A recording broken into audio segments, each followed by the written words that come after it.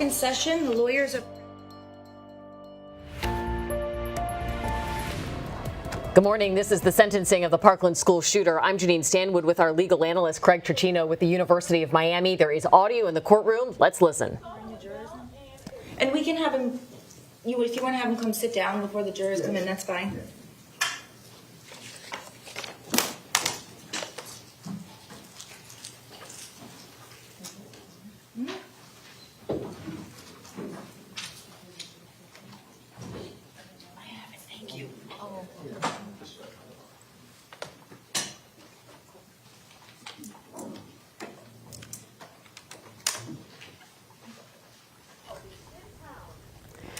So, Craig, we are waiting for the jury to come in, and I believe that the state will call back its rebuttal witness. This was Dr. Charles Scott, who is a forensic psychologist, basically kind of rebutting what the defense had said, that he had maybe fetal alcohol spectrum disorder, that the defendant was mentally impaired.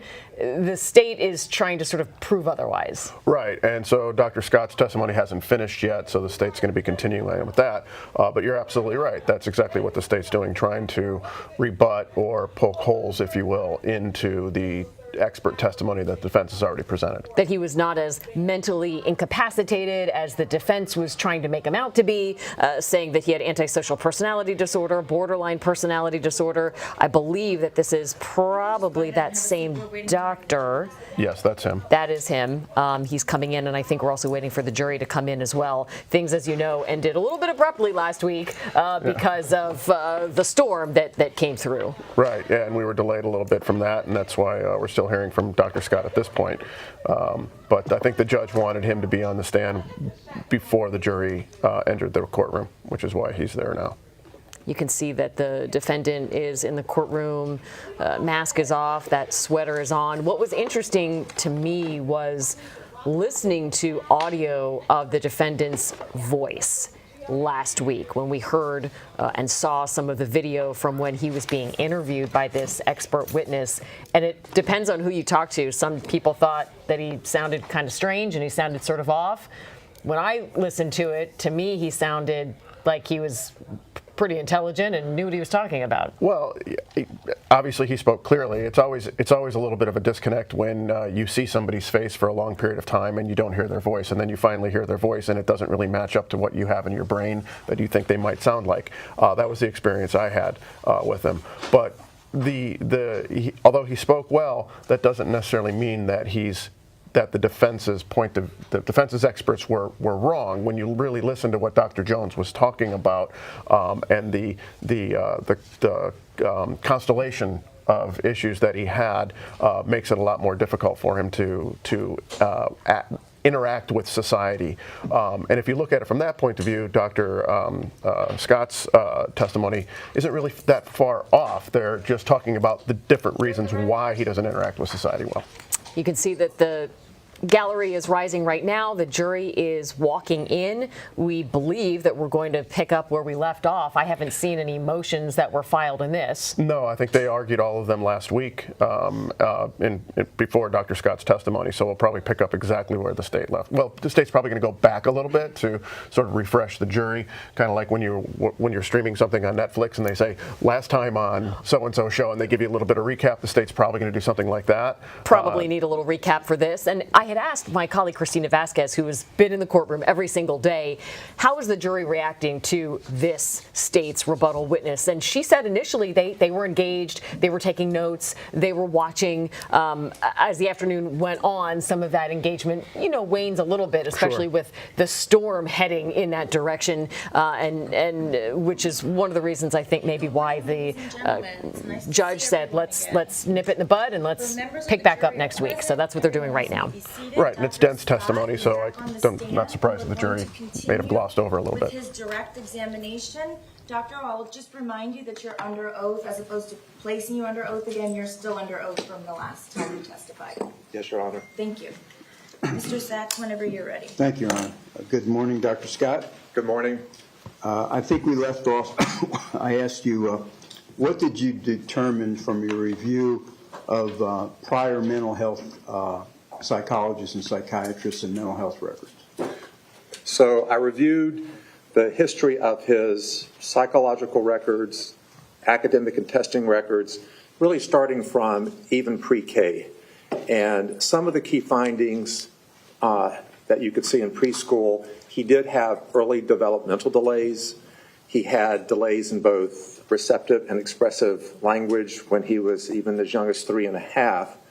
And so he was subsequently placed in small classrooms. He then eventually went to kindergarten.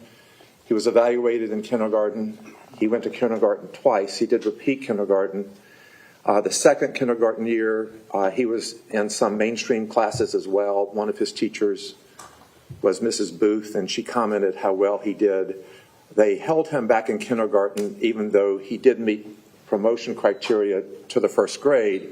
They thought it would be best still to continue to observe and watch him.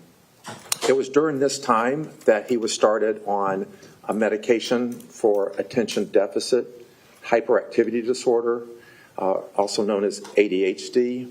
The medicine was called Concerta. And one of the teachers noted that particularly in things like remembering his numbers and in math, he did substantially better once he was started on the stimulant medicine, indicating that it was helpful at that point for improving his concentration. During his first grade, and I'm going to march hopefully fairly briefly through the evals from first through up to 10th and 11th grade. But in the first grade, he was in some mainstream classes, but he had what we call ESE, which is Exceptional Student Education Support. So he had support through speech and language therapy. He had counselor support and other support even in some of the classrooms. First grade did not go extremely well for him. There was some concern that the stimulant medication had been advanced from 18 to 54 milligrams during that time, and that may have played a role in some increase in anxiety or agitation. So there was a medication change during that time frame. But because of the concerns overall, he was again placed in cluster classes. As I understand, cluster classes, they're small classrooms, sometimes 3, sometimes 7 students. Sometimes it's a mix of you can be in a regular education classroom, but you have special attention in a cluster group. It just depends on the year. And so the second and third grade, he was in these support classes. Again, when he was younger, at about age 5, he was tested for IQ testing. And IQ testing at that time was relatively low. It was below average. It was around 77. And I mentioned that so you can see when he is tested over time as the years progress, does his IQ stay at that level or does it increase over time? So that was one of his first testings around age 5, 5.5. He was also noted early on to have some impairments in some of his adaptive functioning, and that also was the reason he was eligible for both speech and language courses and also emotional or behavioral disturbance classes. So in the third grade, he moves up. He's in also a cluster class, and although he was in a very structured cluster class at the time, third grade did not go particularly well for him. Again, there were some concerns that a medicine he was on, it was called Strattera, may have played a role in his agitation. It was unclear, so they adjusted the medication for him, and he had some medication adjustments during that time frame. So he continued through elementary school. He went to the 4th grade, and during the 4th grade, in Florida they had at the time, they have ongoing achievement tests. So it's the Florida Comprehensive Achievement Test, also known as the FCAT. And so this is a measure, are you at least compared to other peers or other students in your age range? How are you doing? And it helps establish at least some baseline. So in the 4th grade, they tested 2 main areas, and they alternate the years which areas or subjects they're testing. This was reading and math. In the reading, he was above the cutoff level for being or meeting the achievement, so it did indicate he had made some reading gains had improved since his preschool and his first grade years. He was below the cutoff, though, on math. He was promoted to the 5th grade. In the 5th grade, he was primarily in what's known as inclusion classes or mainstream classes. If you look at his individualized education plan, also known as an IEP, he was about 80% time there in a mainstream class. So they are having some increased exposure in mainstream classes. But he continued to have some of the other support that you get as an ESA student. In the 5th grade, if you look at his improvement in reading and in math over the year, a couple of things stand out. Again, he's having, in some ways, a positive forward trajectory academically.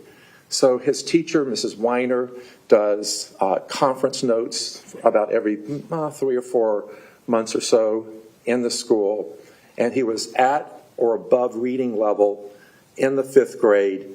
For the first 2 conference records, he was slightly below the math goal, but by the final report, he was meeting at or above both reading and in math. So it looked like he had made improvements compared to what the earlier records had shown when he was much younger. So he goes to West Glades Middle School. That's in the 6th, 7th, and 8th grade. And he's primarily in mainstream classes, but he does continue to have, and he's eligible for, that extra support. So that can include things like a counselor at school and other support services as needed. And grade-wise, his grades weren't great in the 6th grade, but his behavior was pretty good. And then he gets towards the end of his 6th grade year, and his behavior does start to change, indicating that he had done fairly well with the behavior initially, but now there's a behavior change. When you go through the records at that time, you can see in the 6th, 7th, and part of the 8th grade that he does tell that he's trying to make friends, get attention from others, wants to be popular, and that by his report, acting out in certain ways will have students notice him. So if he teases a teacher or has a prank in the class or misbehaves, he'll get attention from others. That starts by the 7th and 8th grade to kind of backfire in the sense that he is getting in more trouble academically and also certainly behaviorally. And the 7th and 8th grade are particularly notable for a lot of behavioral disturbances. We covered some of those the last time I testified, and there was a good bit of impulsive behavior described. One thing with individuals with conduct disorder and antisocial personality disorder is that they can have both impulsive behaviors, but they can also have planned behaviors. So I'm not sure when I was talking about impulsive versus predatory, if I made that clear. They oftentimes go together in conduct disorder and in antisocial personality disorder. So he did have a history of impulsive behavior, and that was noted throughout the junior high records. But that doesn't mean that he can't also plan. They are not in any way mutually exclusive. Because of the problems he was having in the 8th grade, he had psychological evaluations. One was done by a Dr. Jennifer Klein. Kind of backing up a little bit, he had, I believe, around, maybe the 3rd or 4th grade, he did have his IQ retested, and that was also done by Dr. Klein when he was in the 3rd grade. And it was no longer 77. I think her score at that time was around 93, which would have been certainly within the average range at that time. So he had made a jump also on his academic and IQ scoring from that testing. So that was a big improvement. They were very concerned, though, about the behaviors at West Glade. So they had a functional behavioral analysis to try to understand what was causing the behavior and what was the potential reward for the behavior. So he got reassessed by a psychosocial assessment, by a social worker. He has Henderson Behavioral Health coming in, working in the home. They have ongoing in-home treatment. The mother eventually gets her own parent advocate to help her with parenting training. And ultimately, they feel that the best help for him will be transferred to a school known as Cross Creek, which again is to help students that may have emotional or behavioral difficulties. And when he got transferred to Cross Creek, in about February-ish or March of his 8th grade year. So he didn't complete his 8th grade at Westglades. So when he got transferred to Cross Creek, he had a significant behavioral improvement. If you look at his classroom notes and records, he was noted to make nearly all A's and B's, get on the honor roll, had a dramatic improvement in his behavior. So it did look like that structure was helpful to him. But it also shows that even if he needed the structure, he could accomplish and make academic gains. So he had the brain power, if you will. He had the executive ability and executive functioning, and the structure may have shown what he was capable of as far as his actual academic abilities. He did so well at Cross Creek that eventually the IEP teams decided, and he wanted to go to Marjory Stoneman Douglas, that he would be appropriate to go there. So he was ultimately transferred there in the 9th grade, and he had 2 classes in the morning at Marjory Stoneman Douglas. One was the JROTC, and I believe the other might have been a language arts class, and then he did complete his other work up back to Cross Creek. They would have a bus that would take him to Cross Creek in the 9th grade. His grades were extremely good during that time frame, and again, he was having substantial increases academically. So his IQ had been noted to be higher even since elementary school. His grades improved dramatically, and another area you can monitor how he improved over time. Periodically, they gave him tests known as the DAR, which is the Diagnostic Assessment of Reading, and you can see how he improves in different scores. So, for example, in the 10th grade, when he took the Diagnostic Assessment of Reading, in some areas, not all, he was even now reading above grade level. Spelling was a challenge. Spelling, he was lower than grade level, and I think that was noted throughout his records, that spelling was one of his literary weaknesses, if you will. And then in about August of 2016, this is going to be the summer before he was to start his 11th grade year, he had a breakup with his girlfriend, first significant relationship as he's described it to me and to others, and that was noted to really have a spiraling down of his academic performance, but also his behavioral performance. And so when you look at the Marjory Stoneman Douglas records, as he's entering the 11th grade, there was a dramatic change. So his grades dropped. He was failing certain subjects. He was having increase in behavioral problems noted. And in my opinion, this is not explained by a sudden loss of his brain dysfunction. It was really the reaction to and breakup to this girlfriend. And this is noted throughout the records. So Henderson Behavioral Health is back engaged and involved. He has a counselor known as Jared Benenfield, and the breakup is noted repeatedly as being one of the, if not the most significant impact on why his grades do go down.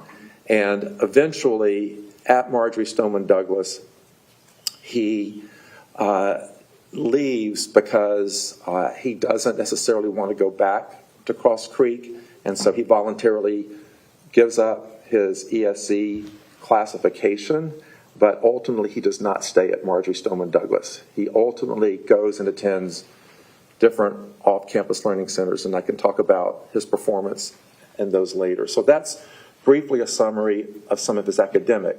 I do want to highlight some of his psychiatric evals and follow-up over time, because they kind of parallel this summary of his schooling that I've talked to you about.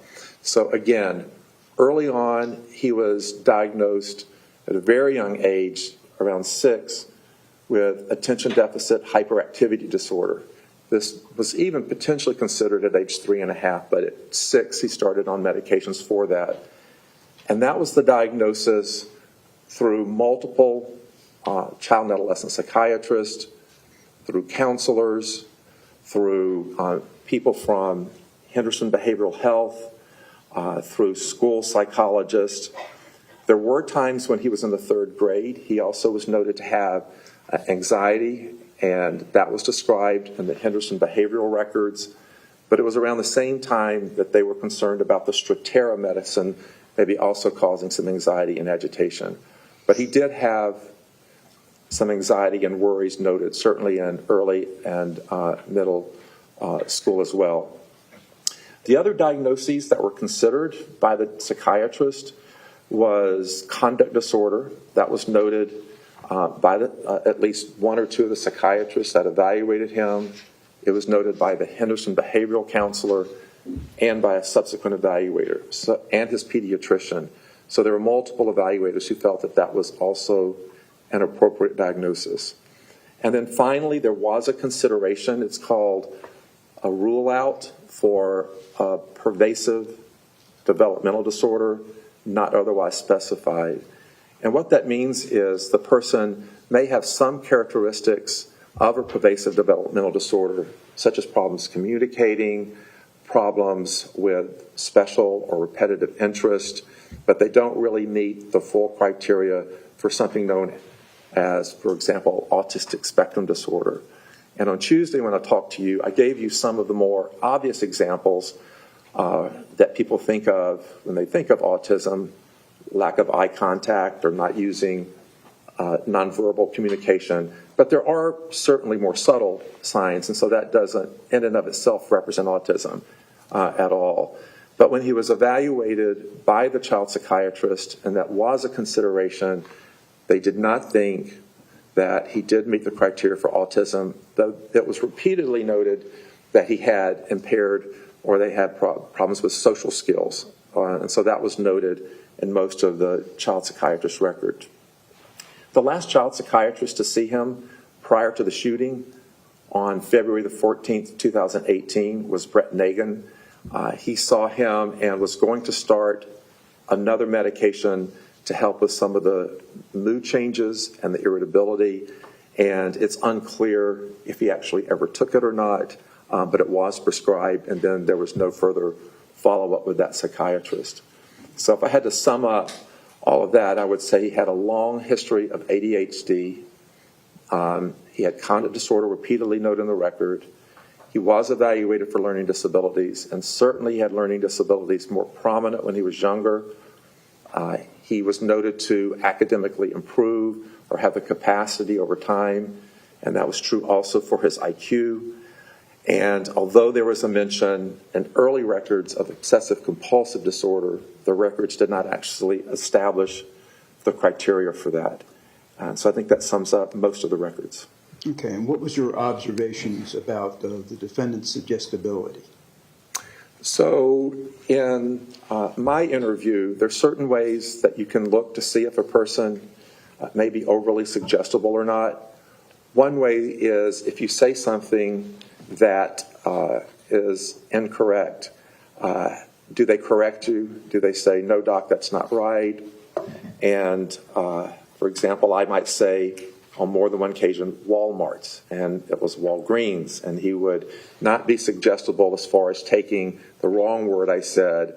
He frequently would remind me if I had already asked him that question, and he would say, "I told you that already."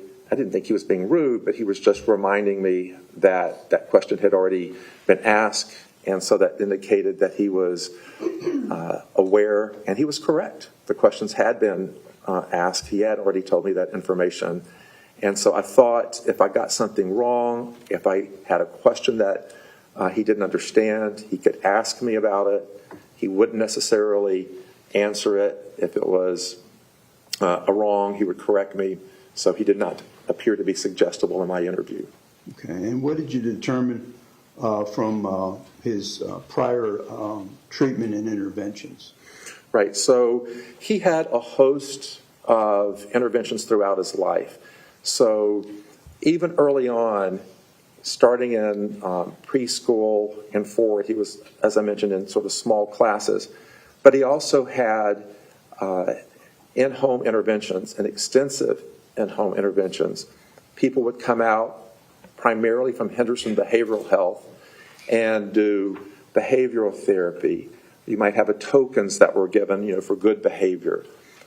Treatment specifically related to coping with stress or trying to lessen impulsive reactions. So stop and think method, for example. Breathing exercises, for example. He had medication therapy throughout, treated by psychiatrists. He had at-school counseling with different counselors, and that included John Noonan, who was his counselor at school, doing family therapy really throughout much of the elementary school. He also had a psychologist, Dr. Kravitz, who saw the family as well, off and on. And that Henderson Behavioral Health continued really through about the 11th grade.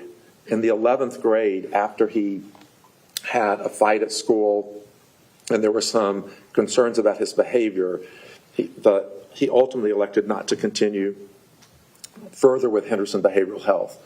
So he had family therapy, individual therapy, small group at home, in-school counseling, parent advocacy training, medication treatment throughout, and he even had in the community where the counselors would suggest that he do some type of community work.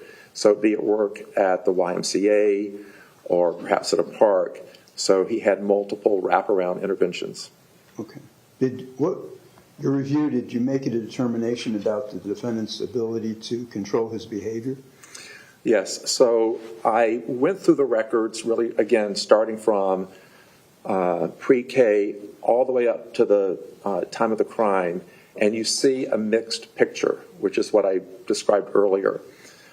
He did certainly have times where he was impulsive in his reaction to others and had impulsivity.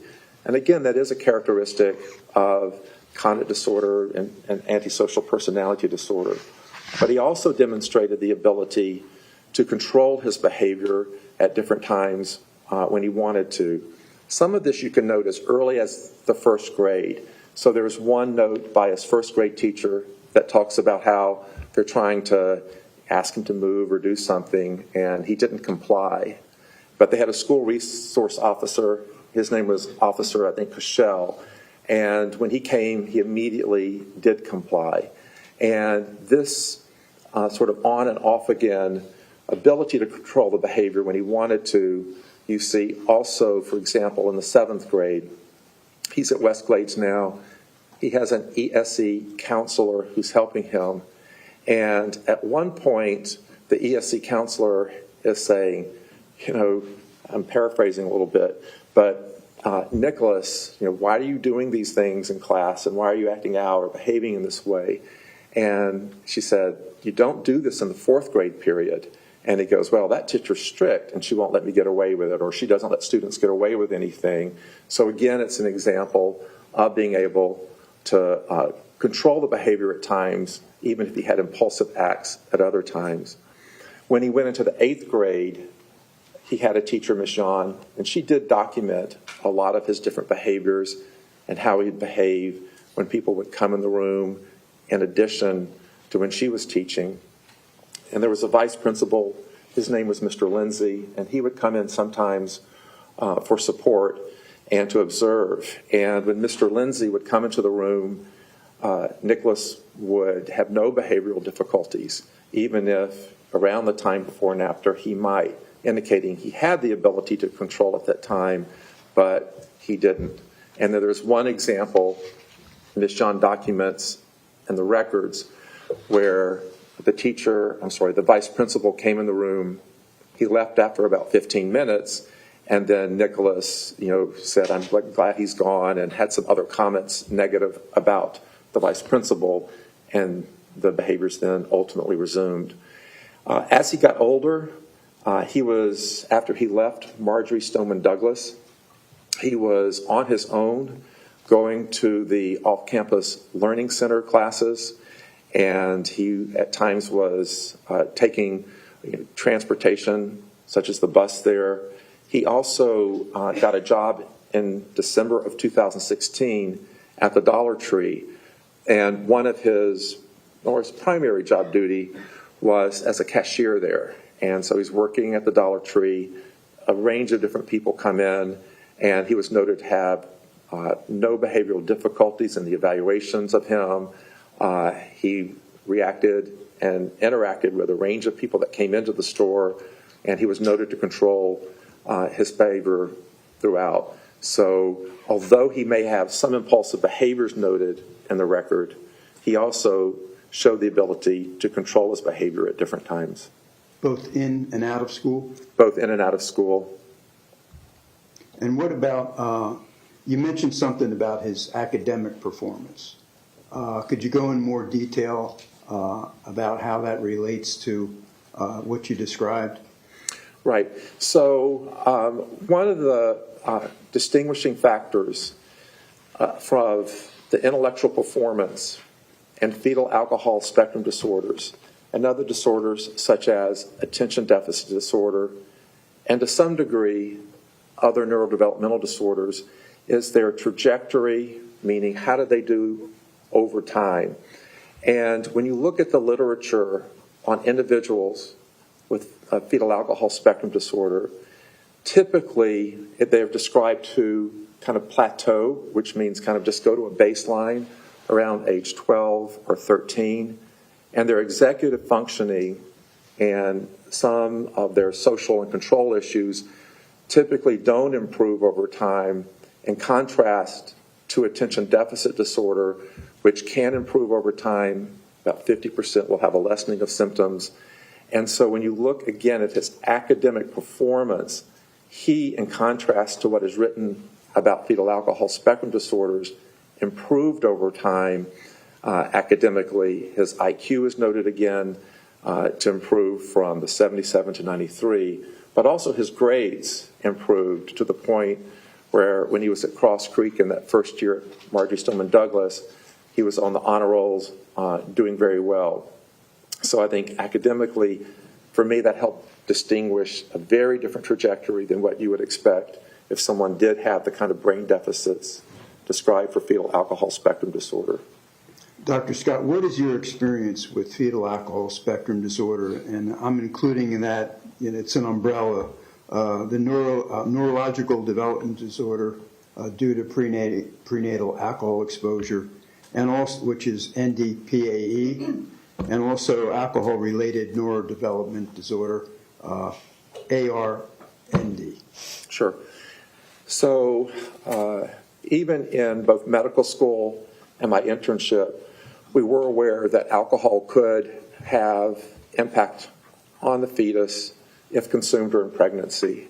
And so working through OB/GYN and pediatric rotations, we would certainly screen the mother's history to look at exposure, certainly screen for some of the classic physical signs of fetal alcohol syndrome.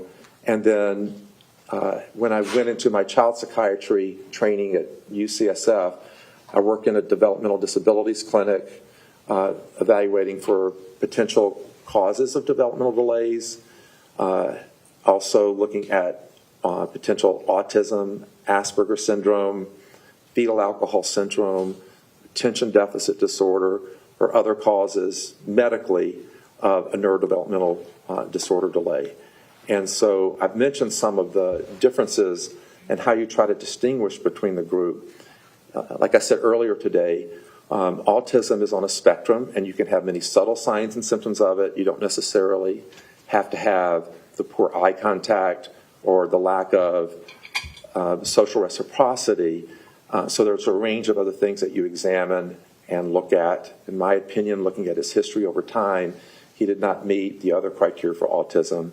For fetal alcohol syndrome, again, you're looking at what does the literature show about how they do over time. And a couple of things that are important when you're making this distinction, and I appreciate it's an important distinction in this case. So is this pattern more consistent with fetal alcohol syndrome or attention deficit disorder, conduct disorder, and or antisocial personality disorder? What are the 2 or 3 things you'd look at? One we've mentioned, and that is, did the person's academic performance plateau around age 12, 13, or did their executive functioning improve over time? His improved over time. Secondly, fetal alcohol syndrome does have impulsive aggression associated with it. That is a characteristic feature where they may have kind of impulsive acts. And he certainly had impulsive aggression and impulsivity. One thing that is not described, however, for fetal alcohol syndrome is the ability, as you'll see coming up to the crime, to have planned, premeditated, organized aggression. That's not a characteristic typically of fetal alcohol syndrome, although it is written that impulsive aggression is. What is characteristic of more planned predatory aggression? Conduct disorder and antisocial personality disorder. And remember, impulsivity is characteristic also of folks with antisocial personality disorder, and it's also characteristic of fetal alcohol syndrome. So it's not one or the other, but you have to look at, if you look at all the evidence, what's more true or characteristic of the long-term kind of lifespan of this individual. And again, the kind of planned, premeditated types of aggression are not characteristic of fetal alcohol syndrome, but are for ASPD. Meaning antisocial personality disorder. Yes, meaning antisocial personality disorder. Okay. In your career, Dr. Scott, how many people have you evaluated for FASD, ARND, or NDPE? When you put all of those together in one large group, including attention deficit disorder, probably in the hundreds, if not thousands, if you combine all of them. Okay. So did you consider FASD or NDPE or ARND in this case? Yeah, I carefully considered that. Again, I looked at, as we talked about on Tuesday, the birth records. There's mixed evidence in those about how much exposure, although I realize there are witnesses now that have come forth and described a significant more amount of exposure than the birth records did. I looked at the academic records and performance. I looked at the type of aggression that evolved over time. And I looked at, again, the improvement in executive functioning over time. And in my opinion, those are better accounted for by antisocial personality disorder and to some degree borderline personality disorder. And that's why you considered it but felt that that wasn't applicable. Yes. His trajectory of improving academic and executive functioning is in contrast to what's been written and described for individuals with fetal alcohol syndrome, who are described as plateauing with their executive functioning around age 12 or 13. His had the opposite pathway. He improved. Does NDPE or ARND or FASD, the whole spectrum, does that cause someone to murder people? No. I mean, if you had that theory and said individuals with fetal alcohol syndrome, i.e. were then murderers, then you would, based on the reported numbers of folks with fetal alcohol spectrum disorders, you would see a rash of homicides and murders much, much higher than you could expect. What is known to be associated with an increased violence, particularly premeditated aggression and violence, is antisocial personality disorder and conduct disorder. Could you please, you mentioned it, predatory aggressiveness and impulsive aggressiveness. Could you describe the difference? Yes, it's an important difference. And again, people can have both. And impulsive aggression might be, let's say, you're walking into the local mall and someone bumps up against you and you're the kind of person, or the personality, this is just one example, where that might kind of irritate you, you might feel disrespected, and then you turn around and hit the person. You didn't have much time to plan that aggression, obviously. You didn't know the person. So that would be one example of kind of an impulsive, aggressive act. If you're offended by something, if you don't want to do something, you may yell out, throw something. That could be impulsive aggression. In contrast, predatory or planned aggression typically involves some thinking about what you're going to do in advance. Impulsive, you have little time to reflect on your actions versus planning. So if, for example, a person does research about what they want to do, if they learn and gather more information to improve what they want to do, if they choose a particular time, if they choose a particular weapon, or a particular target, location, place, this is all an example of not quickly reacting on a moment's notice, but planned, premeditated aggression. And again, that's not characteristic of fetal alcohol spectrum disorder, but it is characteristic of antisocial personality disorder. And I want to emphasize that you can have both with ASPD. So just because you have impulsive aggression does not mean you can't also have planned aggression. I've worked in prisons for many years and in jails, and so you can have inmates who impulsively aggress upon others, but they also can plan a burglary or a crime, for example. It's not uncommon to have both. And you mentioned the DSM-5-TR. Could you explain to us, in the back of the DSM-5-TR, it talks about conditions for further study. What does that mean? Right. So there is, in every volume of our diagnostic and statistical manual, there are conditions that have been suggested that might be a mental disorder, but there are not yet enough research or evidence to include it in the manual where you would make that diagnosis. So it's in a section called Conditions for Further Study.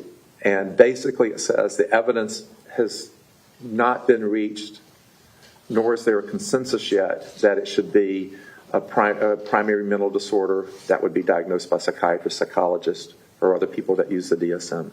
Okay, and NDPAE is under conditions for further study, correct? It is under the conditions for further study. I think it's the neurobehavioral disorder associated with fetal alcohol. Okay.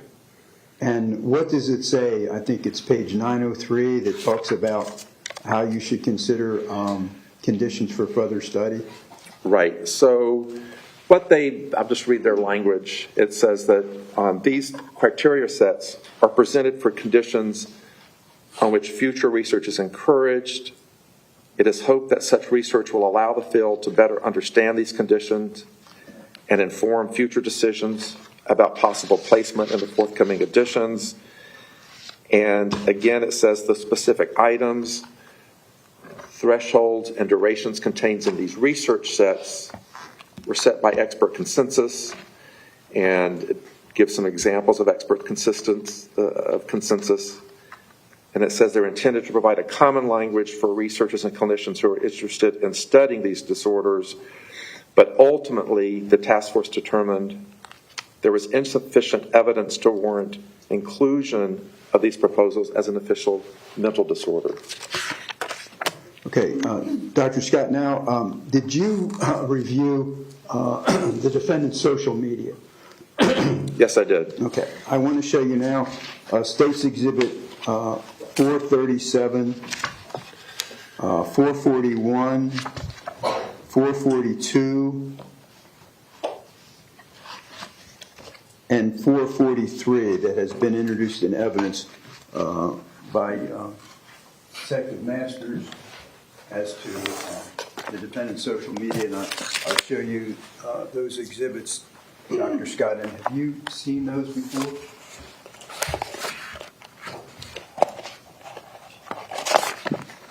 Yes, I have. And when you reviewed them, did they help you in reaching your analysis? Very much so. And could you tell us why?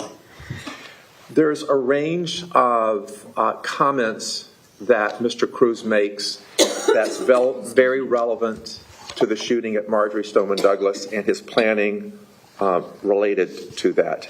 And maybe I can give you some examples from some of the YouTube comments that illustrate what I'm talking about.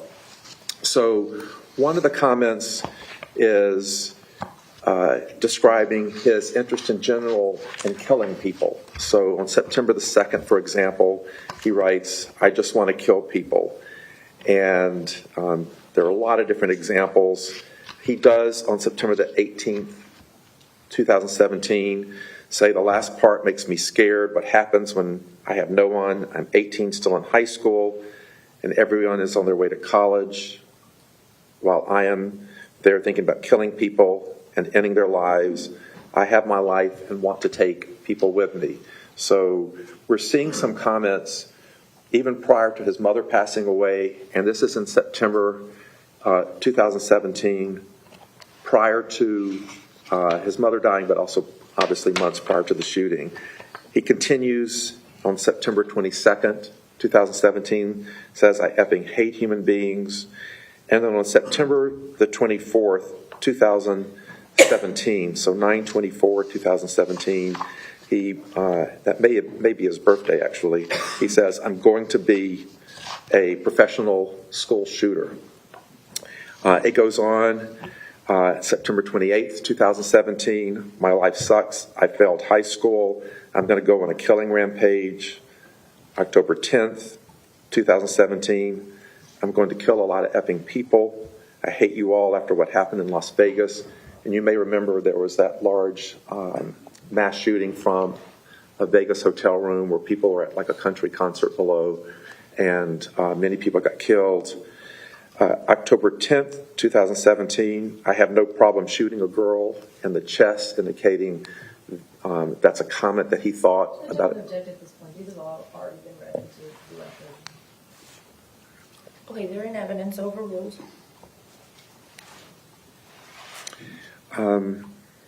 October 13th, 2017, "I hate everyone and everything. I often go into a bad part of town and make a sniper nest and kill people. Just don't give an F about life."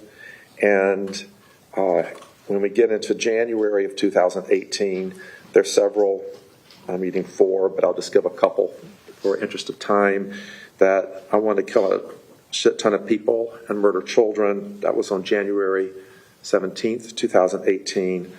And again, a similar comment that same day, "I want to kill people." And that's on January 30th, 2018, "I hate people." So now we've talked a lot about impulsive aggression when he was younger and in Westglades, but now we're moving into this completely separate category of planned or premeditated aggression.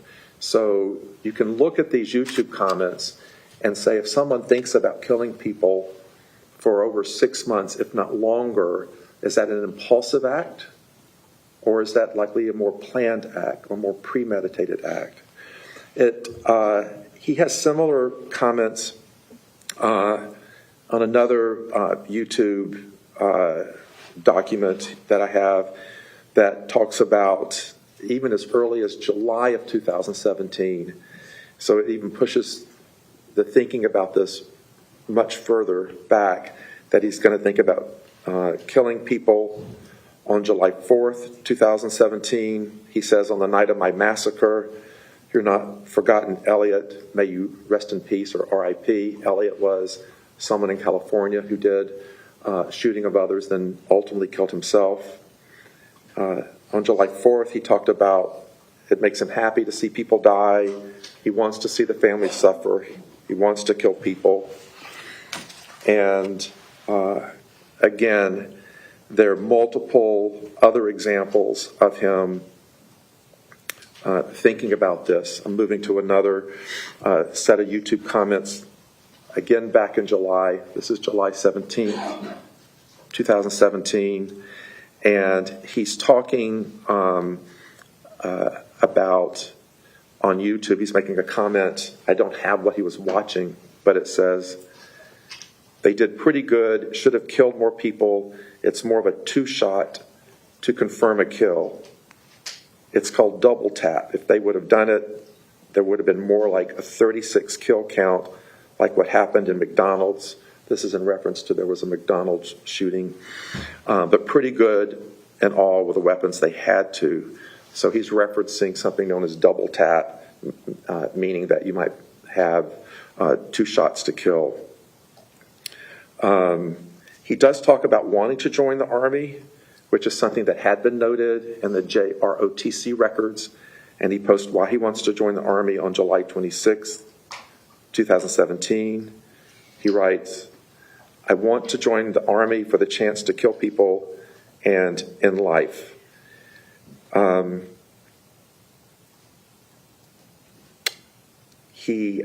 just trying to manage the language on one of these.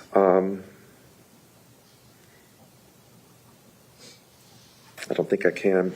I'll skip to another one. On July 31st, 2017, he says, "I already see my future nothing but loneliness. I wish to keep something in the history books, like Eric and Dylan." Eric and Dylan were the Columbine shooters.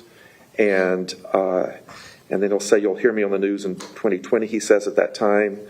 And he goes on in July and September to talk about killing or shooting people as well on the Post. And then the last few I might just highlight, and won't necessarily read all of them, but October the 31st, 2017, he writes, "It's over. My time is almost here. F all of you. F all of you. I hope I kill all." In October 23rd, 2017, he talks about he hates people in general, and that I'm a mass murderer with interesting thoughts of death and destruction. What you learn from these is not just that he was posting things on YouTube, it's actually a window into what he thinks and feels and thinks about, and he's posting that. And so he's thinking about killing people. He's thinking about school shooters. He's thinking about, for a long time, being a professional school shooter. And that's what he's telling people who read his YouTube comments. He makes racial comments. Did you review those? I did. These particular exhibits did not include the racial comments. Let's see. Go ahead.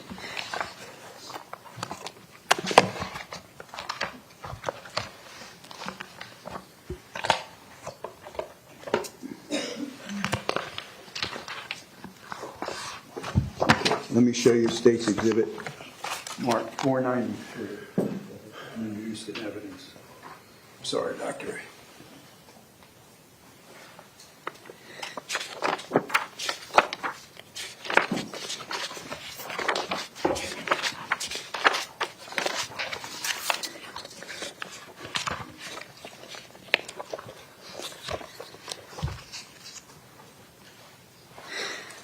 I did.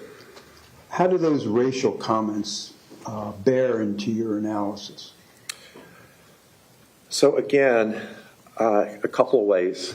One is some of the racial comments that are admitted into evidence, at least in this document, start prior to his mother's death. So I have starting on September 17th, 2017. And also the racial comments, he's described to others, for example, that when he puts swastika on something, it might be for attention, but it may also represent a symbol of peace and an Indian symbol of peace. And so that's how he understood and understands what a swastika is. So you can go through his searches, and so he's searching for Nazi flag, search for Hitler birthday, search for swastika tattoo. So it would indicate that he's aware of the negative or how people could perceive the swastika. And so when he puts that, for example, on his book bag with a word effing N-word or I hate or whatever the exact language was, he's putting that not in a peaceful context, but I think most people would say a non-peaceful context. He also has searches about certain minorities, people of color. One of his searches is I hate, and then the N-word, and then he searched for a song called Johnny Rebel, N-word, hating me. And so these are lyrics that are very discriminatory from that song, and he's searching for those. And so should there be a description, well, if I put the N-word or something on my backpack, I'm just doing that for positive. I really don't feel that way about people. These searches are contrast to that.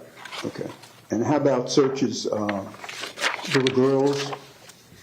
Right, and so there were a few more that kind of combine other aspects of the racial, and then I'll get to the girl. So he did talk about, as early as July 4th, 2017, I can't wait to kill black people and rape a girl. You N-words are nothing but absolute garbage. I wish you would disappear. Nazi Party will rise again. There's a YouTube comment on August the 11th, 2017, and although this isn't specific to race, I think it is specific to his mixed views about his mother, and again, that lack of remorse prior to the crime. So it's around this time that, and you may have recall I mentioned on Tuesday, that Nikolas was in the car with his mother and he hit her in the face. And there's a posting around this time frame that says, PSSHH, I punch my mom, dumb bitch, I say. So if there's a reported lack of remorse, posting publicly that you'd hit your mom and she's a dumb bitch is really not consistent with how individuals with autism or fetal alcohol syndrome think and describe their mom. It is consistent with antisocial personality disorder, and it continues on October 21st, 2017. Women are evil.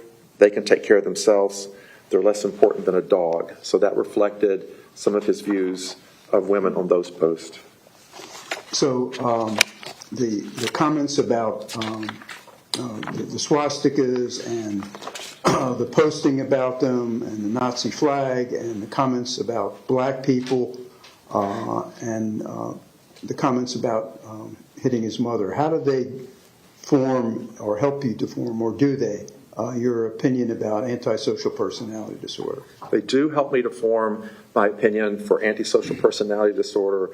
Again, these are how folks with antisocial personality disorder, many view the world. And so they disparage others.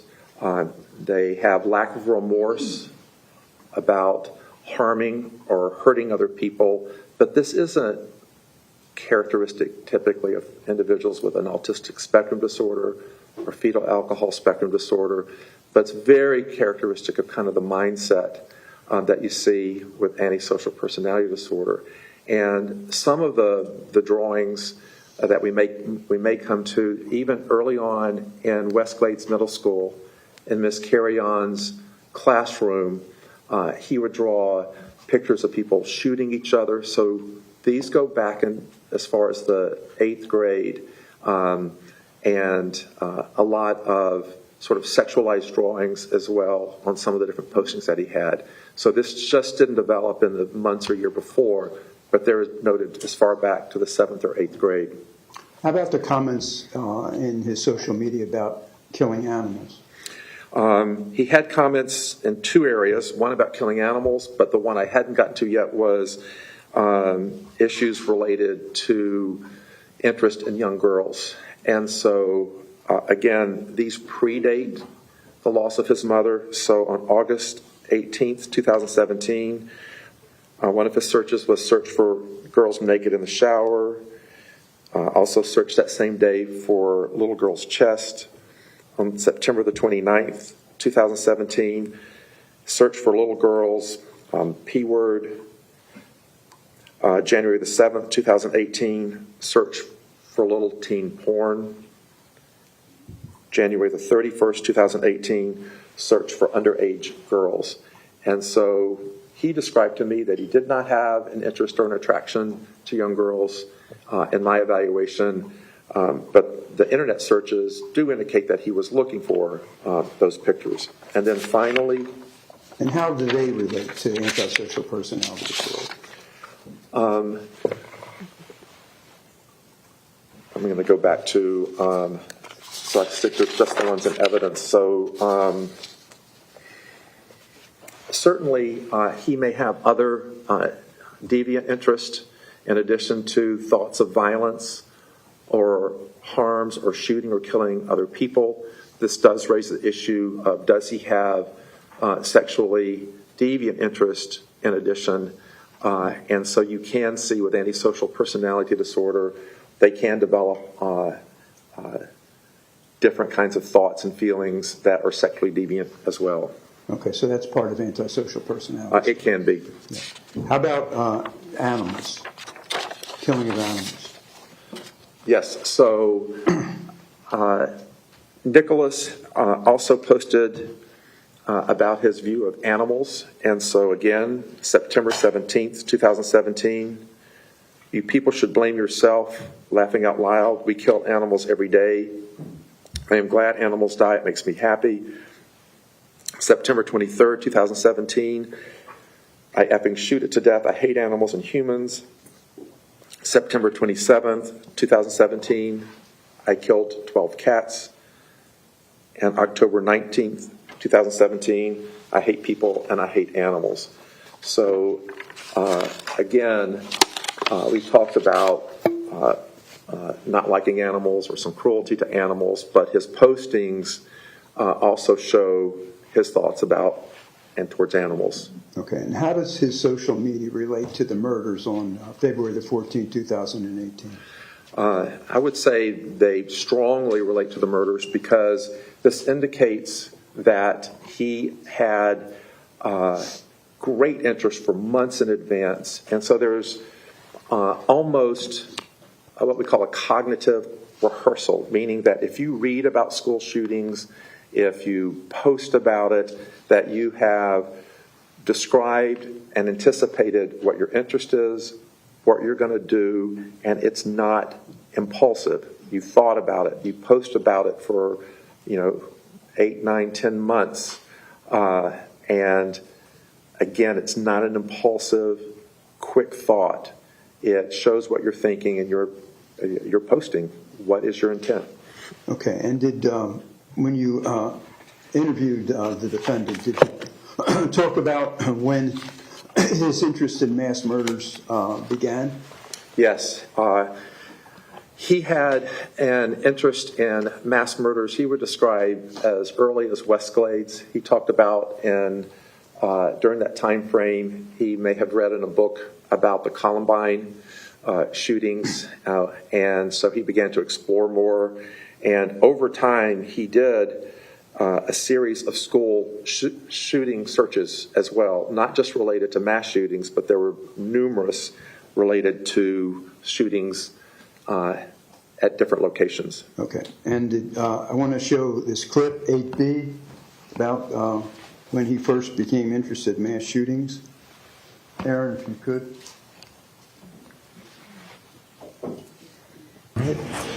And so you shared with me that you had this thought about shooting up the school. For a very long time. When did it first, and we talked about this earlier this morning, but when did the idea first pop in your mind or you first think about it? 14, 13.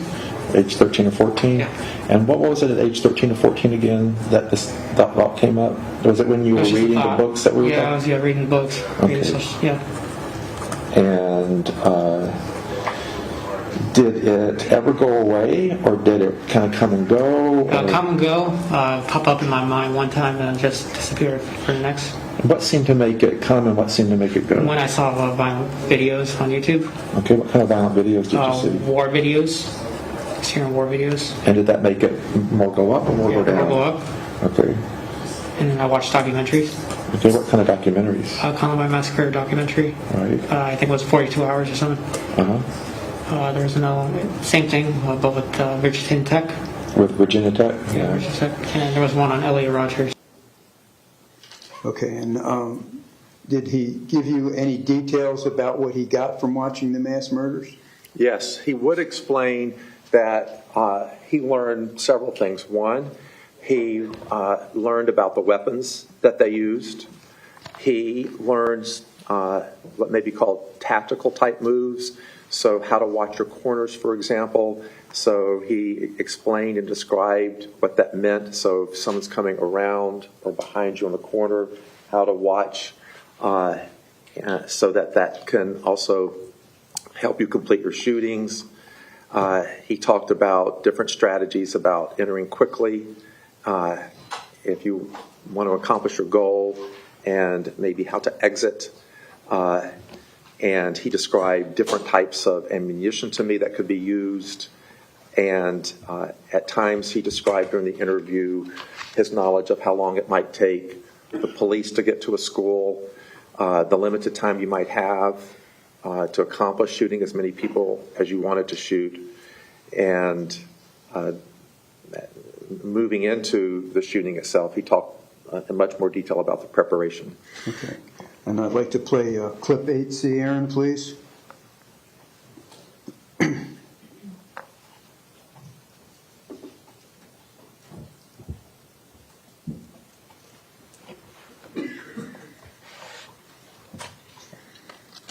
Do you remember if you ever kind of searched out on the internet ways to do a school shooting? I did my own research. Yeah, tell me what research you did. I looked up on Wikipedia. I studied mass murderers and how they did it, like their plans and what they got and what they used. And what did you learn from that kind of study? I learned that the Columbine shooters, they had 3 guns that they used. They used High Point 9995, regular. They used a double barrel shotgun, cut down pistol grip. They used another shotgun, and they used a Tech 9. I learned that from there. I learned Virginia Tech shooter. He had a tactical vest, and he had 2 pistols, Glock 9s, I think. I can't remember. I don't remember what brand, but he went to the gun range and he sighted them in. Okay. And I learned about Aurora Borealis. Guy used a Smith & Wesson P1542, and how I know he used it, it doesn't even say on Wikipedia, but it actually shows the brand on police documents. Okay. And so you figured that out, Yeah, what he used? Yeah. And when you said Aurora Borealis? Movie theater shooting in Colorado. Yeah. Yeah. Okay. James Holmes. Yeah. Yeah. All right. And were there any lessons you learned? I mean, those are sort of the facts of what they did. Did you learn anything from reading those facts? Yeah, they watched the corners. They kept the distance away from people, and they went in as fast as possible. Okay. And the police didn't do anything.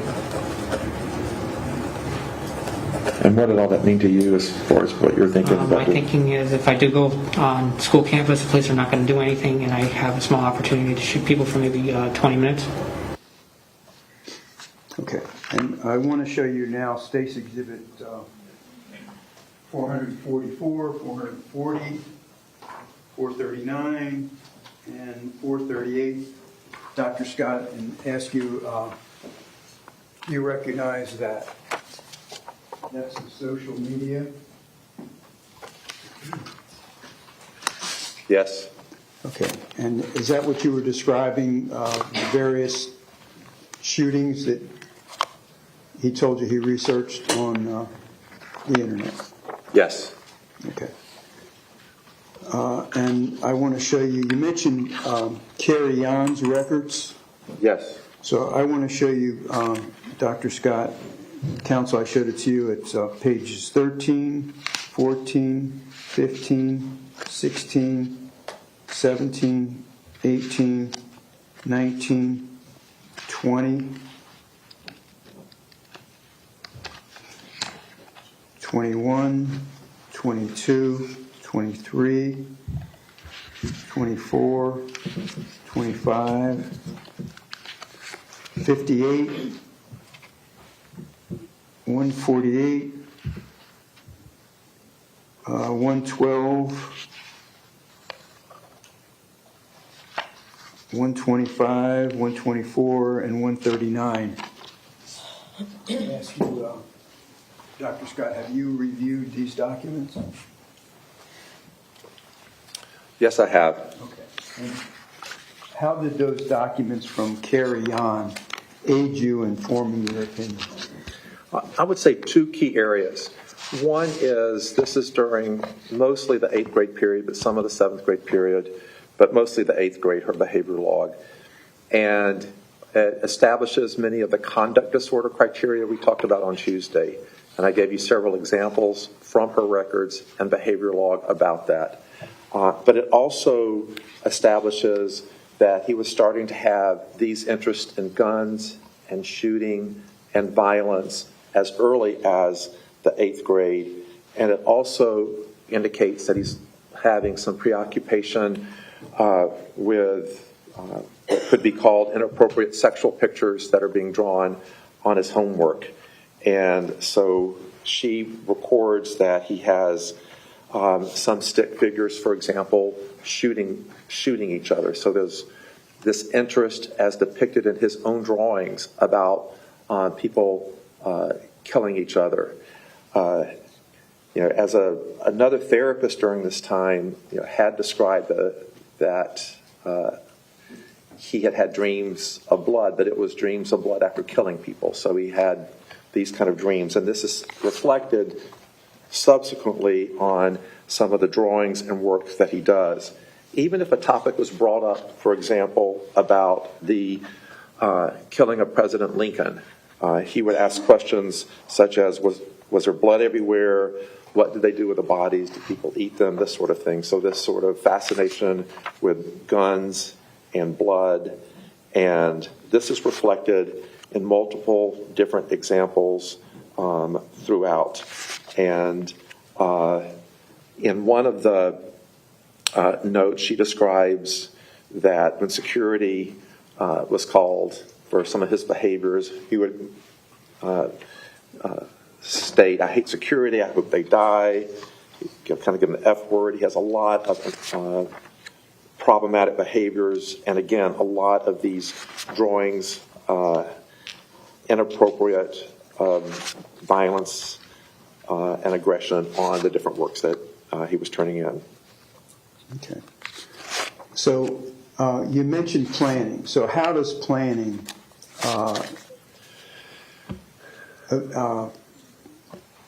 come into your analysis, your final diagnosis of antisocial personality and borderline personality? Right. So I think it kind of could focus on a couple of things, because I know fetal alcohol spectrum disorder has been raised as a concern, as an issue. And so you're looking at, to what degree, again, was this sort of, a quick trigger, impulsive, not thought out or planned, or is it more planned out for months and thought about it for months and secured the necessary weapon and ammunition for a substantial period of time? And that would be much more characteristic of antisocial personality disorder. Again, you can have both, impulsive and predatory, but was this crime primarily a crime that was planned out and thought about, or was it primarily a crime that happened off the cuff, or it was impulsive? And in my opinion, the evidence is extremely strong that this was planned, premeditated, thought out. If you go through the searches, he learned and understood various school shooters, what happened to them, how much time it would take for the police to get there, for example, out of school, how to negotiate different aspects of the shooting, maybe once it started, which weapons were best. So he had a lot of planning and thought behind this. This was not a spur-of-the-moment decision. This had been thought out for months. Okay. I'd like to play, with reference to the planning, you discussed it with him? Yes. All right. Aaron, if you mind, clip 11B, please. The night before, you're at the Sneeds. You're in their backyard for 30 minutes to an hour with the AR-15. You come back. What are you even wearing the night before? Do you remember what you were wearing the night before? My JRTC polo shirt and khaki pants. Yeah. Why are you wearing your JRTC polo shirt? To disguise myself if I do go in. Okay.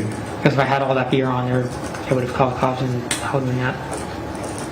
And then you were in khakis? Yeah. And were you wearing the same thing the night before as you were in the day of? Or did y'all change clothes? Or? No, I changed clothes. Okay. I was wearing, before the day of the shooting, I was wearing a sweater, my camouflage shirt, my beanie. This is the night before? Yeah, like I told you, I used to cover myself. Yeah, Like, you did. Yeah. So when did you put on the JRTC polo shirt? Probably around 12 o'clock midnight after I sighted my rifle. Okay. And again, you put on that shirt because? To disguise myself so I don't draw attention. Okay. Is it, I mean, you hadn't been there in a year or so, but is that kind of the same shirt they have for the most part, you think? Almost every kid in JRC had that shirt. Okay. And 9B, please, Aaron. So I'm talking about the days leading up to the school shooting. You were talking. Yeah, I already had the magazines. I had all the ammunition. It was just there. So it was already there. It was already there. I just didn't have anything to do with it. So nothing special. You had to go out and buy it a couple days beforehand. Okay, you already had it. Already had it. It was just the ammunition that I didn't have. So. Okay, and so one thing is you had this vest and you put the ammo in. What else did you do? I put the gun in one of the safety bags, gun bags. Yeah, tell me what a safety bag looks like. I haven't seen It kind of looks like that right there. Okay. See that red one? Yeah. Yeah, when did you put the gun in the safety bag? The night prior, right after I practiced a little bit, sighted in. Yeah, and where'd you go to practice again? You told me. In the backyard. In the backyard. Like trying to imagine the recoil. Yeah, that's right. That was at the Sneed's house. They had a place outside you could do that. Yeah. And you said you were figuring out the recoil? Yeah. Recoil. Okay. And so the night before, the gun went into the bag. And did anything else go into that bag? It was like a gun bag. What else? That's it. That's it. Yeah, just the gun. Just the gun. And whatever was on the gun. And what was on the gun? A grip, tactical grip. What's that? It's like I can draw it. Okay, you're good at drawing. There you go. Okay, and then give me the pen again. Absolutely. I'm going to show you all the components I put. Yeah. Just tell me about what a technical grip is. So I had a rail system on it, so it looked kind of different. And you can put a tactical grip on it. It's just a grip. So you basically screw it into the gun What's the point of having? to keep it steady. Okay. And then same thing with the bipod. Bipod kind of looked like that a little bit. All right. But you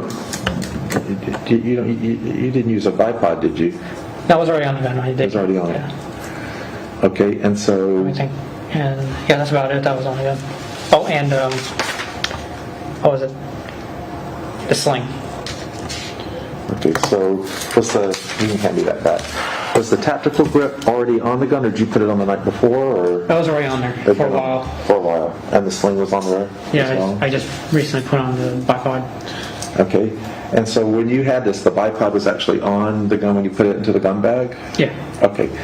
And so that's the night before. About what time of night are we talking about? Well, early morning, really. Yeah, it might have even. Yeah, I didn't get any sleep. Okay. So this is on February the 14th, early morning? 8 or 9. 8 or 9 in the morning? Not 8 or 9. No, it was 5:30. About 5:30. And I sighted in at around 12 o'clock in the night. The night before?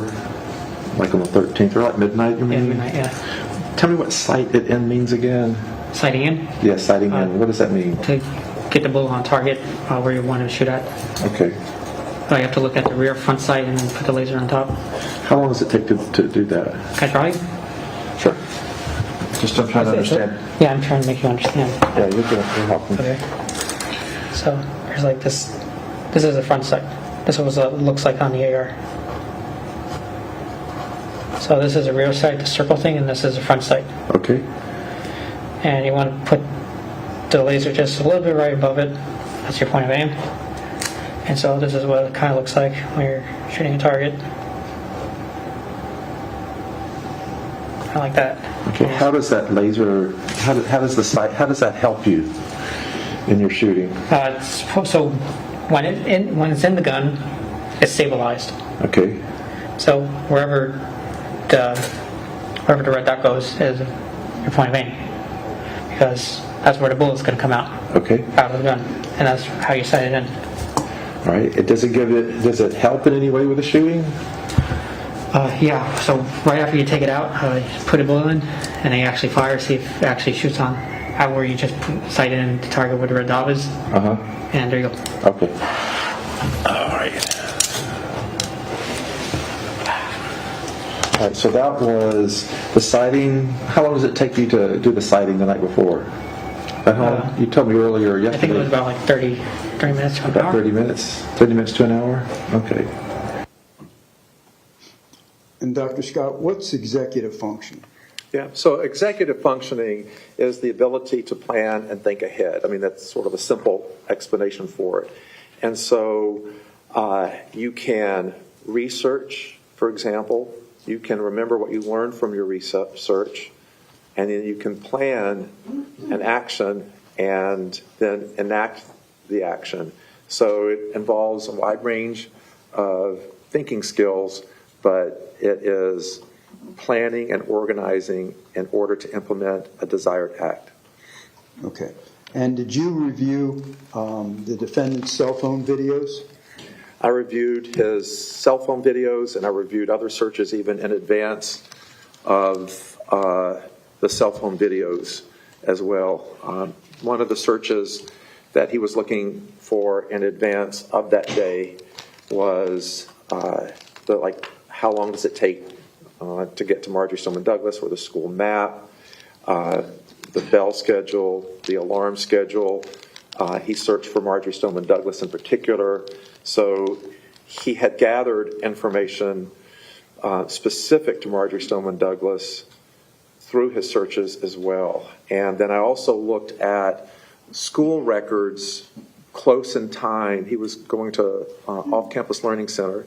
And in January, I was able to review his grades and how he was doing. He was taking some classes there, going up to 4 hours or so a day. And he scored 100% on some of the classwork. There was one course on violence and guns, and he did make 100% on that course as well, indicating that he at least had taken a course and did well on that course. Okay, so did the cell phone videos the defendant made help you in your analysis and your diagnosis of antisocial personality disorder? Very much so, yes. All right. Your Honor, at this time I'd like to play State's Exhibits 474, 475, and 473. Okay, before you do that, I think this is probably a good time to take a 10-minute recess so that everyone can use the restrooms. Ladies and gentlemen, please do not discuss the case among yourselves. Please leave your notepads behind, and we'll try to keep it as close to 10 minutes as possible so we can get through the rest of this testimony. Thank you.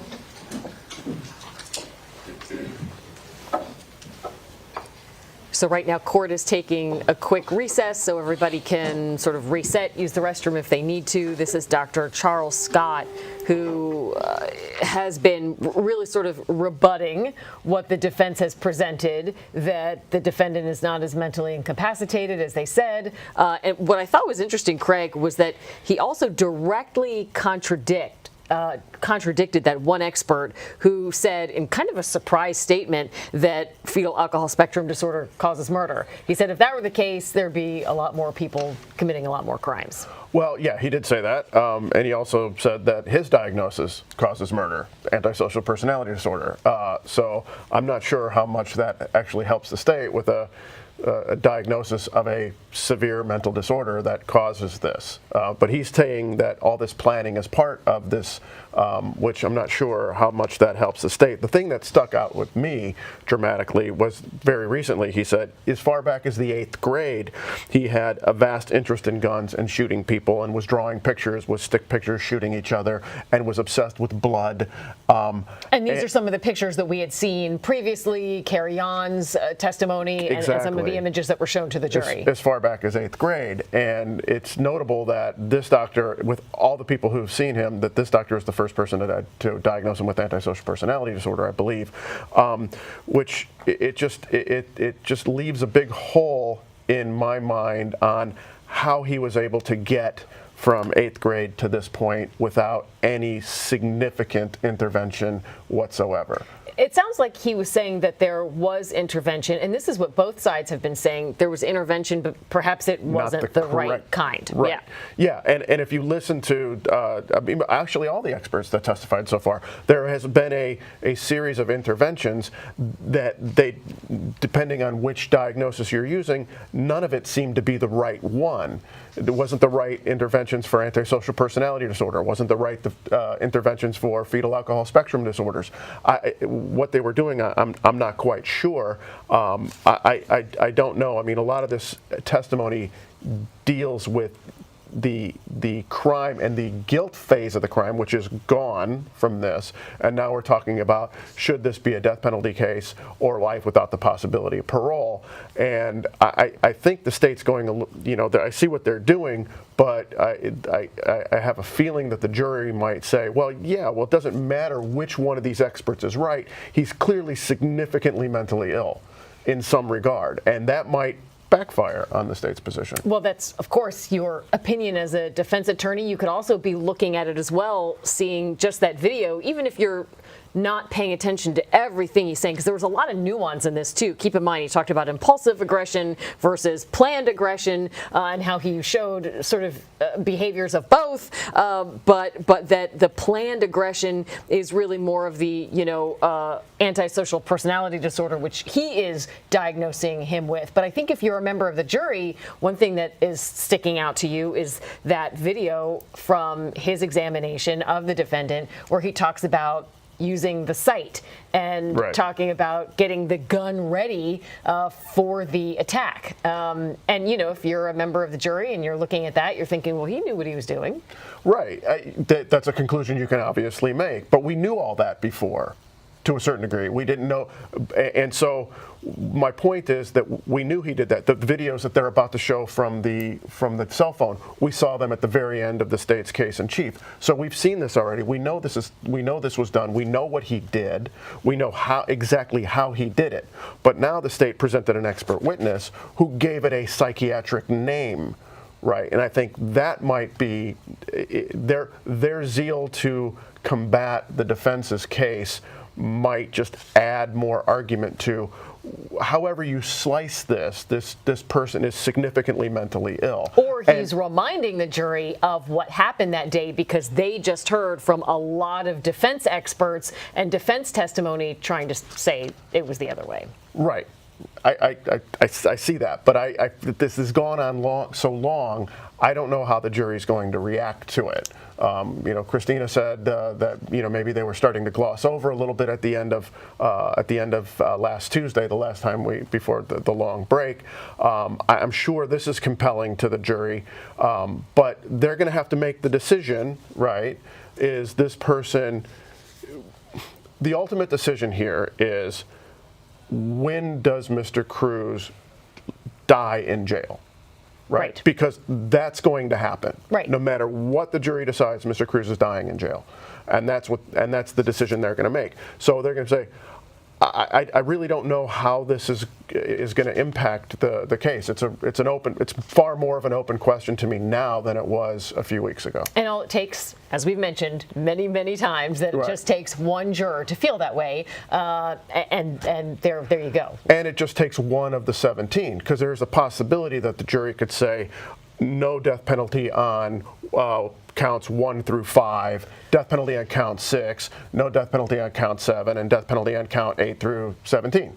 Right. Right. That's probably unlikely, though, right? For them to look at the different victims and say, well, he's deserving of death for this person, but this person maybe not. It is unlikely, but juries are.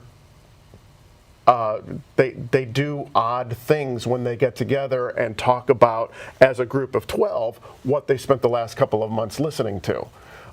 And sometimes they make compromise.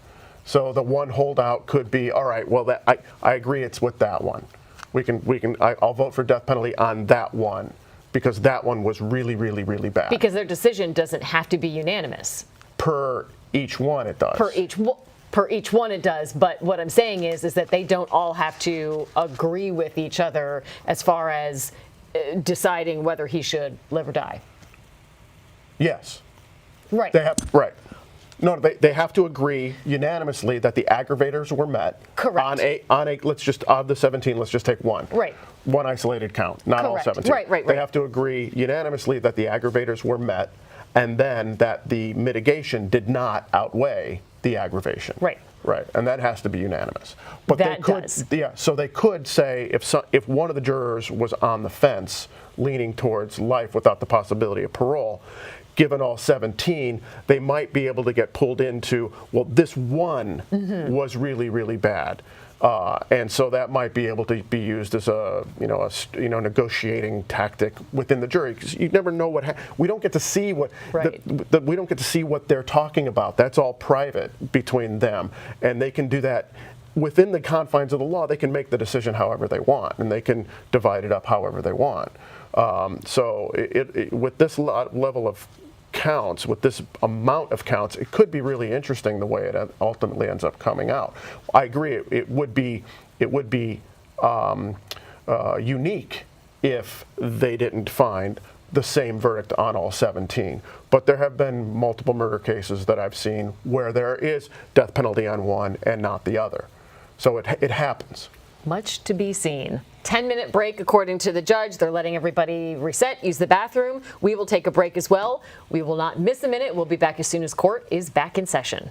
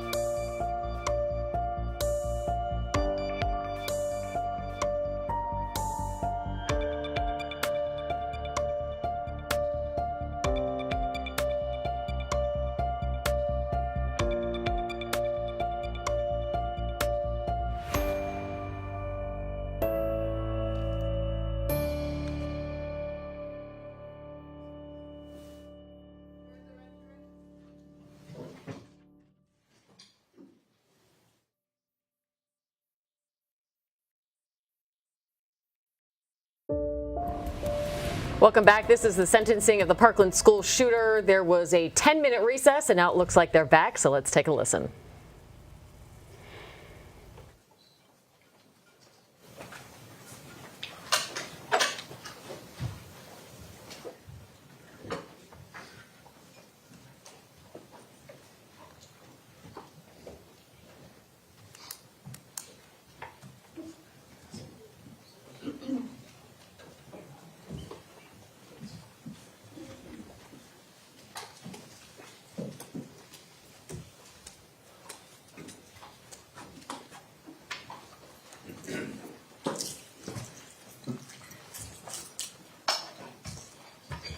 Okay, ladies and gentlemen, welcome back. The jurors are present. The witness is present. Mr. Sachs, when you're ready, you may continue. Okay, thank you, Your Honor. I want to play State's Exhibits 473. Okay, you may. Thank you.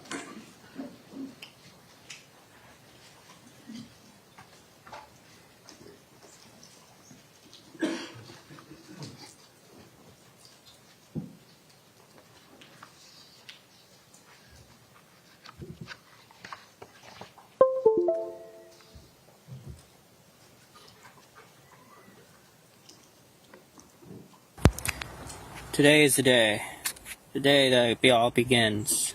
The day of my massacre shall begin. All the kids in school will run in fear and hide. From the wrath of my power they will know who I am. I am nothing, I am no one. My life is nothing and meaningless. Everything that I hold dear I let go beyond your half. Every day I see the world ending another day. I live a lone life, live in seclusion and solitude. I hate everyone and everything. With the power of my AR, you will all know who I am. I had enough of being told what to do and when to do. I had enough of telling me that I'm an idiot and a dumbass. But in real life, you're all the dumbass. You're all stupid and brainwashed by these fucking political government programs. You will all see, you will all know who my name is. My love for you, Angie, will never go away. I hope to see you in the afterlife. On one day or another, you will end and we'll all die.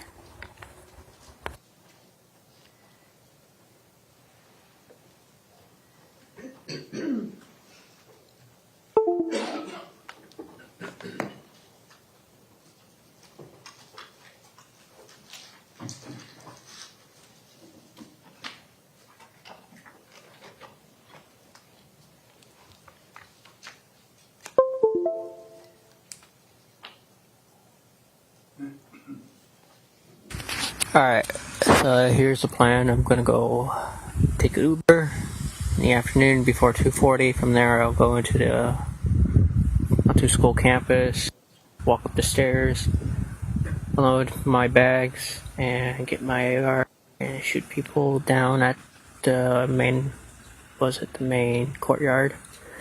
I'll wait, and people will die.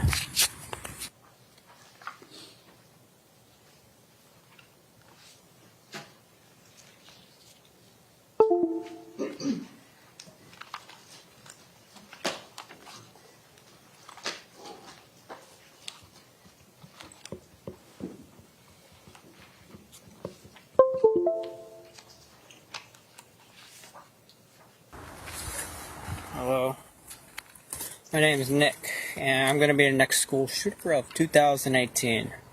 My goal is at least 20 people with an AR-15 and a couple tracer rounds. I think I can get done. Location is Stone Douglas in Parkland, Florida. It's going to be a big event. And when you see me on the news, you'll all know who I am. You're all going to die. Pew, pew, pew, pew, pew. Yeah. Can't wait. Okay, Dr. Scott, how did those videos help you in your diagnosis? Yeah, there are points kind of from all three videos, and I'll mention some of the key points. He clearly knew what weapon he was going to use and what he intended to do with that weapon. And that weapon is mentioned, the AR-15, in the videos. The videos were made in the days prior to the crime, not even on the morning of the crime, so there had been a good bit of time for reflection. In the first video, he describes that he understands what the likely emotional reaction will be from those he's shooting at, meaning that they'll either run in fear or run and hide, something to that effect. So he understands what shooting in a school, the impact that's going to have on others.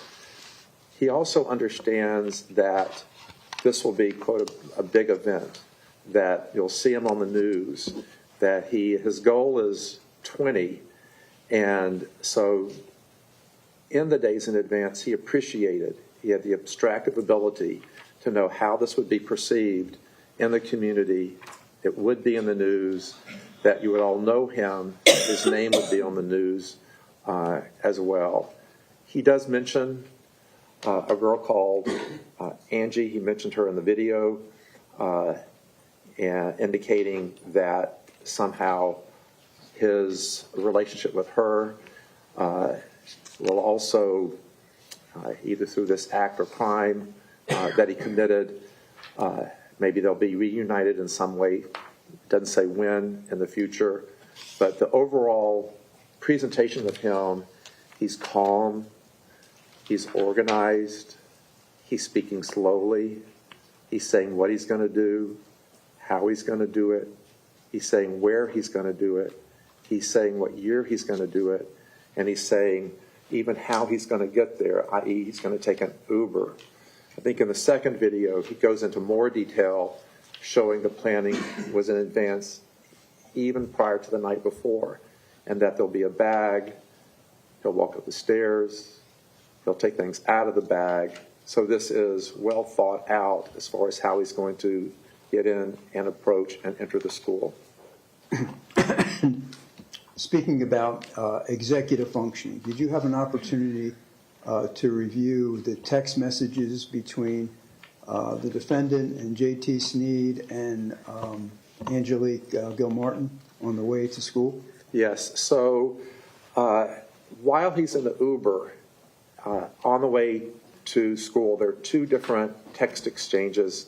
One is going to Angelique Gilmartin, a girl that he had hoped to perhaps go out either on Valentine's Day or date prior. She had let him know that she had a boyfriend and wasn't interested.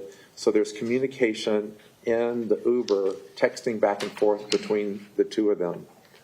Simultaneously, there's a text exchange between another student called J.T. Sneed, or Jameson Sneed, and they're trying to arrange, or Jameson is, maybe a party or something to do that day, and could they have girls come over or not.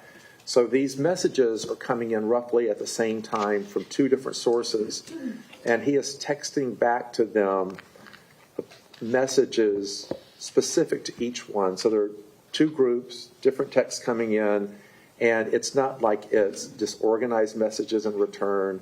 He is having a reply to the person texting him and able to discriminate between these two different separate groups.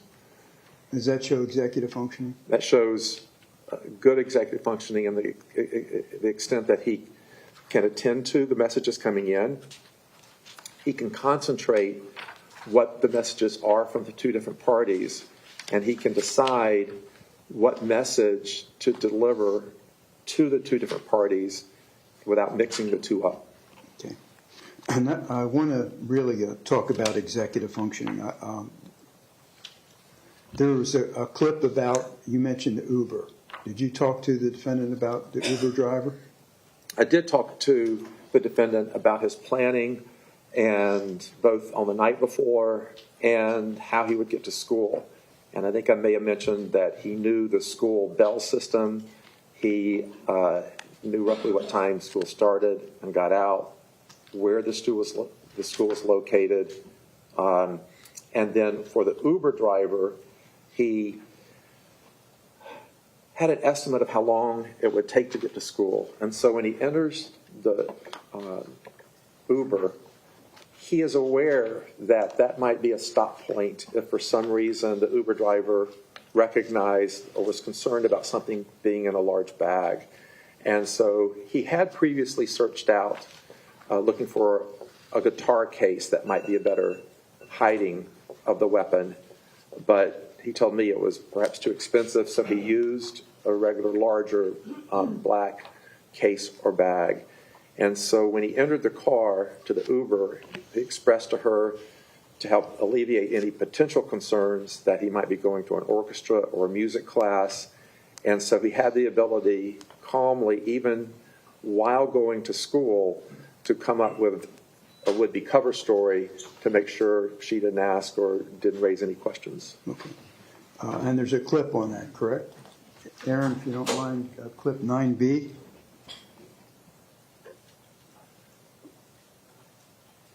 Where'd you sit in the car? The back seat? Yeah, back seat. Okay. And I told her that I had musical instruments. I was in the orchestra. okay. And how come you did that? So I can get away with getting my guns in the car and going to the school. And what did she say to that? She said, okay. Okay, and how about executive functioning when he arrived? Do you remember when he met with Christopher McKenna in the stairwell? Sure. So his executive functioning from the time in the Uber, even until he entered the school, was intact. He instructed the Uber driver, for example, which gate might be more advantageous for him to enter. She took him to that gate.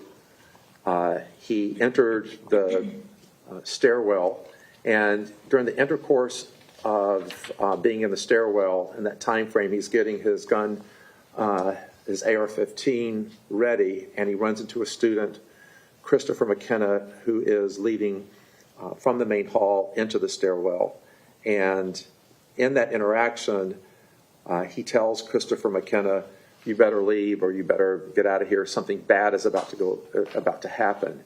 So it indicates even prior to the shooting, in the moments before, he understood that there was going to be a negative outcome and expressed that to him. So he appreciated the outcome of what he was about to do.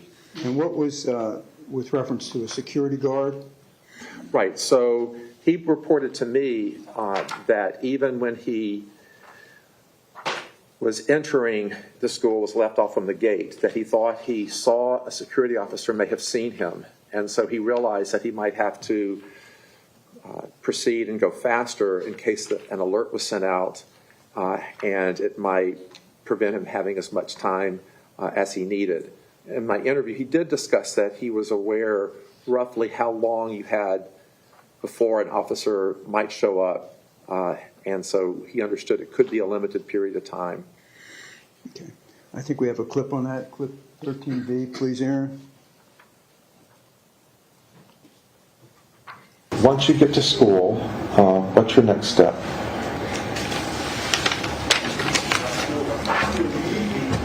Walk through the gates. Hopefully there's no security guards, which I was wrong. So, I haven't been to that school. So, are there lots of gates, or how do you get it? How do you get to it? 3 gates. Okay, and so where do they drop you off? The front gate of the school. Front gate. And so is your backpack, like sometimes you can wear a backpack like slump on your shoulder? Yeah, it was in front. I think I was wearing it in front. Okay. Yes. Yeah. And then what were you doing with the gun safe bag? I was walking. Okay. And you're South of Homburg Road. Okay, you're walking with it, and you have the backpack kind of on one side. And then what happened? I went through the gates. I looked at the guy who was watching me. Oh, there was a guy watching you? Yeah. Was it that? I saw him radioing, and I said, "Oh shit, I'm screwed." So I just ran into the building, and I told the kid to get out of here. I don't remember what I exactly said, but I said something. Was the guy that you saw radioing, and you said, "Oh shit, I'm screwed"? Was it remember we were talking about some other security guy? Was that that same guy? No, a totally different one. Totally different. And so, what did you think when you saw him talking on the radio? What do you think that was about? I thought he was going to I think he called Scott Pearson. Okay. And what would that mean if he did? Scott Pearson was coming Okay, and what would that mean for your plan that day? to shoot. Okay. And how about evidence of executive functioning when he actually got on the first floor? Right, so the first floor is where the shootings began, and even in the day prior and the day of the shooting, prior to getting the Uber, he had taken several steps so that when he got at this point to the first floor, his plan to kill up to 20 people could be effective. So one of the things that he did, and this occurred then on the first floor, was that he had a paintball vest that had been, I think, a friend of his, and he loaded it up the day before with different magazines. And so that was then placed in the bag, the backpack with other items. And so he had different magazines. The magazines were in the vest. He had one in his pocket. As he described on the night before, he had practiced sighting the weapon and imagining the recoil, so he would be prepared. The shirt that he wore, as he described, was so that he could blend in. He also told me that he chose Valentine's Day in particular. He described how he had difficulty with Valentine's Day because he had no one to love or no one to love him, and so that was a day of his choosing. And so when he got on the first floor, what he had done the day and the night prior to really allowed him to be more effective in what he did. So he goes to the first floor, he turns, and after he loads the 10-round magazine, he starts his shooting. And he is successful in shooting several students on the first floor and also some school personnel. And he goes through and shoots through different classroom windows. He walks down the hallway. At one point, he runs out of the 10-round magazine, so he takes his backpack, I believe, off. He opens the backpack. He has the tactical vest that has the magazines in it, and then he can resume shooting, which he does. So this indicates a lot's going on, despite the noise, the sounds, the smells, everything around him. He is able to reload, put on the vest, select the magazine, continue to shoot, to continue to target individuals, approach them, and there were some individuals where he even shot a second time, even after he had shot them once.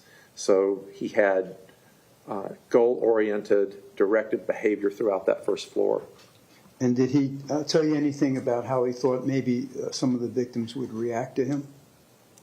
He had different explanations for how he thought the victims might react. At one point in the interview, he suggested that, maybe he had hoped one would hug him. He also suggested at one point that he understood that they might have fear or run from him in general, as described on the cell phone video. And so he had different thoughts about that. Okay. We have a clip. Aaron, please, 22. On the other side, and I was walking, and then I saw the two girls. I shot them. So I shot three. No, three. Okay, and then I shot Peter Wing and that girl by the stairwell. Okay. Yeah. I think his name was Peter Wong or something. I can't remember. Yeah, I only recently found out. Yeah, and so the first person you shot, remind me what that was like and how you were able to, how you did that. Oh, shit. I thought they would scream. That's more like they passed out. Okay. Passed out and blood just came out, pouring out of their head. Okay. It was really nasty and sad to see. Okay. And did he discuss with you, or did you make a determination on the third floor of the teacher's lounge about executive functioning? Yes, so after he went through the second floor, he couldn't, as he describes, find anyone to shoot in the second floor. So he was aware that his actions wouldn't fulfill his goal. So he left there and then went to the third floor to search for other individuals.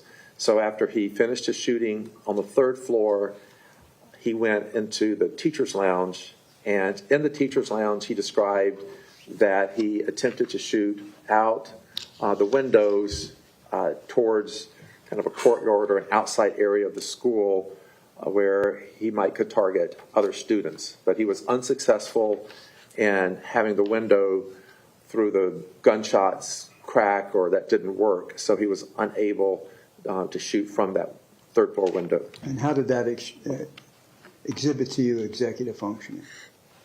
So he realized at the time that if he were going to shoot other students, and if there were none either on the second or he didn't have any that he could find or left on the third floor, that as he described in his cell phone video, that he could shoot from above, shoot down, have targets there. And so he's thinking and changing his executive set of what to do next when he's no longer shooting inside the school. He's now shifting to, how can I shoot outside the school? Okay, and we have Aaron, clips 20 and 21, please. And then you were describing to me yesterday that at some point you decided, did you leave the gun there? No, I went out.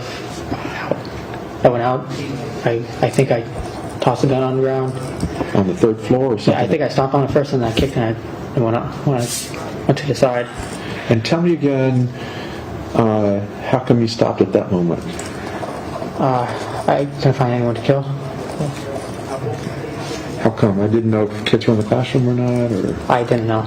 I just I didn't want to do it anymore, and I didn't think anyone else was in the building. Okay.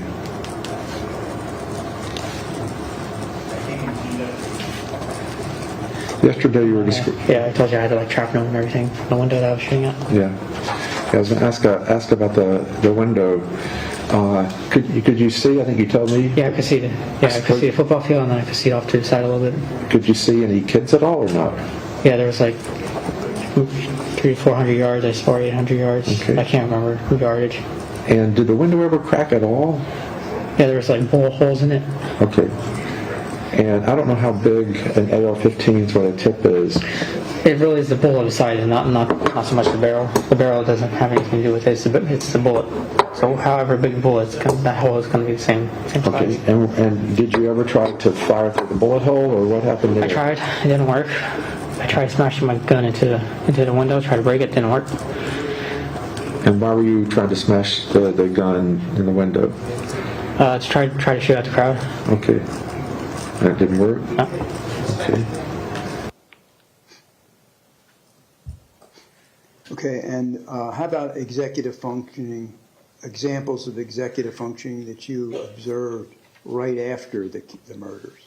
So immediately after, he has not been successful in breaking through the window. So he takes off the tactical vest on the third floor. He lays down his AR-15, and then he exits the school and is able then to run, catch up, and blend in with the students. So this shows that in a fairly quick moment, he can do an executive shift from this isn't working, but if I run out with a gun and a tactical vest on, I think it's logic that you'd be more easily identified as the likely school shooter. So he removes those items, leaves them at the scene, and then catches up with the students. He is wearing the polo shirt that he described would help disguise him. And then he catches up with the students and then walks calmly over to the Walmart area. Okay. And how about the McDonald's? Did you make any observations about his conduct as far as executive functioning at McDonald's? Yes. So even at the Walmart, he's able to calmly purchase a drink, pay for it correctly, and then he walks over to the McDonald's. In the video, he appears calm, collected.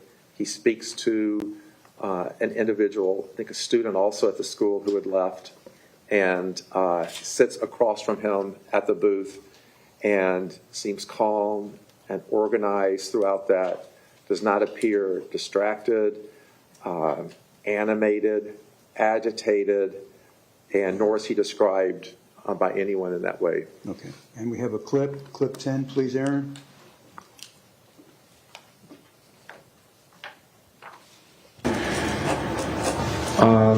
So how did you get to McDonald's? I walked. Is it a long ways Yeah. from the Walmart? About how long do you think? So from the school to the Walmart is about 400,000 yards. And then how far is it from? And then you go left down the road, probably another 600 yards. 600 yards to the McDonald's. And did you get anything to eat at the McDonald's? I thought about it. And do you know if you got anything? Were you hungry? The stuff she probably wasn't enough, huh? And what happened at the McDonald's? I talked to this kid, told me his sister was at Stoma Douglas still. Okay. And did you have any conversation about, like, did he ask you who are you, or did he ask you anything about Yeah, it? I asked him if I could have a lift. I needed to go to work or something like that, and he said he couldn't do it. He had a soccer game with his sister. If And he- the sad story is his sister died in the building. Okay. Do you know his first name or I was anything? just random kid. Okay. Did you make any observations about the defendant's memory when you were evaluating? Yes. And what was your observations? So he had several detailed memories that were prior to, during, and then after the crime that were consistent with actual collateral or corroborative records. So he had memories of going to the school, going to the stairwell, running into Christopher McKenna, beginning the shooting. He had memories of the people he shot in the hallway. He did have some memories of shooting into the classroom, but couldn't remember the specific people he shot or saw, if he did, in the classroom. And he described to me a range of memories and experiences of both sounds, some smells, sights, and even reactions by some of the students during the shooting. Okay. And we have some clips. Aaron, clip 26, please. And then there was a girl you mentioned yesterday that was. Yeah, she was on the stairwell. She was on the stairwell. I shot her. She was crawling. I shot her in the back. Okay, and how come? Like I told you, I wanted to kill as many people as I could and Okay. take my life. Okay. So that was the goal. So I shot her Okay. in the back. I think I shot her twice. Okay. She was injured in the leg, I think, when I was shooting down the hallway or something. Okay. And I think security guard in the hallway that I told you about, I think he gave me a nasty look, so I shot him in the head.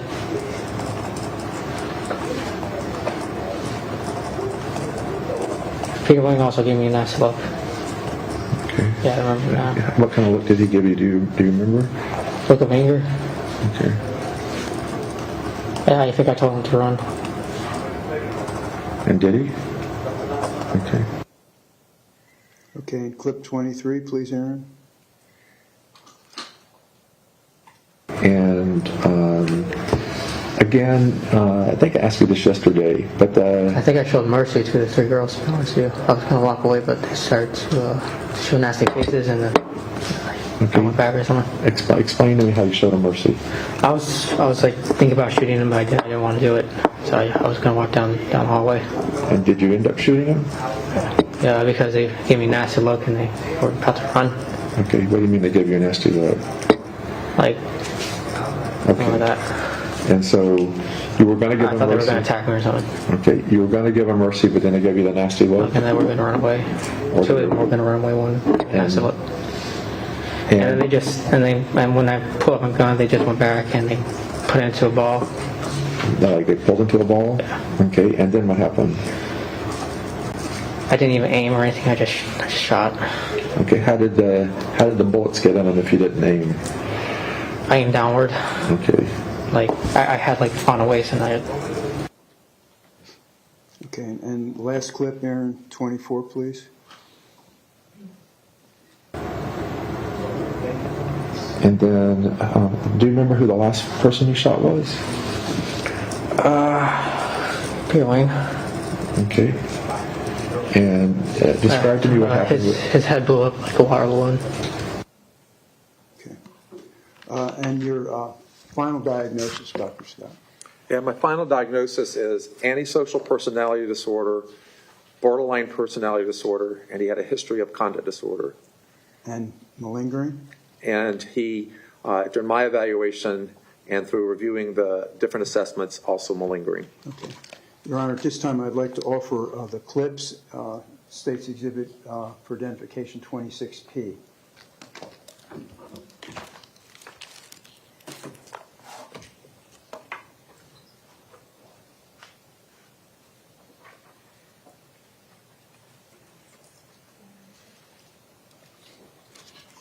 I don't remember who's the point person from the defense for this. It's fine. No further objections. Okay, so you're maintaining, other than the objections that you have already maintained and argued, there's no additional objections? No, ma'am. Okay, thank you. Over the defense maintained objections states 26P will be received as states 496. Thank you, Your Honor. Sure. Your Honor, I have no further questions of Dr. Scott. Okay, ladies and gentlemen, at this time, we're going to take a lunch break. There's a few additional things that need to be accomplished from myself and the attorneys during lunch, so we're going to take a bit longer than normal. It's 10 minutes to 12 now. I would ask that you please be back at 1:45. Yes, 1:45, so that gives you almost 2 hours. Please do not discuss the case among yourselves. Please leave your notepads behind, and I'll see you at 1:45. Thank you.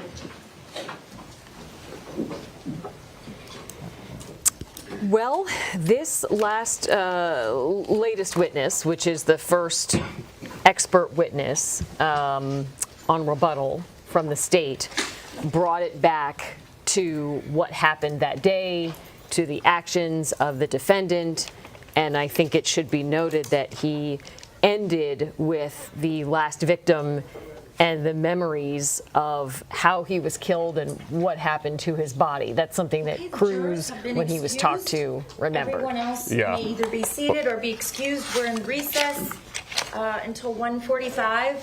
I do want to start as closely to 1:45, so that'll give you all 2 hours to accomplish your short deposition and your, hopefully get something to eat. Your Honor, I forgot to ask Dr. Scott 2 more questions, so if I can, not now, but obviously when I come back. Not a problem. Dr. Scott, you know the drill. You can talk, but just not about your testimony. And State, are you making arrangements for your witness for lunch, or are you going to tell him where to go? Or? Yes, we'll go. Okay, so the state will let you know. I don't know if they're buying you lunch, or hopefully they are, or if they're going to send you to lunch or order lunch, but they look to the state for what to do next, okay? Okay. Thank you so much. If you want what's that? We're not buying. Really? We can't. I'll walk to get a salad. You can't buy him lunch? I'm sure you all could. I gave him candy. Just before we come back, I do have a brief argument that I need to make before I do my trial. So court's going to be back at 1:45. A deposition was mentioned. So would they need to depose something during this break, and then this is potentially another witness? That's what it sounded like, because the judge said, hopefully this will give you enough time to do the deposition that you need to do. I don't know who that is. And the state admitted something. It looked like a CD or DVD or CD-ROM or something right at the end there, but it wasn't published, so we're not quite sure what that is either. But once again, this state rebuttal witness bringing it back to the day of the shooting, saying that he believes that the defendant suffers from borderline personality disorder, malingering, which means faking it, that basically he had the capacity, he had the executive function to do what he did and to act a certain way, to remember what he did, to try to blend in. All of that sort of goes back to what the defense, to what the state has been arguing, that this defendant knew what he did. Right, and again, this is very heavy, very impactful testimony when we go back to it's essentially the last third of the state's case in chief, what we just rapidly reviewed. And like I've said before, that if this is a life verdict, it's not going to be because there's lack of evidence. The question becomes, is presenting this in the manner of antisocial personality disorder, borderline personality disorder, is that going to be enough to maybe sway a juror to say, look, this person is obviously significantly mentally ill, whether it's fetal alcohol syndrome or antisocial personality disorder? Is that something that we want to, vote for the death penalty for? That's what the jury is going to decide. Like I said, this is the evidence here is monumental. And I've never seen more documented evidence and more grotesque evidence in any case that I've ever worked on in nearly 30 years. But you can overtry a case. You can give, the jury something to go the other way on. Is it possible that this is then maybe going to sort of your feeling about this? Is it possible that then the jury will look at this and say, okay, fetal alcohol spectrum disorder, but wait, borderline personality disorder? Looking at their notes, my notes say that you can have these behaviors that can be both. Impulsive aggression are characteristics of fetal alcohol spectrum disorder and antisocial personality disorder. So once you have all of these things, is it just jumbled up in your head at that point? Yeah, and I think that might be the risk that the state is falling into, that there's all these psychological terms that are being bantered around by the defense and by the state, and it might be it raises the possibility, as horrific as the evidence is, that one or more of the jurors might come to the conclusion it doesn't matter if it's fetal alcohol syndrome or antisocial personality disorder. There's a significant mental illness here. That's the possibility. You could end it with, the state ending it with this video of the defendant speaking to this forensic psychologist, this expert, who is describing the last person he shot. In his own words, we're hearing the defendant talk about Peter Wang, who he describes what his head looked like after he was shot. Yeah, and it's horrific. At that, in conjunction with the videotape from his cell phone, and at the end of the state's case in chief last time, when they said that, you and I looked at each other and said that should be pretty much it, and then they went on for a couple more witnesses. So I mean, like I said, the evidence is overwhelming here, and the question is, how is the jury going to interpret this when they go back to the jury room and deliberate over whether they're going to vote for execution or life without the possibility of parole? And that's the big question mark. And to a certain degree, adding more mental diagnoses in here might be counterproductive. Or it was another way of getting this evidence back in front of the jury for a second time, and there's the primacy recency. You remember the thing that's you were most recently confronted with. And what I'm remembering is now seeing this video of the defendant talk about how he remembered how one of his victims looked after he shot him. Right, and I actually remembered those cell phone videos. And when the prosecution said we're going to present the cell phone videos, I said, I know which ones these are. These are the ones that were right at the end of the state's case in chief, and they were exactly those, because they made that much of an impact on me that I remembered almost verbatim what he'd said in the one where you actually saw his face. And one thing that I want to clarify, you and I were talking about this before the last break, was that the jury doesn't have to be unanimous, meaning they don't have to be unanimous for death. But if there's one person who thinks, okay, I think his life life should be spared, then there you go. It's not like there's a mistrial. So basically, what I'm saying is that they don't all have to, agree to convince one holdout. Right. I mean, they may want to. They do need to be unanimous For if death. the verdict is going to be death. But if it's 11 death, 1 life, then it's a life sentence. Okay. Well, they're going to be back at 1:45. We understand there may be some depositions and some things happening behind the scenes. Maybe a surprise witness or something. I don't know. We will stay tuned. We'll be back at 1:45 when court is back in session.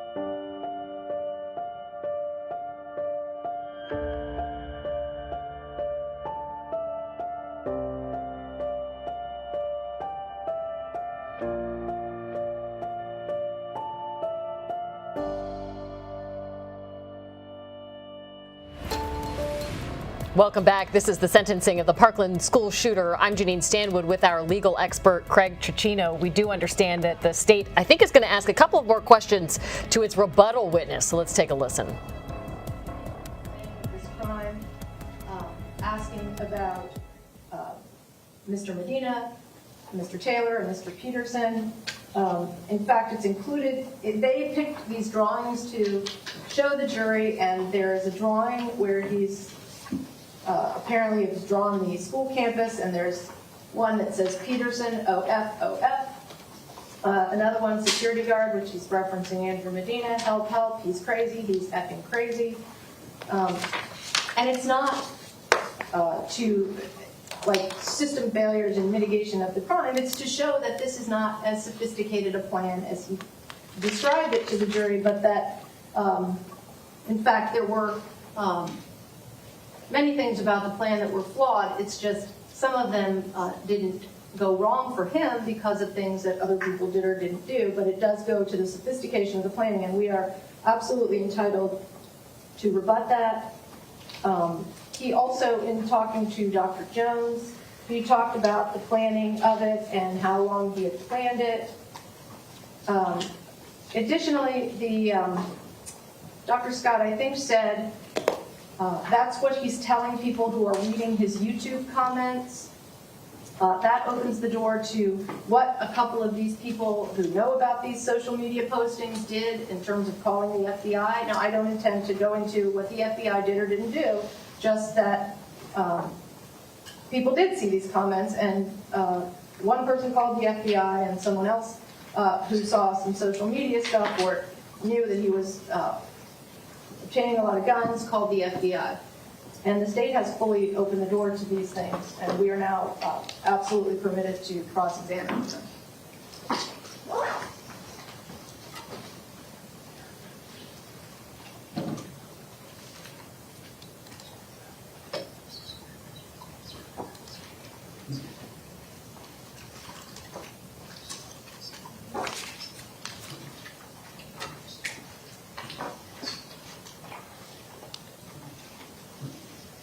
You want to hear a response? Yes, I was waiting for one. Oh, okay. I thought you were conferring with counsel. We have not opened the door to third-party negligence. Just because they elicited what happened. We didn't open the door to what other people should have done or shouldn't have done. Your motion still stands. I mean, third-party negligence. Well, my order said third-party negligence and system failures was not admissible because it doesn't go towards mitigation.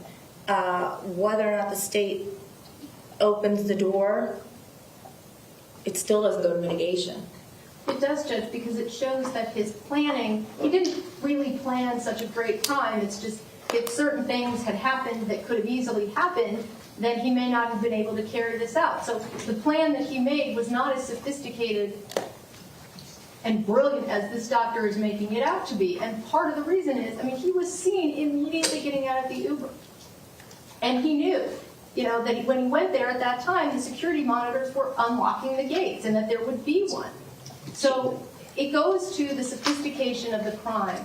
It's not about mitigating. It's not about, and in fact, it does actually go to his moral culpability, but I don't even need to go there. The point is that it goes to a lack of sophistication of the crime, that there were a lot of opportunities that this could have been stopped, and they were not. It shows that his plan is not that sophisticated. He just got, I hate to say this, he got lucky, we all got unlucky, I guess is what I say. Still third-party negligence. Has nothing to do with his actions, and it's not mitigation. I agree. My ruling remains. any kind of third-party negligence or system failures is not admissible. Please do not ask this witness about any of those things. Okay, then Judge, I would ask to proffer the questions that I was going to ask. Okay?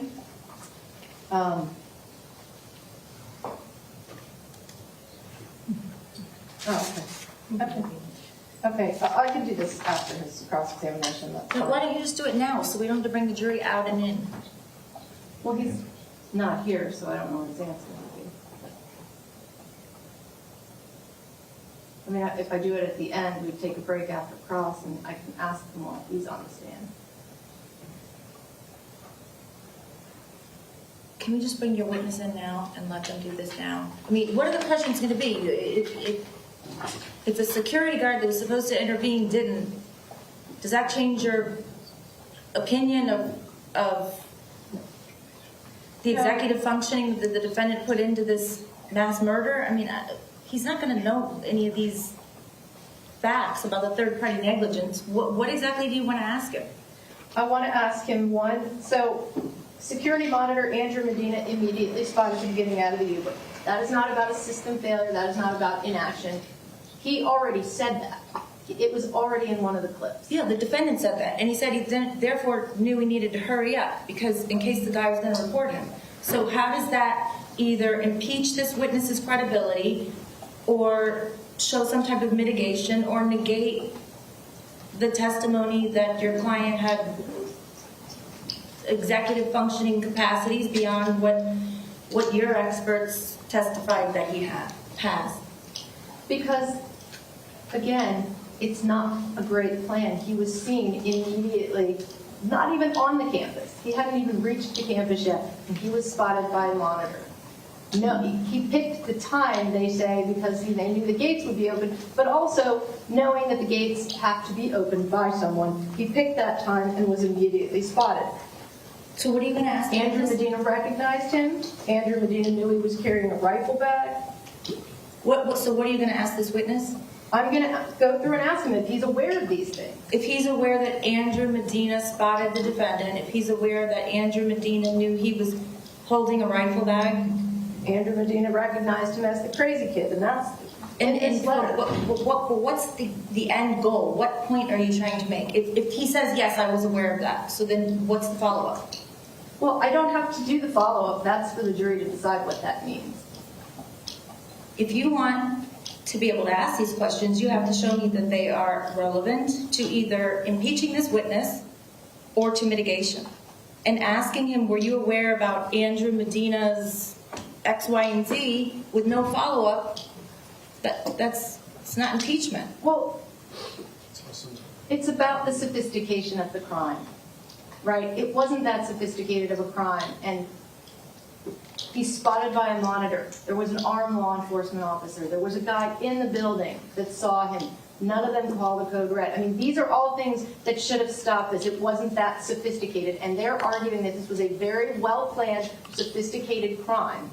And we should be able to counter with, it really wasn't, it's just through a series of unfortunate omissions, it was carried off. And that's third-party negligence, has nothing to do with mitigation. I mean, she could have had a flat tire. I mean, what you're saying is the murder of 17 children and the attempted murder of 17 others was not that sophisticated, it was just lucky. And if all these things wouldn't have happened, he wouldn't have killed that many people. That's essentially what you're saying. What I'm saying is it wasn't that sophisticated of a crime, and it was only because things didn't happen that it was carried out. It was a very unsophisticated crime, and it goes to the weight of CCP. No, it's third-party negligence. It has nothing to do with his background. It has nothing to do with the incident that day as it pertains to Mr. Cruz and his actions, and it's not relevant, and my ruling remains the same. If you want to tell me what other questions you plan to ask the witness, you can go ahead and do that now.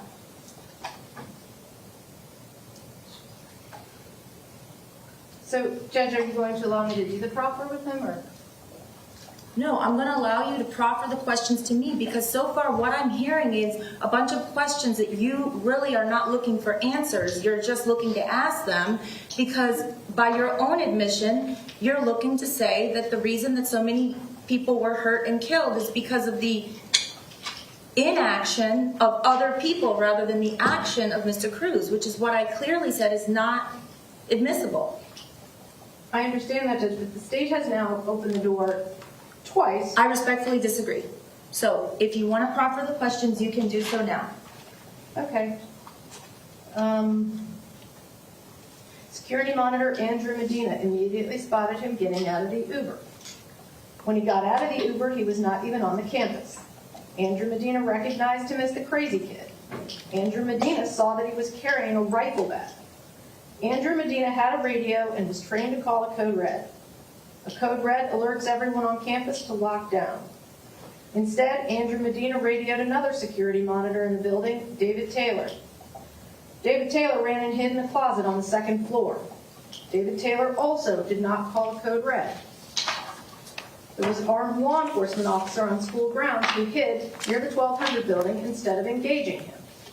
That law enforcement officer did not call a code red either. That law enforcement officer is being prosecuted by the same state attorney's office for several counts of felony neglect of a child.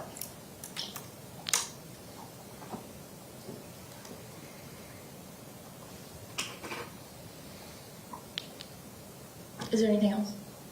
Just the other part about the posts and the FBI.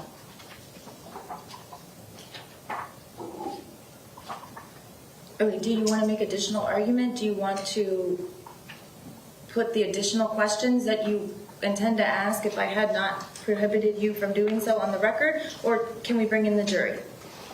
That's what I'm asking. I would ask, you're aware that he posted on Instagram that he wanted to shoot up his school, and then on February 5th of 2016, a neighbor called BSO and reported that. You're aware that because of his YouTube posting about being the next school shooter under the name Nikolas_Cruz, someone called the FBI to report him.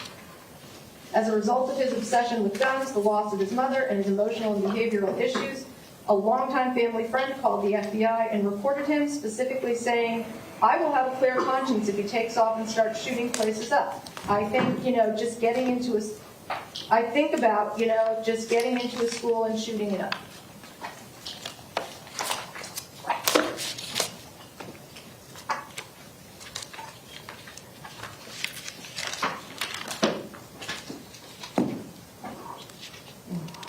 And Judge, for the record, we did ask to proffer these with the witness, but they are now on the record.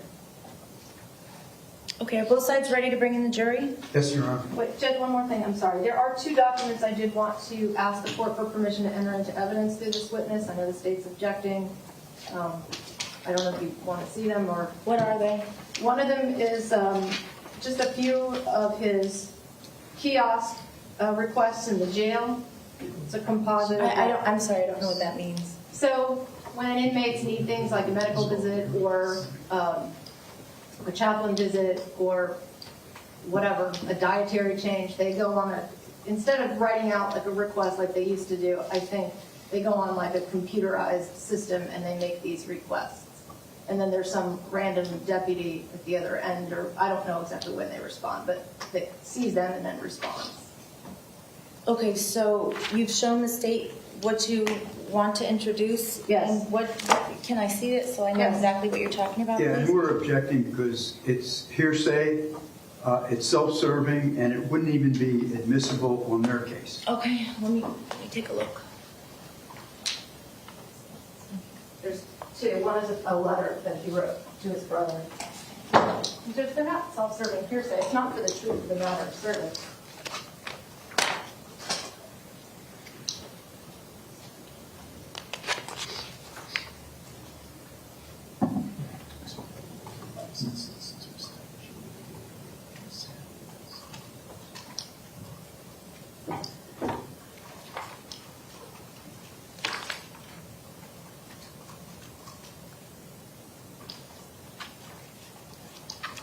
Okay, so I'm looking at what's been marked for identification as Defense 6P. Begins with a certification of records, and then it has a second page that says, Cruz, Nikolas, message, I want to say I'm sorry for being anxious and I do apologize. Please forgive me.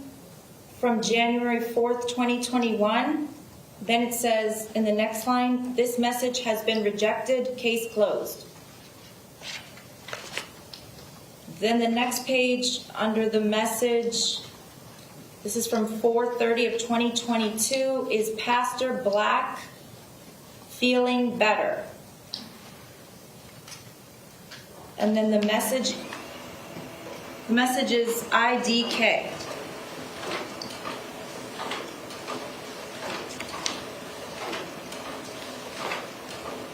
Okay, let me look at the other one here. I'm looking at what's been marked as 6S.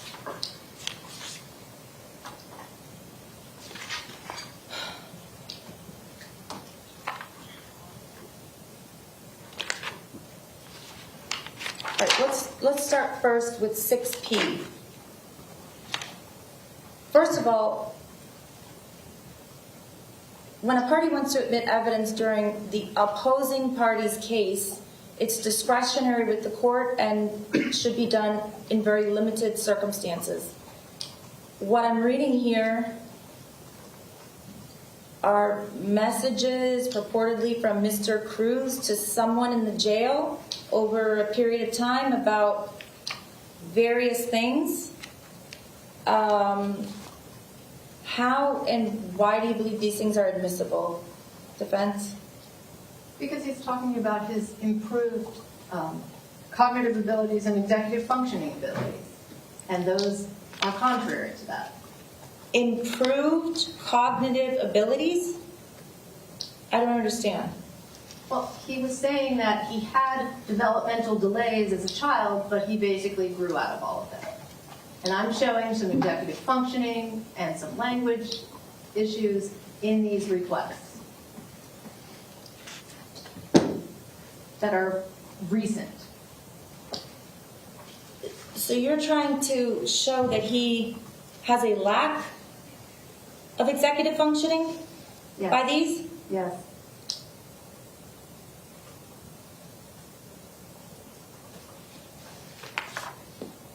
I mean, they're part of the jail records. I believe I can ask him about them, even if I don't admit them. I just wanted to admit them. But I can just ask. Is Pastor Black okay? Tell Pastor Black I love him. How is that showing a diminished... The last two are for a different purpose. Well, what purpose are the ones that I just asked you?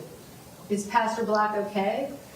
He's asking the kiosk, is Pastor Black okay? Okay, but there's obviously a person that responds because a person named Kanisha Bass responds. Right. He's not a BSO chaplain. He's an outside chaplain, and he's asking the kiosk, and somebody at the other end is Pastor Black okay, without any reason to know that this person would even know what he's talking about or know who he's talking about. Well, the person answers, Abigail Ortega says IDK. I'm pretty sure that's an abbreviation for I don't know. Right, I don't know. Which is only a slightly different version of request rejected, case closed. Okay. Under any of your arguments, this is hearsay when it's offered by the defense. I'm not hearing anything other than it's being offered for the truth of the matter because you're trying to use it to show a diminished level of executive functioning, and therefore it would be offered for the truth of the matter. No, it's not being offered to show is Pastor Black okay or not. It's being offered to show his skills. It's not about this. The truth of the matter would be, are the matters that he's talking about or asking about, those things true or not? And that's not why they're being offered. All right, I'm sustaining the state's objection. 6P is not admissible. So are you also ruling that I can't ask him if he's aware that he did a kiosk request saying is Pastor Black okay? Or whatever the other ones are. I don't have to admit it, I don't have to show the jury, but. No matter which way you say it, it depends on how you say it. I'm not going to tell you exactly what you can cross-examine him on, but I'm telling you that this, in its current format, is hearsay. It's being offered for the truth of the matter asserted, and it's not admissible. Now, as far as 6S, I see letters to, I don't know to who. Zach, dear Zach, it's been 4 months and I haven't heard from you in a while, and so on and so forth.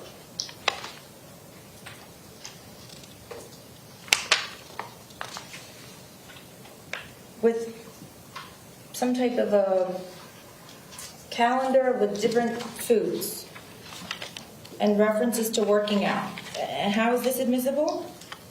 Judge, there's really just one small part of it that I wanted to bring out, which is where on the reverse side of the envelope he writes, if this is not the right address, and he spells it W-R-I-G-H-T, please send to Zachary Cruz and Mike and Richard.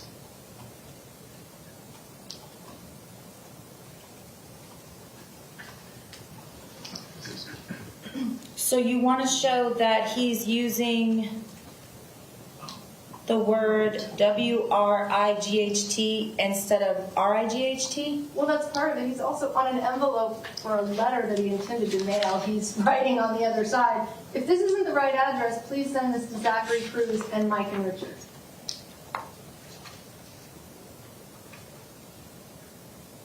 I have no idea in what context this was made. I don't know.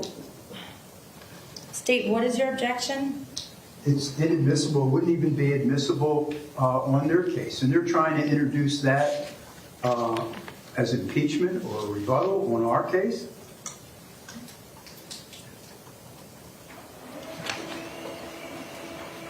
Dr. Scott's repeatedly talking about his improved executive functioning skills. Here he's addressing a letter and then writing on the other side, if I didn't do this right, can you just send this to the right person without any identifying information for the right person?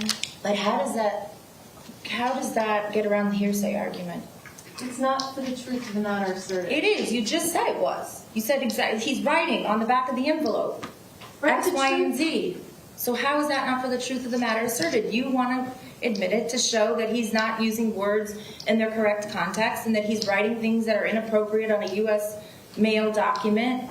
So how is it not for the truth of the matter? The truth of the matter asserted is, if this isn't the right address, please send to Zachary Cruz. I mean, that's irrelevant what the content of it is. It's not about the words on there. That it's not, for example, not me trying to put a letter saying, I have FASD. Now that would be for the truth of the matter asserted. This is to show he has limited executive functioning skills. That's for the truth of the matter. The truth of the matter that you're trying to negate the doctor's testimony. This is not admissible. I agree with the state. It's not admissible in your case, and it's not admissible in the state's case.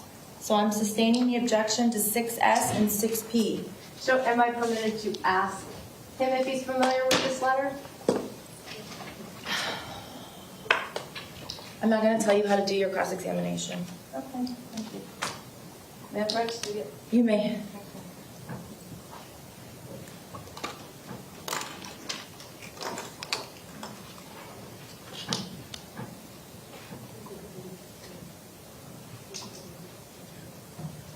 Are the jurors ready?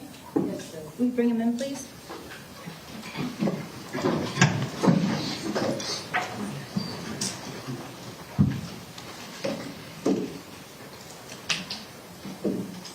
State, do you want to have your witness come up?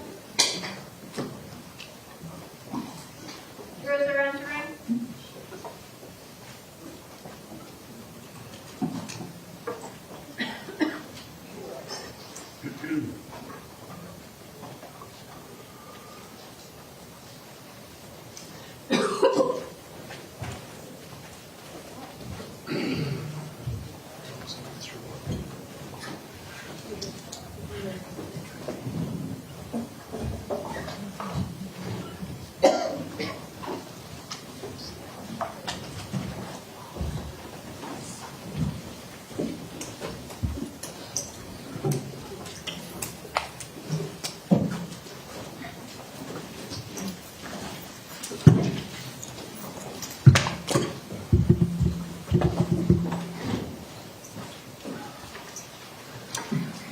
jurors are present, state.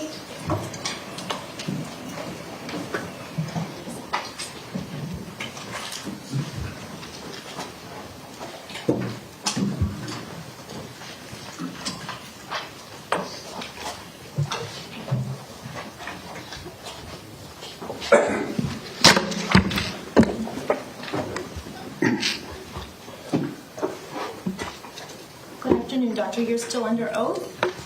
State whenever you're ready. Thank you, Thank you, Your Honor. Dr. Scott, what is the difference between your diagnosis of the defendant with anti-social personality disorder and borderline personality disorder with a mental illness or a developmental disorder?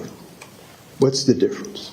So a developmental disorder or a neurodevelopmental disorder is in a completely different category, of our diagnostic manual. And so that can be associated with perhaps, but not all, unidentified area of deficit and functioning in the brain, can arise from a neurodevelopmental period, and the behaviors are attributed to those deficits or impact from early onset. In contrast, antisocial personality disorder and borderline personality disorder are not disorders that have been closely tethered to or defined by a particular brain abnormality. These are disorders of behavior, disorders where people repeatedly, in the context of antisocial personality disorder, violate the law, don't conform to rules of society, and that's one big difference. So one is a behavioral disorder such as antisocial personality disorder, where the person doesn't follow the law or violates the rights of others. And likewise, borderline personality disorder is an impairment in how people choose to behave and interact with others that also violates societal norms or what's expected from them in society. But it's not attributed to a particular medical origin. Okay, and mental illness? So a mental disorder, as defined by the DSM-5, does include an umbrella of many different disorders. So under the DSM-5, you do have a chapter specific to neurodevelopmental disorders. That's where things like autism spectrum disorder go, ADHD or attention deficit goes.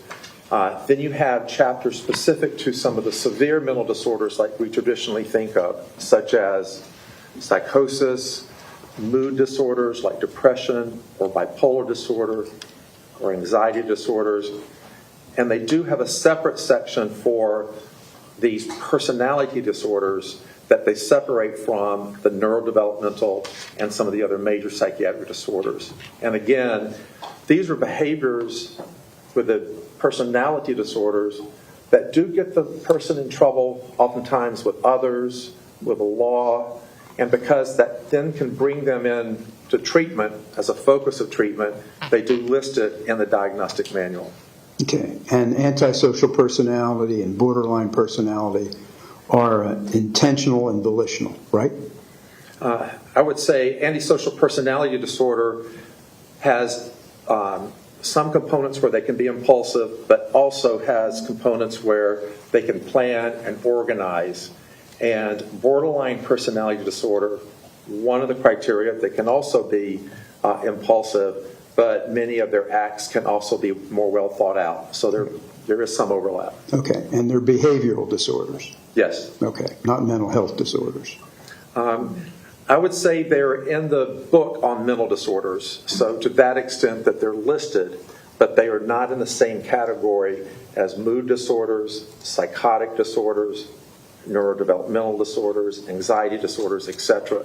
But they are in the manual of mental disorders. Okay, but they're volitional and intentional for antisocial Yes. person. Objection asked and answered. Overruled. Can answer. Yes. They are considered separate and different from the more severe mental disorders like I've described, and so they're in a completely different category of personality disorder, which means how a person's behavior is that is beyond natural traits we may all have. That's common for us to have our own quirks and personalities. This takes it to a different level where their personality, style, traits, and behavior really cause trouble with society and with others around them. And that's why it's called a personality disorder. That's why it's called a personality disorder. Thank you, Doctor. Thank you, Your Honor. Thank you. Cross-examination? Yes, ma'am.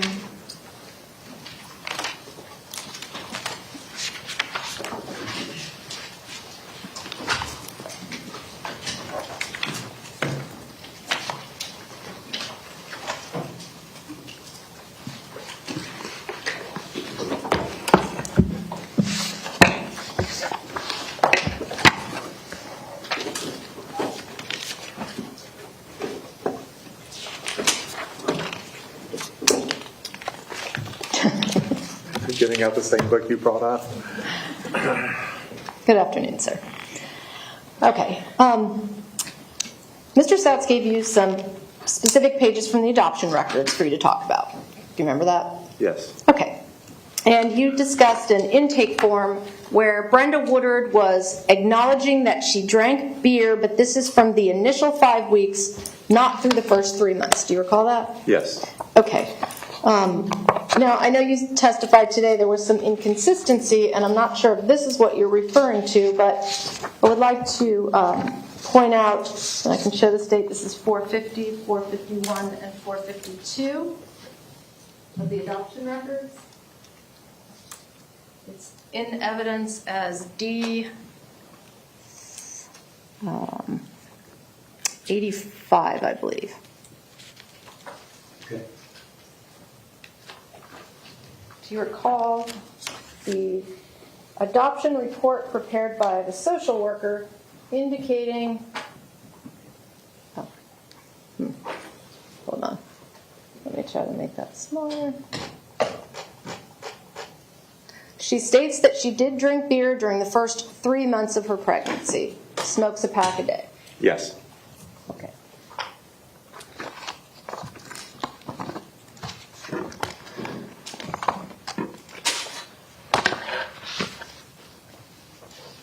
Now, you testified that there wasn't evidence that Brenda Woodard had been drinking on June 8th, which was the day of her arrest, June 8th, 1998. I said the jail record did not indicate that, yes. Okay.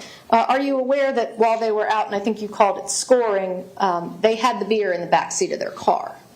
I'd have to double check to see if I used the word scoring. I'm not sure that would be something I would say. But can you repeat the last part of your question? They had their beer in the back seat of the car when they got arrested. Do you remember that? I do remember that that was testified to. Okay. You testified that she was receiving prenatal care at the Department of Health. Do you remember that? I remember testifying that they noted that she had multivitamins or vitamins, and it was listed next to the Department of Health. It was unclear if she had an appointment, but it looked like the vitamins were linked to that. Okay. Well, we know that her pregnancy verification was done at the Department of Health, right? Yes. Okay. But there are no records in those adoption records that indicate she was getting prenatal care there, correct? Just for vitamins, which are considered prenatal care. Okay. And do you recall seeing a note on August 4th of 1998 indicating that she needs prenatal vitamins but doesn't know what they cost? Yes, it looked like she may have run out of them, and so they were. She needed some, and didn't know what they cost. Okay. Now we do know that about a week after her pregnancy verification, and I think you referenced this form. This is the prenatal visit list, I guess, correct? So we know on March 18th of 1998, she went to Dr. Buonapane for prenatal care, correct? On March 18th? Yes. And is that under the yellow highlight? Yes, I believe it's these are all from that first visit, 3/18, and she was drug tested there, correct? It does say that it happened at the office, yes. Okay. But we also know from this document, if you want to check down further, her next prenatal visit after March 18th was July 6th of 1998. Correct? That's what that date says. Okay. And in fact, we have another note. This is not something that you mentioned. It's page 170.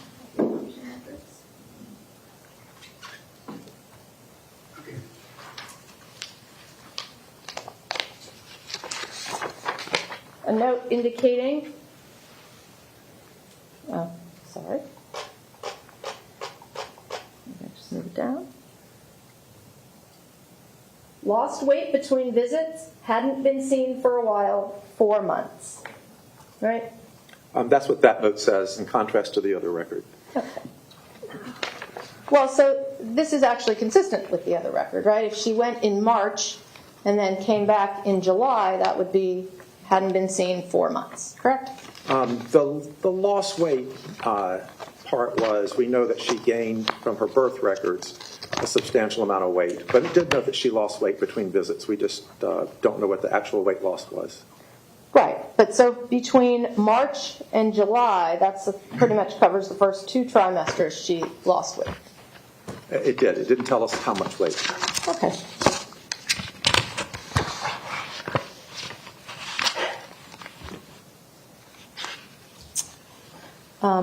Okay. Now, you testified, and this was, I think, more in the context of his birth records, but I think you said healthy baby boy that did not appear to have been exposed to drugs in the last 3 months or so prior to his delivery. Do you remember that? Yes. Okay.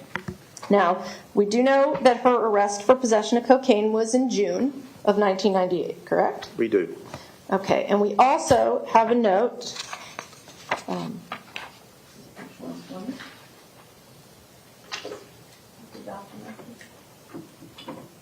Okay. We have a note from August 5th of 1998. Now, I don't know if you remember this. She went on probation about a month after her arrest, right?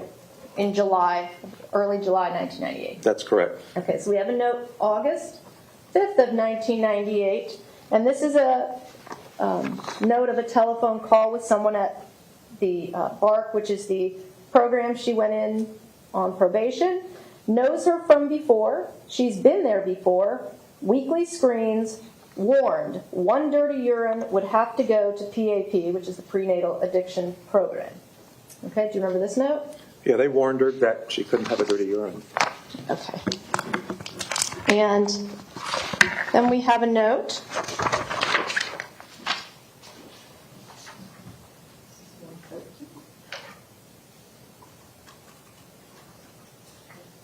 Page 113 of the adoption records. Brenda called going to PAP on Monday. And then on the side it says, thinks she may have tested positive, blames Ambisol. Do you remember that? Yeah, it's Anusol, and she was being treated for hemorrhoids. And Anusol has a compound in it that can test positive at times. So I verified that she did have hemorrhoids, she did get treatment for it, and she was concerned that that could cause a dirty urine. Okay. And then we have another note. This is page 111 from the same day.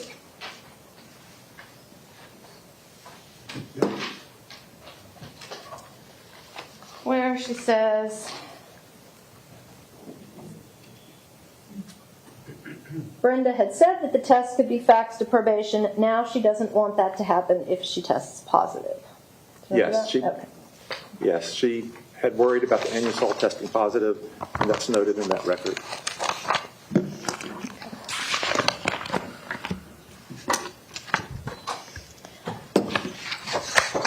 Okay, you said you talked about the negative meconium test, but that did not test for alcohol, correct? That's correct. Okay. Now, you testified about Nikolas going to a psychiatrist at age 3.5. That was Dr. Miesel, correct? Yes. Okay. And the records indicate he went only one time, January 10th of 2002, correct? It looks that way. There were 2 separate notes related on the 10th So I couldn't determine if they were just misdated or if he had two separate visits for some reason on that date. But there is one date in the record for that 10th. Okay, January 10th of 2000.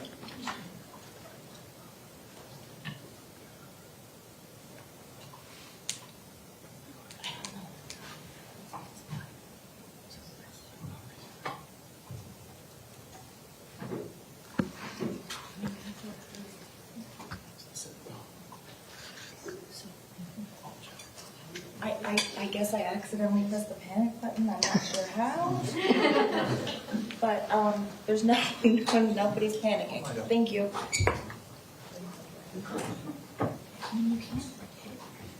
Sorry about that. That's okay. Can I? Yes. Oh, okay. Okay. Now, Dr. Musil made some recommendations for follow-up to Linda, correct? I believe so, yes. Okay, but she never went back, right? She did have certainly early preschool evaluations and treatment. So she was evaluated even before kindergarten by different Broward County evaluators. So maybe not who he recommended, but she did get follow-up treatment and evaluation. She did or the school did? The school did. Okay.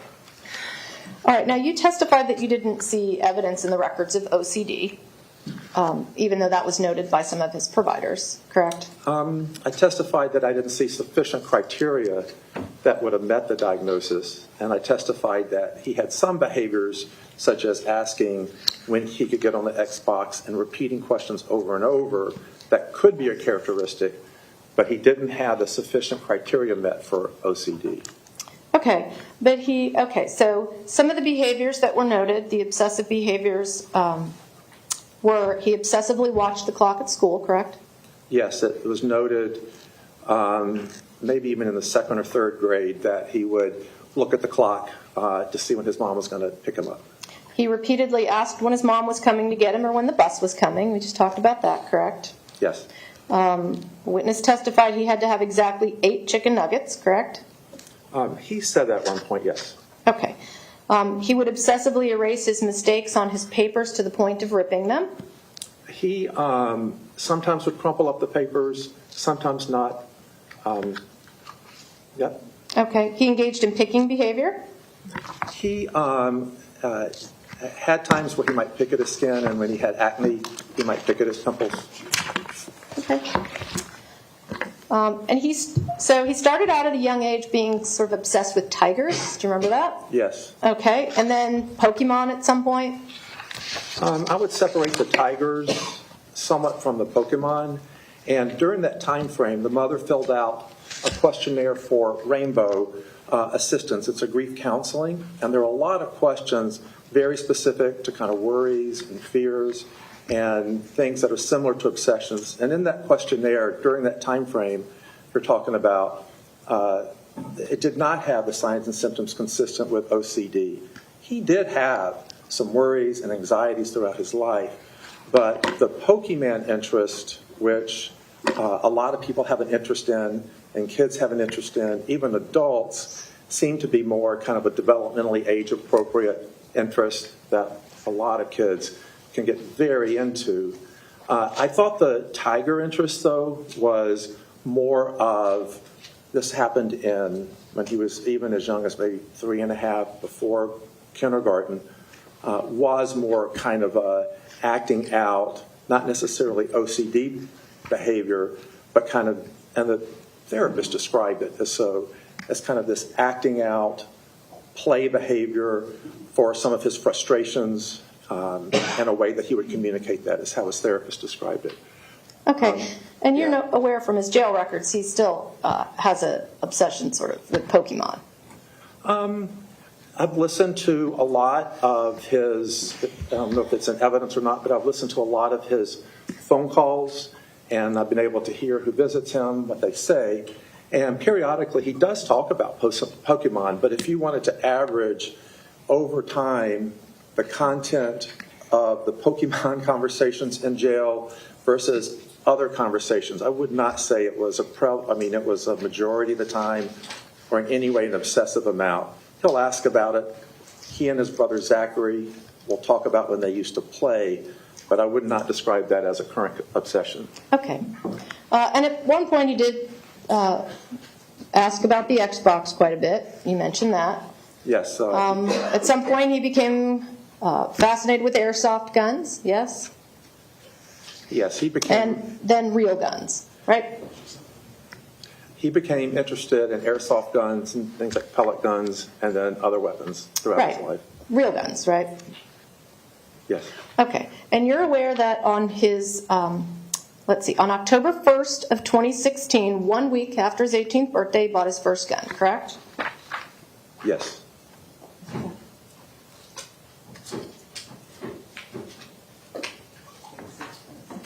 It's fine. Okay. October 1st, 2016, buys his first gun. 1 week after his 18th birthday, yes? That's correct. Okay. 3 days after he was evaluated for a possible Baker Act, correct? He had an evaluation on the 26th and on the 28th with different evaluators. Okay. And during that process, the Department of Children and Families designated him a vulnerable adult due to mental illness. Do you remember seeing that? I certainly remember that being mentioned, and then they opined that he did not meet the criteria for involuntary commitment to a hospital. Right. So it was actually his school social worker that wanted to Baker Act him. Do you remember that? Yes. Okay. And the rules of the school board would not allow her to do that. It had to be the school resource officer, correct? I don't know the rules of the school system, but I do know that she expressed concern. Right. Well, are you aware that the only person that can Baker Act from a school is the school resource officer, and he chose not to? I'm aware, as with most schools, that involuntary commitment of a child or adolescent typically is done by the school resource officer, but I haven't seen testimony on his statement about his decision one way or the other. Okay. Are you aware that the psychiatrist that he was seeing at Cross Creek advised against him being placed in JROTC when he got to Marjorie Stoneman Douglas High School? Yes, that was Norma Ortiz. Okay. And she did recommend against that. And are you aware that he was removed from marksmanship because the JROTC instructor was concerned with him having access to any weapons? Yes, this happened after he attacked a fellow student, and then he subsequently, the JRTC didn't think that was an appropriate class for him. Okay, and while we're talking about that, let's talk about the, what I think you called it the ASVAB. It's the military entrance test, correct? And you showed a clip where you were talking to him about it. Where he came up with 3 questions? Yeah. Where he wrote 3 questions? Yes. Okay, and are these the questions? Yes. Okay, and I think you testified he was able to write 3 questions that he knew the answer to. Yes? Pretty much, yep. Okay, but he didn't get 2 out of the 3 correct, right? He couldn't answer the last one, and the first one he said hydrogen and helium is the water molecule, correct? Well, the question has the answer. What is a molecule of water? And then you're right. He did say for the H, hydrogen and helium, but I didn't ask him what the O could stand for in the periodic table. Okay, and he told you that these are the simple questions. Yes? Yeah, these are questions that he came up with on his own on the spot. Okay. Now, you're aware that the minimum score to pass the ASVAB is 31. I think it depends on the year, but I think that's the cutoff. Okay, and he scored a 15, correct? Yes. Okay.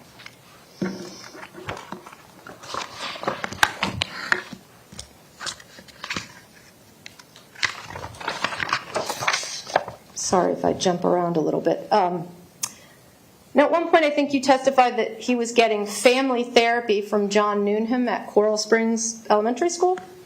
To the extent that it involved counseling and also advice to the mom. So the mom is part of the family, yes. Okay. And are you aware that he testified that he does not actually provide therapy, and that there's a big distinction between therapy and what he does? He does counseling to help with academic progress. I'm aware of that, but I'm also aware of his actual clinical notes that talked about gathering information and working with the family. Okay. Now, you testified that Nikolas's mother took him for a neurology exam, Yes, and that was in 2013, correct? yes, That was Dr. Brad Dejani? correct. And I think you testified that his gross neurological signs were normal. Yes? I'd have to double check if I said gross neurologic sign or not. Okay. But his neurology exam was, there was no critical or worrisome finding he found. Okay.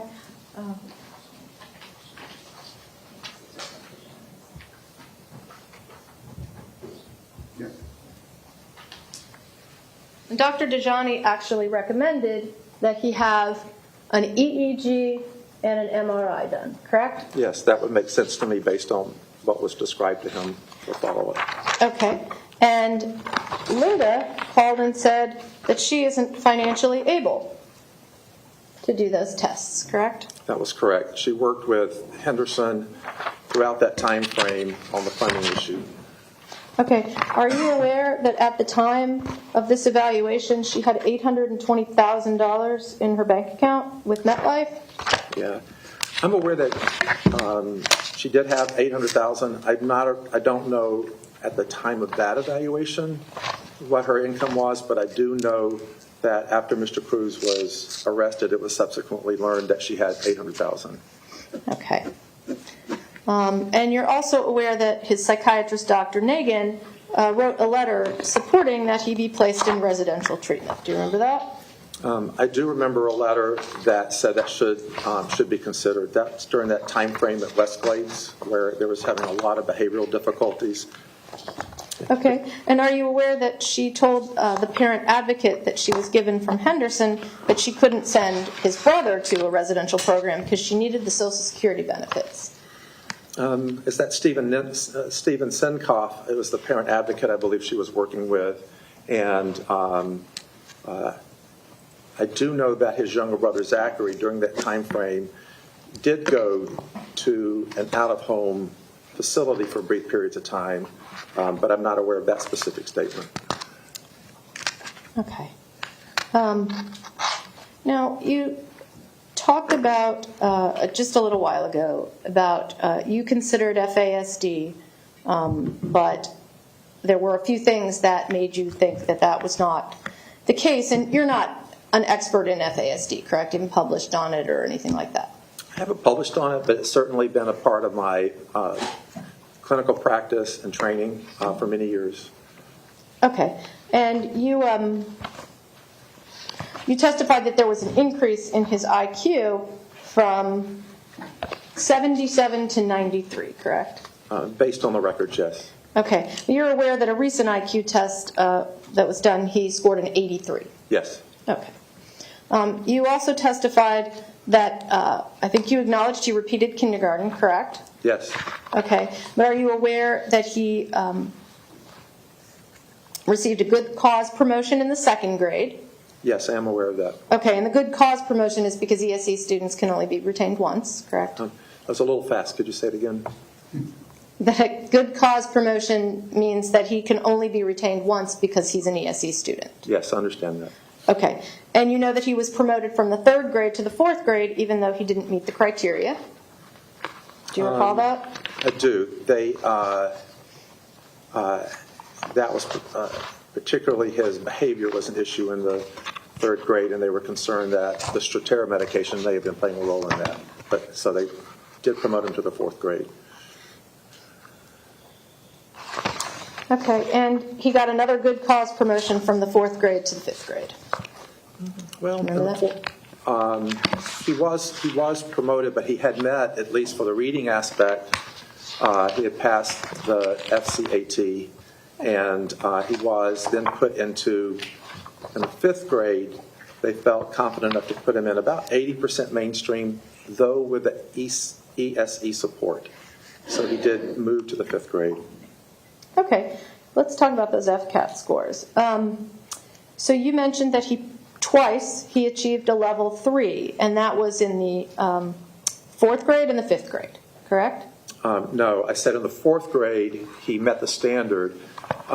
In the 5th grade, he had conference forms not related to the FCAT, but related to the teacher's impression of how he was doing academically, which said he met or was above standard. So, but not the FCAT for the 5th grade, but more the teacher's assessment of his performance. In the 4th grade, it was the FCAT for passing the English part. Okay.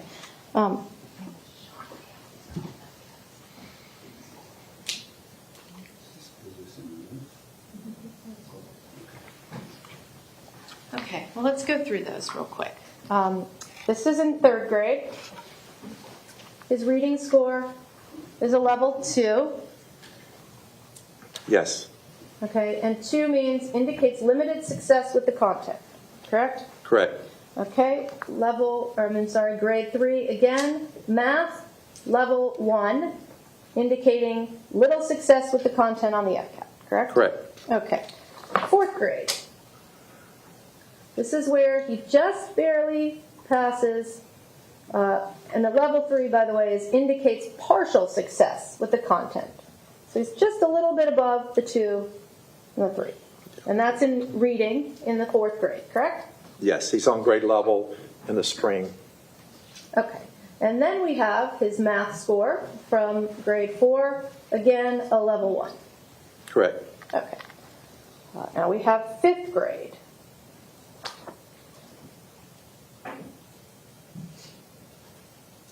Science, he got a level 2, correct? Yes. Okay. 5th grade. This is where his reading, he did get a level 3 in the 5th grade, correct? Yes. And then in math, he got a level 2 in the 5th grade. Yes. Okay. And he had been in a cluster class for the 5th grade, correct? Part of the time. Okay. Now, you also said something, I think, about plateauing as a teenager. Now, so in the 5th grade, he was, let's see what year that was. He would have been 13 years old, correct? If it's 2011? It depends on what part of the year, because Yeah, he had a I know. September birthday. Okay. And so you just have to calculate. So he was born in 1998. So what year are you asking about?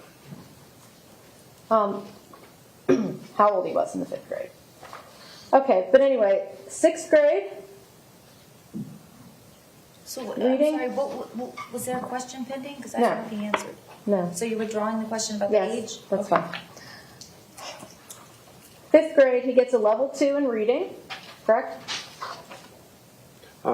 Yes. 6th grade, and then 6th grade, level 1 in math. Yep, And all these 1 are- is an inadequate level of success, 2 is below satisfactory. Yeah, Correct? which contrasted to his actual school performance in the 5th grade, where throughout the year on his tests and scores, consistently he was at or above the reading level. This is once every year or two achievement test where he would score low, but his actual performance in class, particularly in the 5th grade, was repeatedly at or above level. But you're right, when he would take this annual test or by every 2-year test, he had varying performances. Okay, and then again, 7th grade, level 2 for reading, and level 1 for math. Correct? Yes. Okay. And he didn't take the FCATs in the 8th grade because he was at Cross Creek and they don't take. Is that right? I did not find the 8th grade FCATs. Okay. He did, though, as far as the progression, make the honor roll and make all A's and B's throughout the year. Okay, well, we'll talk about Cross Creek in just a minute. Now, his grades were not good at Westglades Middle School, correct? Not for the most part, that's correct. And his behavior was not good at Westglades? I would disagree with part of that. If you look at the first 6 months of his 6th grade, they described that his behavior was fairly good and had improved, but then it changed towards the second half of the 6th grade year. Okay, and that was actually a few weeks after his mother took him off the risperidone, correct? It was, and then they changed to another medicine called clonidine. Okay.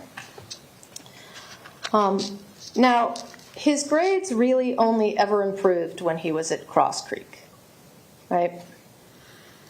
I disagree with that. If you look at his off-campus learning center grades when he was sort of independent, but having completely on his own as he got older to go in and take the test, he oftentimes scored very well, if not 100% on some of the exams. So this is when he's older, and that's that issue of the trajectory of did he do better academically over time. So in school, I think overall he did better in a structured program such as Cross Creek. But even in the third grade when he had a structured program, he did not do particularly well then. So it wasn't 100%, but I do think the structure helped show what he could achieve. Okay. Now, at Cross Creek, he was actually working in some classes at an elementary school level curriculum, correct? It would depend on the class. Okay. Are you aware that his teacher in deposition specifically mentioned that he had decoding issues, which is something they teach in the first grade? Which teacher was that? That was Miss Belargin. Yeah, that he had in some areas decoding, but he certainly wasn't being taught at a third grade level overall. He might have made some errors in certain aspects, but his performance was on overall and honor roll and not described at the third grade. In fact, it was so good that the team, when they organized his IEP, agreed that he could then go to Marjorie Stoneman and we try to mainstream him. Okay. Well, let's talk about that. Are you aware that Jessica DiCarlo, the IEP specialist at MSD, expressed a concern to the administration about him coming to the school? Yes. Are you aware that the Cross Creek family counselor, although he met criteria, indicated she did not believe he was ready for mainstreaming? Yes. And are you aware that Tara Bone, an ESE specialist at MSD, told the MSD administration he didn't belong at the school and was told to stay in her lane? Oh, she was told, you're saying, to stay in her lane? Yes. Are you aware of that? I'm aware that she may have had a disagreement. I don't remember the stay in the lane comment exactly, but I do remember she was told she had the concern. Okay. And in fact, his grades, by the first full year at MSD, he was failing most of his classes. When you say first full year, are you talking about 11th grade? 11th grade. Right. First quarter, he was failing most of his classes. Is that correct? Oh, yeah. There was, after his breakup with a girlfriend in August of 2016, there was a complete change in his participation and academic performance. It was dramatic. Okay. Now, let's go back for just a minute because I want to talk about Cross Creek for a minute. Cross Creek, they have small class sizes, correct? Yes. Small student-to-teacher ratio. Yes. Okay. Lots of structure and supervision. Yes. A therapeutic environment. Yes, there were counselors there. Yes. Medication management by the staff. Yes, so his medicines to make, he could get on site, which means that enhanced compliance of taking his medicine. Okay. And during his time at Cross Creek, he had 3 referrals in the first semester, correct? Yes. Okay. But only 1 referral, and that was a bus referral in the 9th grade, his 1 full year at Cross Creek. Yes. Okay. And that's compared to his 63 referrals at West Glades. Yes, it was a dramatic difference. Okay. And while he was at Cross Creek, he also had services at home with Henderson, correct? He had a case manager. He had that at West Glades too, but he also had it at Cross Creek. Okay, he had a therapist from Henderson. Yes. And he had, well, his mother had a parent advocate, correct? Yes, Stephen. Okay.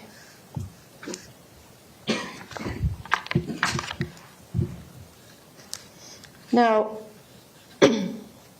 when he goes to Marjorie Stoneman Douglas High School, at some point, all of the Henderson services go away, correct?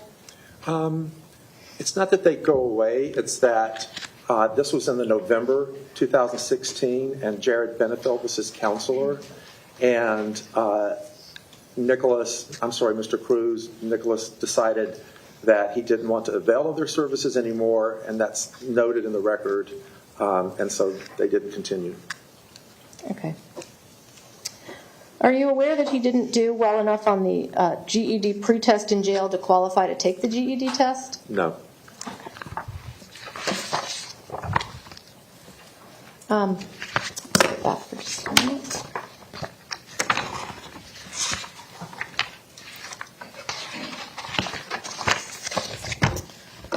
All right. I think you mentioned a couple times he had a job at Dollar Tree, correct? Yes. Okay. And he told you actually in the interview he tried first McDonald's, Publix, CVS, Target, and movie theaters, but no one would hire him, correct? Yes, and he added that someone did offer him a job at a gun shop, but he was employed at Dollar instead. Okay. And Linda filled out his application at the Dollar Tree, Yes. correct? Okay. And she coordinated his schedule for him?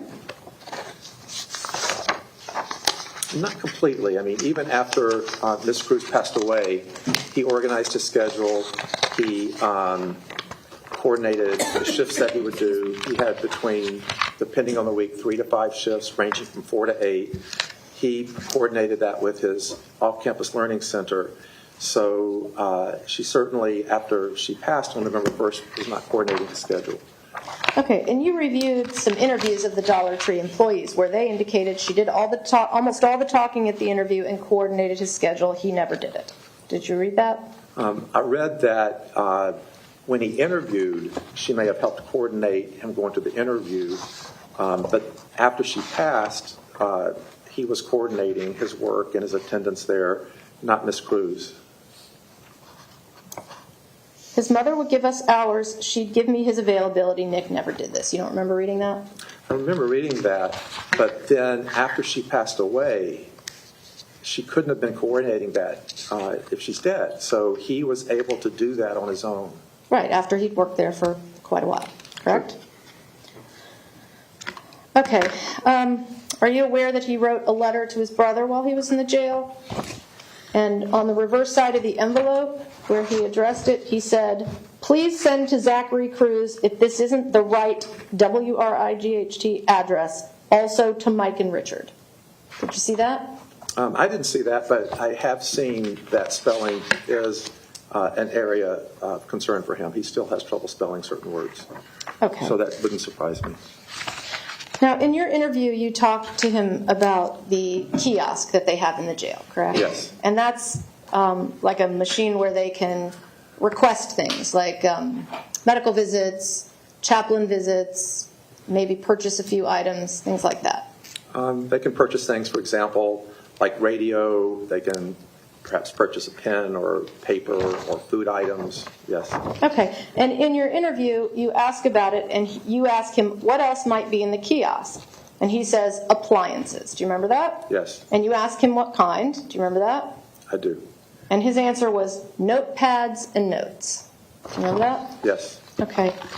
And in fact, he's asked the kiosk, "I want to say I'm sorry for being anxious, and I do apologize. Please forgive me."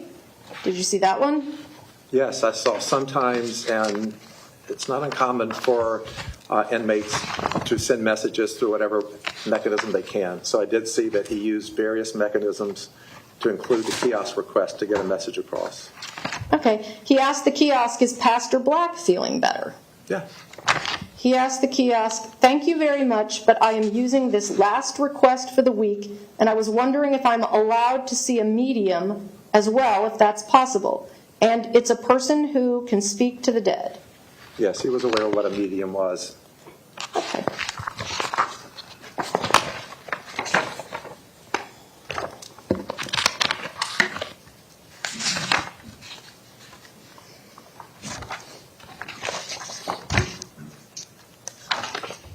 All right, you talked about how he planned out this crime and all these things he took into account in terms of how well planned out this crime is. Okay? I'm going to ask you if you are aware of certain things. He told a bunch of people he was going to do it before he did it. Yes.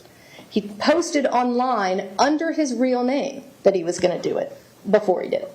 Yes, His mom drove him to buy the gun that he used. she did, about a year before. He took an Uber pool to get to the school. Yes, and he was the sole person in the car. He carried his gun in a Cabela's rifle bag 140 yards across the school lawn. Yes, He showed up with an unloaded rifle. he did. He never opened any classroom doors. Not with a handle, but he broke through the window. He didn't open the unlocked windows in the teacher's lounge. Not, I don't know if he was successful in opening the unlocked windows, though there may have, from the positioning of the window handles, may have been an attempt. He didn't take his gun outside with him.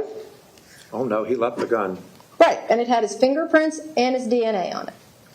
Correct? Yes, presumably, yes. He lingered around at the Walmart and then the McDonald's. He did. He was arrested with $350 in his pocket, but he didn't buy new clothes to disguise himself at Walmart, did he? You mean after the offense, because he had the disguise before. But Yes, he didn't buy new clothes to get out of that red polo shirt, did he? No. Maroon. No, he didn't. He left his phone behind in the 1200 building, so he couldn't call for an Uber to take him away. He either left it or lost it, but it was left behind. Okay. And he didn't call for a cab to take him away, even though he had a bunch of money in his pocket. No. Okay. I want to talk about some other things he told you about the crime in your interview that we know are not true. He told you that he sighted in the rifle on February 13th of 2018 or into the morning hours and practiced the night before, right? He did say that at one point, yes. Okay. And you're aware that James Sneed testified under oath that Nikolas never shot real guns at their house? That was his testimony. Okay. But I'm not sure if the testimony clarified the difference between sighting versus actually shooting the gun. So practicing with a gun and the recoil may be different than actually shooting the gun. He told you he shot a girl who was crawling in the hallway in the back. That's not true, right? I don't know. I'd have to double check with the autopsy photos if there were any people shot in the back. He told you that he told Peter Wang to run. That's not true, right? I don't know if we know that one way or the other. He told you that there was a security guard in the hallway that gave him a dirty look. That's not true, right? I don't know if we know that one way or the other. He told you he showed mercy to 3 girls, then they gave him dirty looks, so he shot them. Not true, right? We have no way of knowing if that was true or not. It could have been true. It could have been his interpretation. Okay. You talked some about his internet searches, correct? Yes. Okay. And at one point in your interview, he told you, I was trying to figure out what was wrong with me. I was looking at mental disorders, why I wanted to do things normal people wouldn't do, right? Yes. You're aware that on 1/30/18 he searched for why am I isolating myself? Yes. On 1/25/18 he searched for group therapy relationship, group therapy, and group therapy session. Yes. On 1/16/18 he did YouTube searches for why can't I feel emotions anymore, why can't I cry, Tom and Jerry suicidal, and dead inside. Yes. On 1/17/18 he searched kill myself, suicide, jumping off building, sleeping pills suicide, sleeping pills for sale, helium suicide. Yes. And on 1/19/18 he searched what's making go crazy, mental health. What was that last part? What's making what? It's what's making go crazy or what's making me go crazy, I'm not sure. Okay, yes, I did read that. Okay.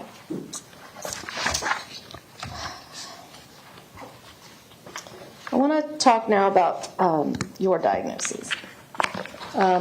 You testified that he malingered symptoms on the MMPI, the PAI, and the TSI-2. That was Dr. Denny, the psychologist who scored the testing findings, yes. Okay.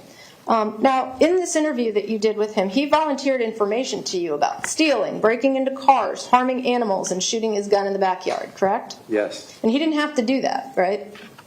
No. It's interesting with antisocial personality disorders, oftentimes they will boast or give details about information that actually can be detrimental to them, but it's part of their personality and they describe it, and they even get attention for it. But he did not have to tell me those things. Okay. And that would not have helped him achieve any secondary gain, correct? It depends on, what you define as secondary gain in his circumstances. Okay. Now, you're aware that in making the diagnosis of ARND, Dr. Ken Jones didn't rely in any way upon any of Nikolas's self-reported symptoms. Yes, I'm aware that he used his own evaluation method for diagnosing ARDD and also its relationship to the crime. Okay. I think you talked briefly about personality disorders generally. There's a section before you get to them in the DSM that talks about personality disorders generally, correct? Yes. Okay, and these are criteria that should be applied when diagnosing any personality disorder, correct? Are you talking about the pre-section? I'm talking about page 735 in the TR. Okay. Well, 734 carrying over to 735. Okay. Criteria E says, and the enduring pattern is not better explained as a manifestation of another mental disorder, correct? Yes. Criteria F says the enduring pattern is not attributable to the physiological effects of a substance or another medical condition. Yes. Okay. And ARND is a medical condition, correct? Well, there's some published literature that has some controversy about it depending on how it's defined. For example, how many drinks is required per month. There's different diagnostic criteria. It has been deemed a complex medical condition, but again, at the same time, even the CDC has been critical of the Institute of Medicine's definition of ARND. And so I would say, it depends on the criteria used. The important part, though, and I appreciate, because we can have a conversation about that part, is even if you completely come to the conclusion that he had an alcohol-related neurodevelopmental disorder, the important part of this definition here is the behavior in question better accounted for?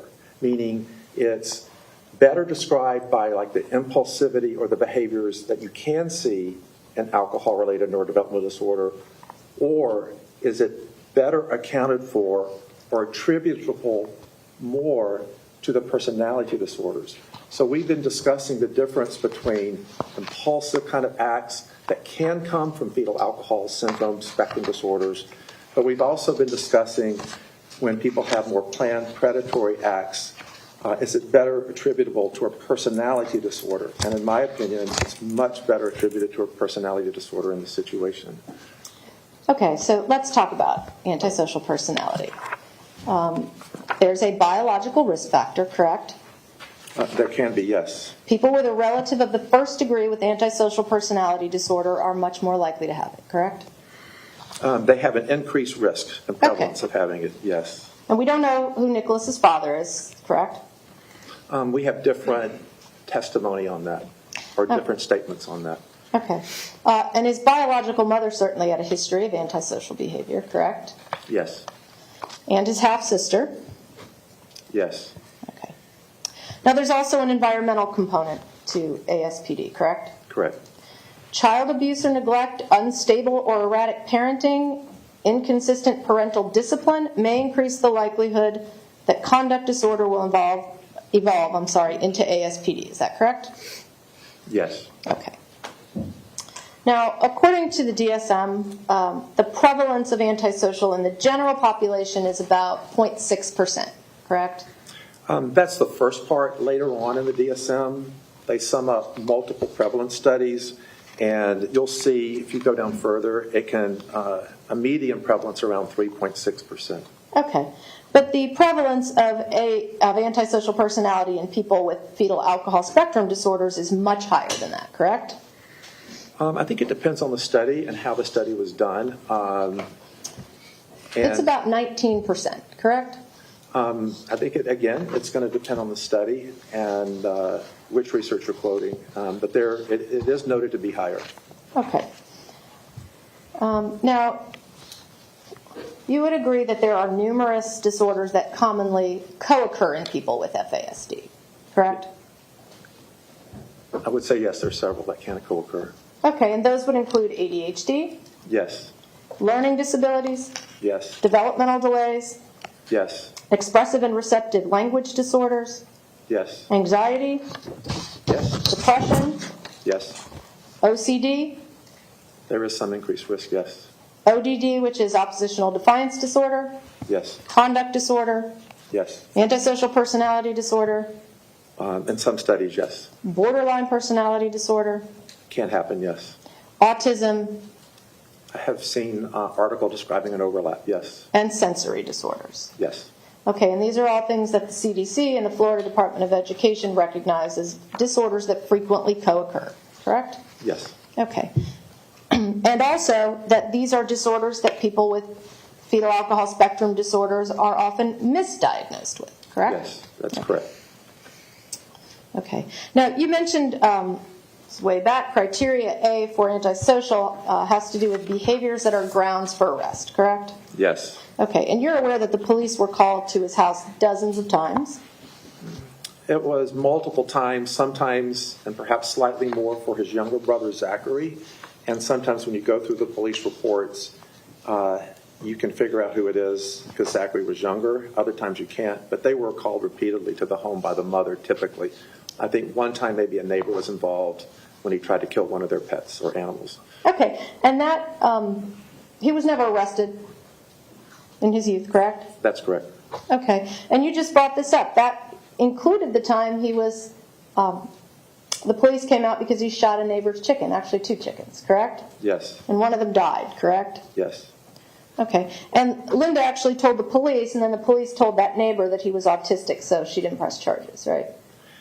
Well, Linda didn't press charges. The neighbor didn't Right. press charges. And then Nikolas also told me that he was he lied to the officer and told him that he was just shooting at lamppost and didn't mean to hit the chicken when he really did. Okay. Now, you also mentioned some incidents of domestic violence against his mother, correct? I mentioned when he hit her on 2 occasions, or maybe 3. Okay. He wasn't arrested for that either, correct?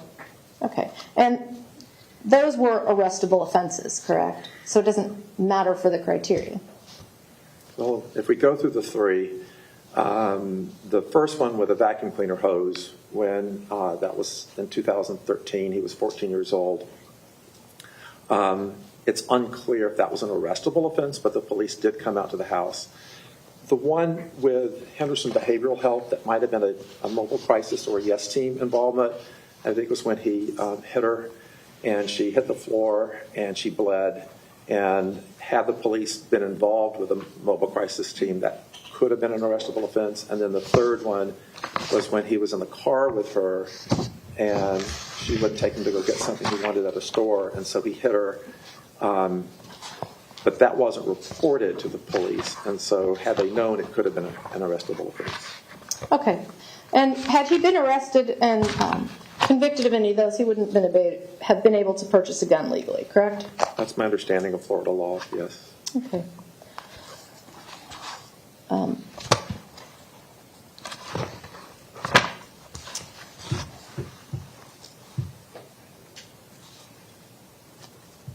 Now, you testified, hold on. Sorry. Now, you talked about the sexually deviant behavior, and that is actually, according to the CDC, consistent with antisocial personality disorder, correct? I would say that people with antisocial personality disorder have an increased risk of having sexually deviant behaviors. For example, rapists, for example, that Most people would think that would be sexually deviant behavior, and there's a higher percentage amongst men who either violently rape against women or have those kind of activities of having antisocial personality disorder. So there is that overlap. Okay. And in fact, the CDC says people with FASDs are at higher risk for showing inappropriate sexual behavior. Inappropriate sexual behaviors increase slightly with age from 39% in children, 48% in adolescents, and 52% in adults with FASD, correct? And that comment's important because I've worked with a lot of kids into adulthood with developmental disabilities.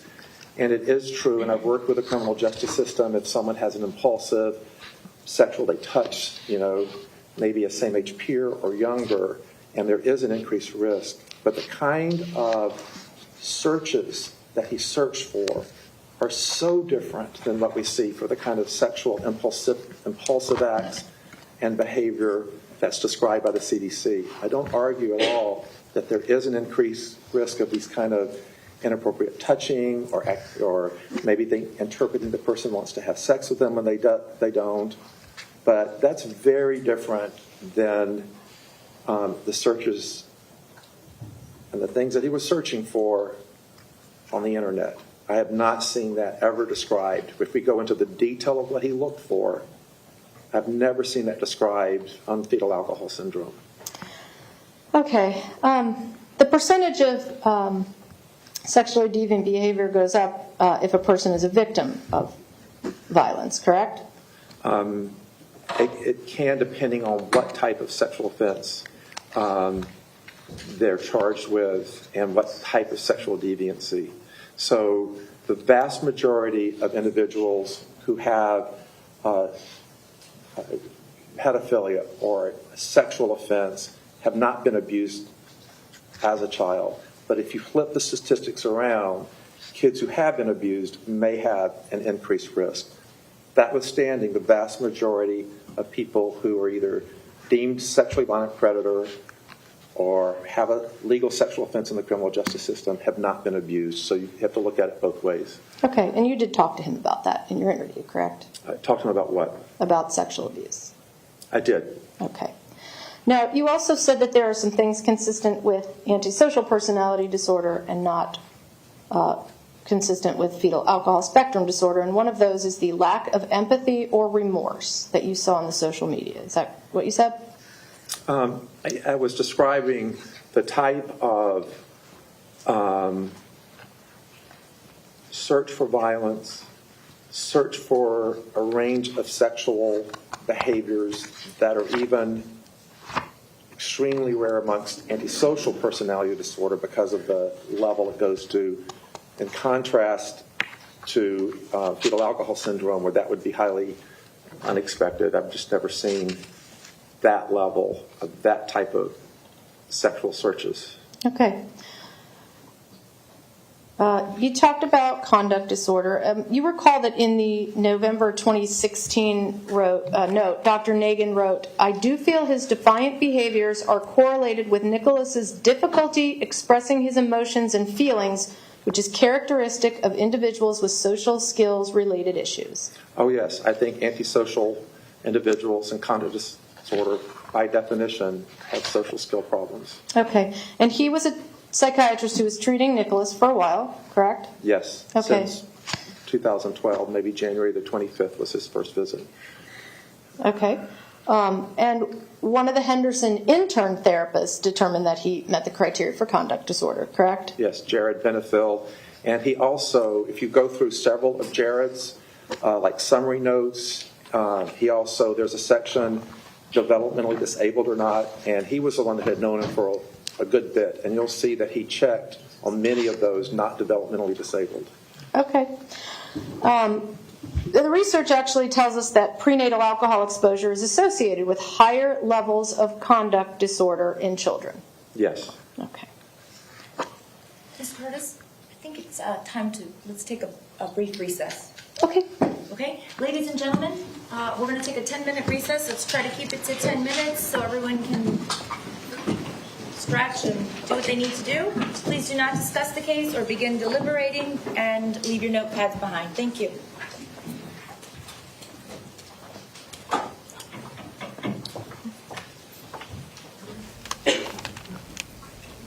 So this is the the defense's cross-examination of the state's rebuttal witness, this doctor who has tried to paint the picture of the defendant as knowing what he was doing, having a good memory, having borderline personality disorder, as opposed to these gross mental deficiencies.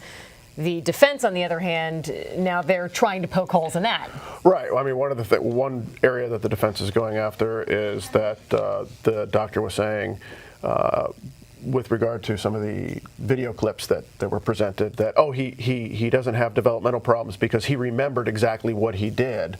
And then the defense went through and say, well, when you said that, you realize that was a lie. And his answer was, we don't know whether it's true or not. But on direct examination, he seemed to be saying as if it were true. So that's a little bit damaging to his testimony.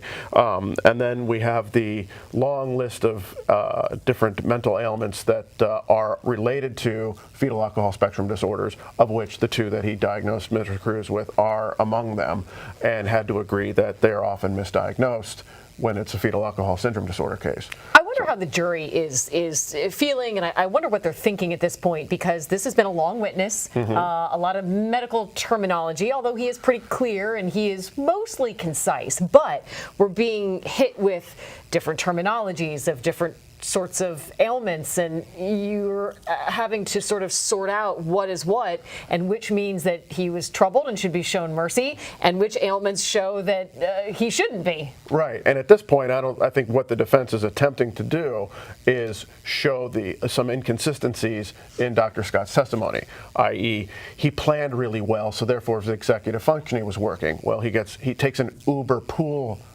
car, so there is a very good possibility that he might not have been the only person. He was, but he might not have been the only person. He gets out of the car. The guard recognizes him immediately as, quote, the crazy kid. He's carrying an obvious gun bag. So when you look at it that way, in contrast to the way the doctor testified about direct examination, it's not as sophisticatedly planned as he might have let it on to believe. It's not unplanned. I'm not saying that. He still lied about the fact that he told the Uber driver, hey, listen, I'm going to guitar music class right. or whatever. But it's still a discrepancy between the way it was presented on direct examination and the way it's being portrayed in cross-examination, and that's something that just might land with the jury. There is a lot to take in, and I think that's probably one of the reasons why the judge decided to take a break, a 10-minute break. Yeah. It's a couple of hours after lunch. People might be getting sleepy. Yeah, post-lunch bathroom break. That's exactly right. They say a 10-minute break. We're going to take a break as well, and we'll be back as soon as court is back in session.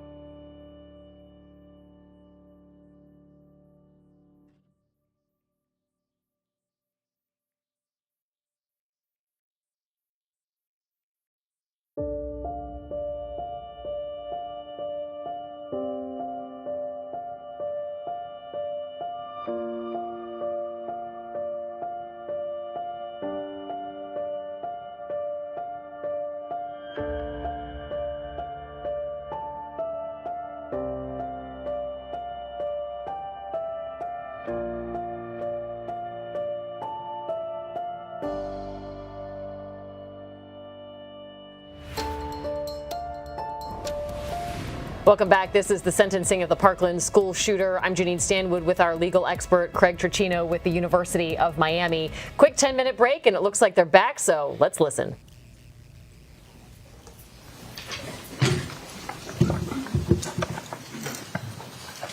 Okay, the jurors are present. Everyone else may be seated. Ms. Curtis, whenever you're ready, you may continue. Okay. I want to go back just to a couple of things that you said earlier, and then I'll pick up where I left off. You indicated that when we were talking about his counselor, John Newnham, and the distinction between whether it's therapy or just counseling for academic services, and you talked about reviewing his clinical notes, correct? Okay, because we have 8,000 or more pages of school records, and there were no clinical notes from John Newnham in there. The school notes and his testimony, which he described what he did. Okay. Now, you also testified about the animal behavior when he was a child, and that was because of maybe a communication issue or his way of coping and communicating? You have to be more specific. When the acting like a tiger. Yes, he was evaluated when he was young. I think that was even before he went into tutor time and early on. And they did describe, one of the descriptions was it may be acting out his animal fantasy to share kind of his frustrations. One of the therapists or evaluators noted that. Okay. And that actually continued until he was an adolescent and even into adulthood, correct? Oh, I wouldn't say not in any way. I disagree with that strongly in the way that might imply. In actual fact, after about 5 weeks or so, when he got changed into a different classroom when he was young, they noted that behavior dissipated. There were some isolated notes when you go through the school records in the context of him usually acting out where he might make an animal sound or something, but certainly not what you saw with the pervasiveness of when he was 2-3 years old. Okay. And in her notes just before his transfer to Cross Creek, Linda wrote, he makes animal sounds since he was little, sometimes walks around the house on hands and feet pretending to be an animal. And this is when he's 15 years old, correct? Right, and the important thing about that was the school, he has counselors at West Glades, he has evaluators, he has Ms. Yan and others who are documenting almost, I wouldn't say weekly, but frequently his behaviors. And what his mother described that was happening is very different from what other people observed. But she also reported other things about him that actually weren't accurate either. So she did describe that to the school, but that level and that type of behavior wasn't observed in the way that she described it. Okay. You listen to his jail calls, correct? Yes. Okay, and every once in a while he'll just start meowing on the jail calls, correct? I did listen. Hold on, let him answer, please. Okay. I did listen to the jail calls. There are times, and it almost seems humorous, the other party will laugh. And I probably listened to, 100 plus calls. It's pretty rare. I wouldn't say that he is bursting out in animal sounds routinely. Every now and then, sometimes it happens when the caller on the other side might have stepped away or be distracted. He'll make a noise to catch their attention. That was one call. But it is very, very different than what was described when he was younger. And they'll giggle and laugh about it. It's a humorous thing, not a mental illness thing, if you actually go through the calls. Okay. You talked a minute ago about the lack of remorse and what you saw on the social media. But lack of empathy and difficulty understanding people's emotions are associated with fetal alcohol spectrum disorder, according to the research, correct? They can be, to some degree. Okay. Now, we also talked about he received this diagnosis of conduct disorder, but at one point Jared Bienenfeld also diagnosed him with persistent mood disorder. Yes, so he had 2 or 3 different diagnoses over the time. The one that was most consistent was conduct disorder, but he also thought at times he had problems with his mood. Okay. And throughout the years, Nikolas has been diagnosed with oppositional defiant disorder? There were some occasions, I wouldn't say throughout the years, but it was noted in some of the earlier records. Okay. Disruptive behavior disorder? Yes. Impulse control disorder? There was one note that described that. Okay. And those are in the same class as conduct disorders, correct? They're in the same chapter in the DSM for, to say broadly, behavioral disorders, but they oftentimes go along with conduct disorder, yes. Okay. But also, at some point, he was diagnosed with unspecified anxiety disorder. Yes, this was around the time of the 3rd grade. They were concerned, again, that the medication may have played a role with some of his anxieties and worries, and so he was on a stimulant and a non-stimulant, and so they decreased that. The Concerta, in particular, they were concerned about maybe causing some of the anxiety, so that was noted too in the records. Okay, he's been diagnosed with other persistent mood disorder, yes?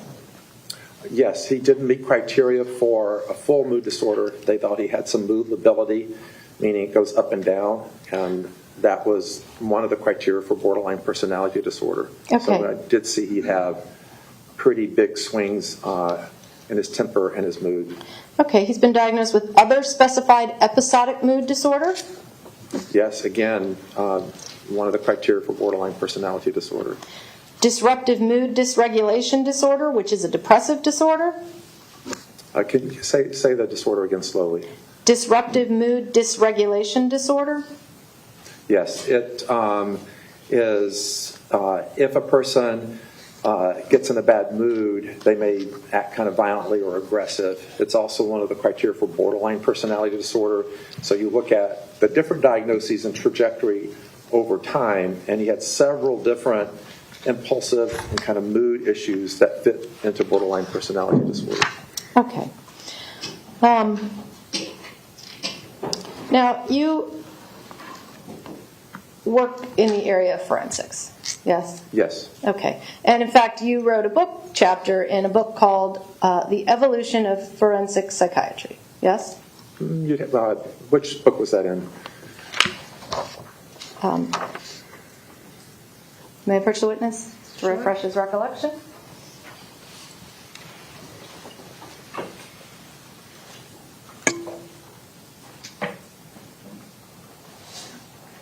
I think this is about training and training programs. Okay.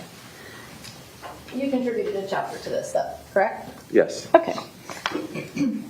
And I think you actually said, and this was last week, medicine evolves and psychiatry is a branch of medicine, so it evolves as well, correct? Yes. Okay. So I'm assuming that you keep up on the latest research and theories relevant to your work. In general, yes. Okay.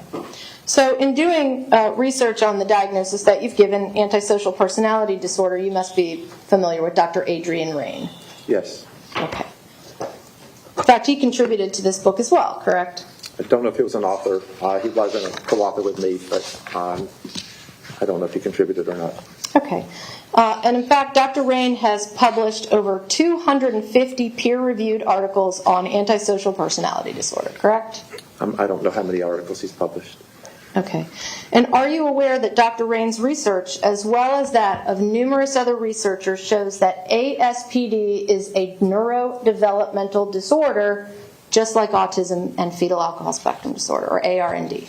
I wouldn't say it would be just like it. Obviously, it can't be just like, because fetal alcohol syndrome would have at its basis alcohol, and the other diagnoses do not. So that statement cannot be true just on the face of it. I am aware that he has done a lot of work. It's fascinating work, by the way, on potential biologic underpinnings of antisocial personality disorder, some of which might even be identified in children as young as 3. And he's looking at the autonomic response system, of the body. And so, yes, I'm happy to discuss his work. Okay, and in fact, since 2013, there has been a great deal of research and writing on the idea that antisocial personality disorder is actually a neurodevelopmental disorder based on the criteria that you use to determine if something is a neurodevelopmental disorder. Sure, there's been a lot of different theories and proposals. What I can tell you is the American Psychiatric Association has not adopted that, has not put that into the neurodevelopmental section of the DSM-5. And so many people have different theories about what causes someone to have criminal behavior, what causes someone to act violently. And so there's a large body of research, both biologic, psychologic, and social theory research. So some of the researchers biologically are really trying to determine, is there a part of the brain that may play a role? How young could we identify? Could we have earlier interventions if this could be identified to stop it? So Adrian Rain's work is some of the early work for even as young as 3 years old as one theory, but it has not been accepted by the American Psychiatric Association or the body of psychiatrists at this point that it is a neurodevelopmental disorder. Right, and Adrian Rain started writing on it in about 2018, correct? I would say that maybe even earlier he had some publications related to conduct disorder and its origins. Okay, and in fact there are several well-known researchers and scholars in the area of antisocial that do believe that, even if the American Psychiatric Association does not, correct? Oh yes, there are people that believe many different things. Okay. I want to talk now briefly about the borderline personality disorder you diagnosed. Would you agree with me that there is a strong genetic component to borderline personality disorder as well? I think there is an increased genetic risk if you have it run in your family. Whether it's strong or not, it depends on how you define strong. I think in the DSM, let me check, says 5 times more likely. Among if you have a first-degree relative. First-degree relative, okay. There are also environmental factors that contribute to the development of borderline personality, correct? Sure. And that would be being a victim of emotional, physical, or sexual abuse, being exposed to long-term fear or distress as a child, being neglected by one or both parents, growing up with a family member with a serious mental health condition. Correct? Yes, that is true. Okay. And one of those diagnostic criteria is identity disturbance. And you said Nikolas met that criteria? Yes, in my opinion, yes. Okay. You also testified that he experienced chronic feelings of emptiness. Yes. Okay. The diagnostic features also discuss co-occurring painful feelings of aloneness. Yes, that can happen, certainly. Okay. Then the hallmark symptom of borderline personality disorder is the fear of abandonment, correct? It is one of the symptoms, and it's characteristic of many people with borderline, but it's not the only symptom. So it's one of the 9 symptoms. Okay.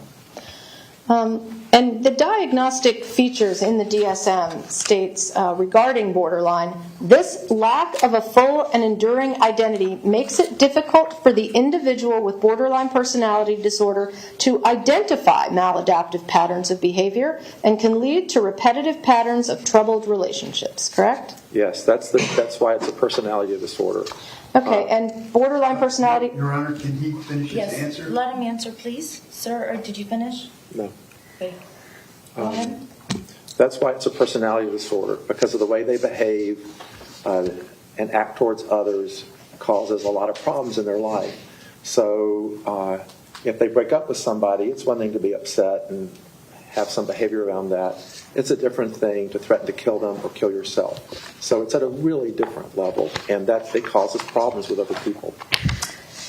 Okay, and people with borderline personality disorder have a high rate of psychiatric hospitalization, correct? I would say they have a higher rate, obviously, than the general population, and oftentimes because they have suicidal threats, they may not go through with them or don't go through with them, but they may have gestures like cutting on their their arm or their leg, people get worried about them, and then they go and they have a brief hospitalization. Okay. Now, you listened, you said, to jail visits and jail calls, correct? Yes. Okay. And you're aware that Nikolas has had some visits with a woman named Scarlett Lewis, who's the mother of a Sandy Hook victim, correct? Yes. And she founded the Choose Love movement, correct? You know about that? I didn't hear the last word. The Choose Love movement? Are you familiar with that? She had, in the call with him, she did sort of an interactive calming thing. Is that what you're talking about in the call? Are you saying love movement? The Choose Love movement. Oh, the Choose Love movement. Okay, that's separate from the call. Yes. Okay, and that is to create safer and more loving schools, homes, and communities through a formula of courage, gratitude, and forgiveness and compassion, correct? Yes, I was familiar with her. Okay, and she talks to him about that in those calls, correct? Yes. Okay. And they end their calls with, I love you. Oh, they do, yes. Okay. And he also talks to his brother Zachary. Yes? Sometimes. Okay. Your Honor, I'm going to object to the hearsay. Let me speak to the lawyer sidebar, please.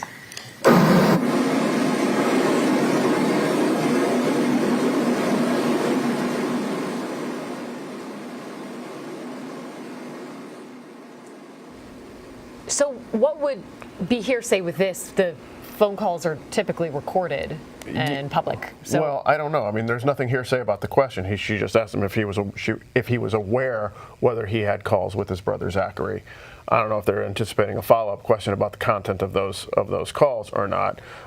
They may or may not be hearsay, depending on how they're being offered and how they're intending to be used. If they're going to be used to, attempt to impeach the knowledge base that the doctor has under which he's making his diagnosis, then it wouldn't be hearsay. Well, it seems like the doctor has knowledge of, some of these other studies that were done, like this one doctor who said that antisocial personality disorder is indeed a neurodevelopmental disorder, I guess going to the defense's claim that he was mentally impaired, that he had these issues, and this doctor on the stand said, I am aware of that, but it's not recognized by the American Journal of Yeah, I think what it's coming down to is the state's arguing that these are personality disorders which are choices, and the defense is arguing they're developmental disorders which are not. And then there's this new. The court's back. Let's listen. I've seen a reference to that in the earlier jail records, but I haven't seen documentation of it. Okay. And on the anniversary of Linda's death, 11/1/21, that's the 4-year anniversary, he did a kiosk request to send a message to his brother and to send a message to Pastor Black, correct? Yes. Okay. All right, I'm almost done. I just want to go over a few things that we know about Nikolas. He attended a specialized preschool program, typically mild, moderate disabilities such as developmental delay and language impaired students, taught by an ESE certified teacher with a paraprofessional, correct? Oh, absolutely, yes. Okay, he's had an IEP since he was 3 years old. His first one was when he was about 3 years, 5 months or so, yeah. He was diagnosed with a language disorder as recently as last year. By whom? By an SLP, a trained speech and language pathologist. I didn't see one associated with a school, is what I was asking. I didn't see a school language pathologist that had diagnosed him in the last year. Okay, well, it wasn't part of the school records. Oh, okay. He spent most of his elementary school in a cluster class for children with emotional problems. Periodically, I would say not so much in the first grade, but by the second, third grade, he started to be more into mainstream classing and inclusion classes at a greater percent at parts. And part of the fifth grade, about 80% mainstream there. And then in West Glades, when he went, not as much in the cluster classes. So I would say not the majority, but for a significant percentage. Okay. At West Glades, they don't have cluster classes, correct? Yeah, he was in a mainstream, for the most part, class. Okay. He was medicated throughout most of his life, correct? Off and on. In middle school, he was sent to a center for kids whose emotional and behavioral disabilities manifest in their behavior, correct? Yes, that's correct. And that school provided him a highly structured environment with a lot of academic, behavioral, and mental health support. It did. And he did pretty well there, correct? Yes.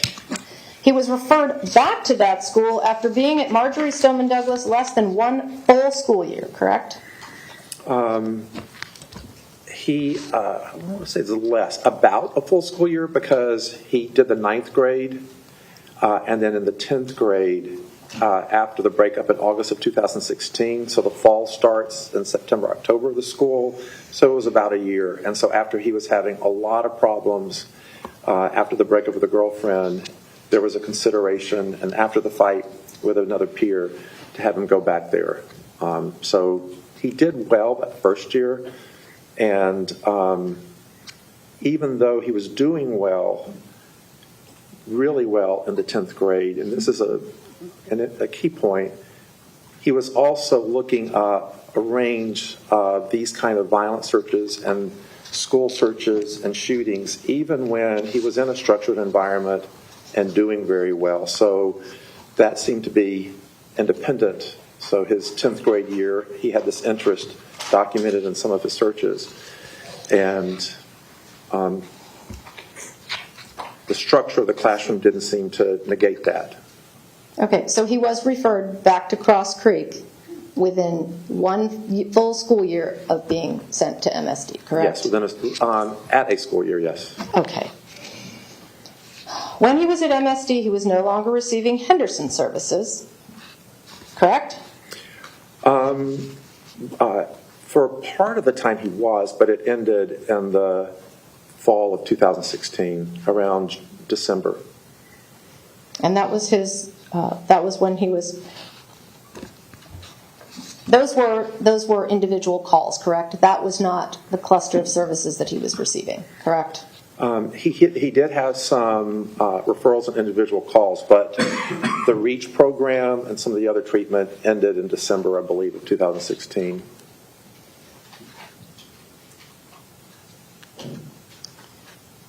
Now, you would agree with me that in the DSM-5 TR, with respect to antisocial personality disorder, there is no mention of language disorders, learning disabilities, or the need for a highly structured environment. You mean in the specific section on antisocial personality disorder? Yes, sir. That's correct. I don't see that they talk about that environment. Okay. And in your interview, you asked him about why he did this on Valentine's Day. You testified that in your direct, correct? Yes. Okay. And you asked him, you've been thinking about it for a long time. Why didn't you do it on Valentine's Day in 2017, correct? Yes. Okay. And he said, my mom was still alive. My mom was still alive. When my mom died, it was like, if my mom never died, it probably never would have happened. Correct? He did. Okay. He did I don't have any more questions. Thank you. Okay, State, do you have any other questions? No further questions. Okay, is the witness excused?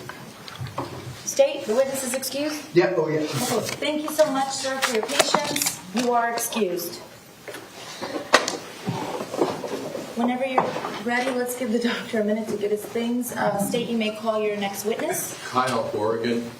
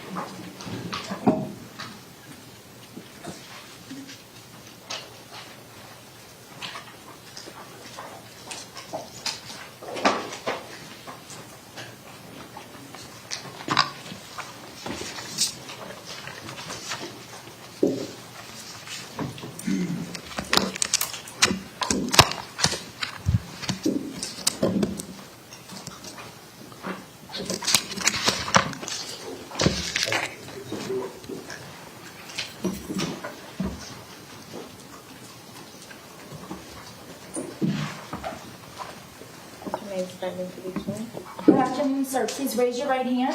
Do you solemnly swear or affirm the testimony you're about to give is the truth, the whole truth, and nothing but the truth? Yes. Thank you. You can go ahead and be seated. Please speak into the stationary microphone that's directly in front of you. Please state your full name and spell your last name for the record. Kyle James Horgan, Horrigan. And Mr. Horrigan, where did you graduate from high school? Marjorie Stoneman Douglas. In what year? 2018. And what kind of work do you do now? I'm a firefighter paramedic. Okay. Directing your attention to February 14th, 2018, were you present at the school the day of the shooting? Yes. And you weren't in the 1200 building, correct? No, sir. Okay. I'm going to take you to later in that day.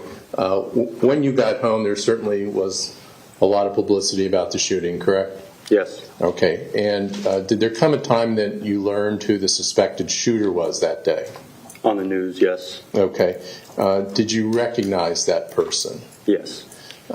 And did you have any familiarity with him at the school at some point? Did you know him from the school? I'd seen him around, but I've never spoke to him. Okay. But did you know who he was? I heard of him, but not personally, no. Okay. Did there ever come a time in September of 2016 that you came into contact with him? I'd seen him in the hallways of school, but never. Okay. Was there anything unusual that occurred when you saw him in a hallway? Yes. And what was that? He had a backpack that had a swastika written on it, and then the words, the F word, you, and then the N word. Okay. And as a result of seeing that, did you take a picture of that? Yes. Let me show you what's been marked. It's previously been shown to the defense, States Exhibit 26M for identification. Do you recognize this photograph? Yes. And is that the picture that you were just talking about? Yes, sir. Is that the picture that you took back in September of 2016? Yes. Your Honor, at this time, the state would offer States Exhibit 26M for identification into evidence.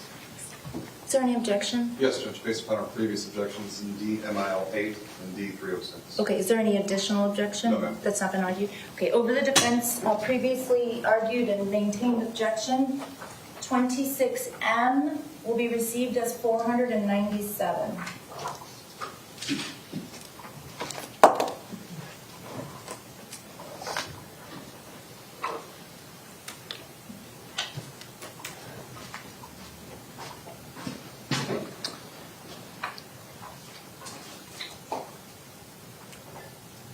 So can you tell us where you were when this picture was taken?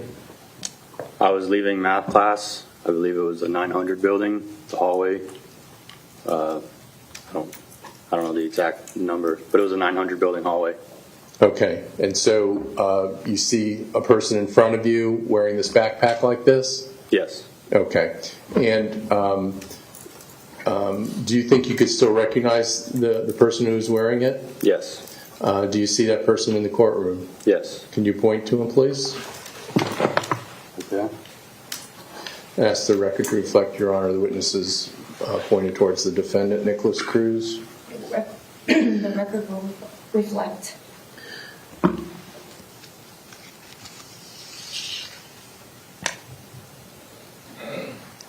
Tell us why you took the picture. Objection, relevance, Judge. Let me speak to the lawyers, please, briefly. Just 1 second, sir.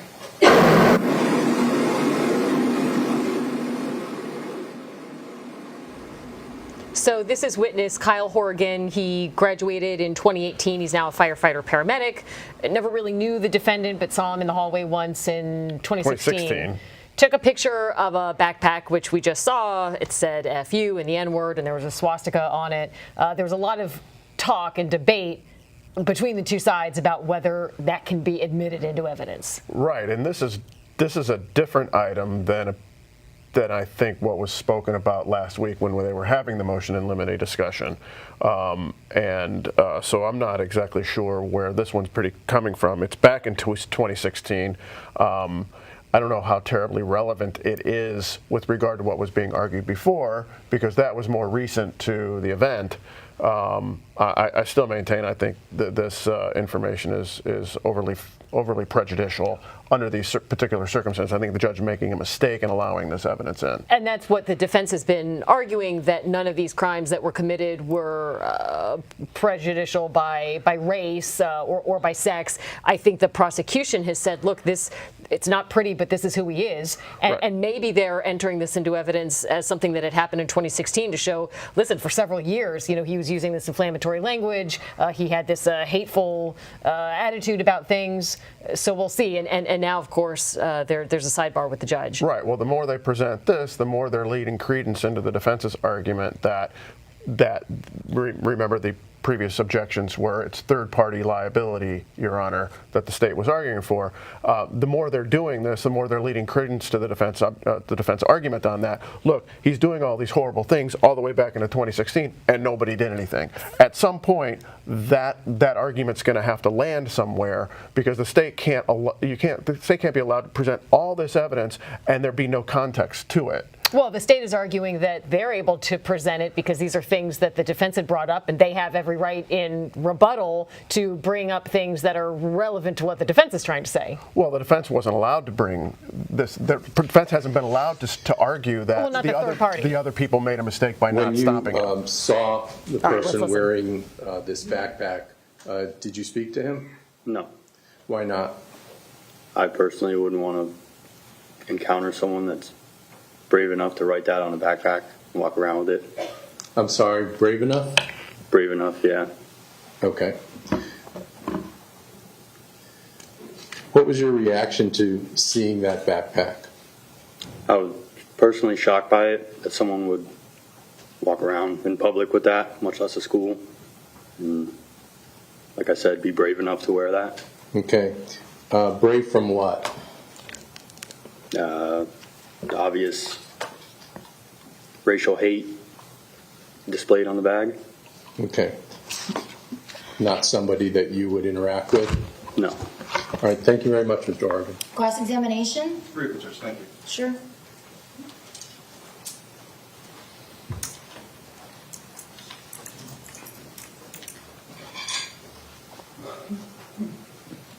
Good afternoon, Mr. Horgan. How are you doing? Good. How are you? Well, thank you. So, were you aware that the defendant is a black brother? No, not at the time. And that he would go home every day with this written on his backpack? I don't know him personally, so no. You'd agree with me, that's pretty crazy, right? Yes. Nothing further, Judge. Thank you. Okay, is there anything else for this witness? No, thank you. Okay, thank you, sir. You're excused. Thank you. State, when you're ready, you may call your next witness. Thank you, Your Honor. Sure. Dr. Robert Denny. Sure.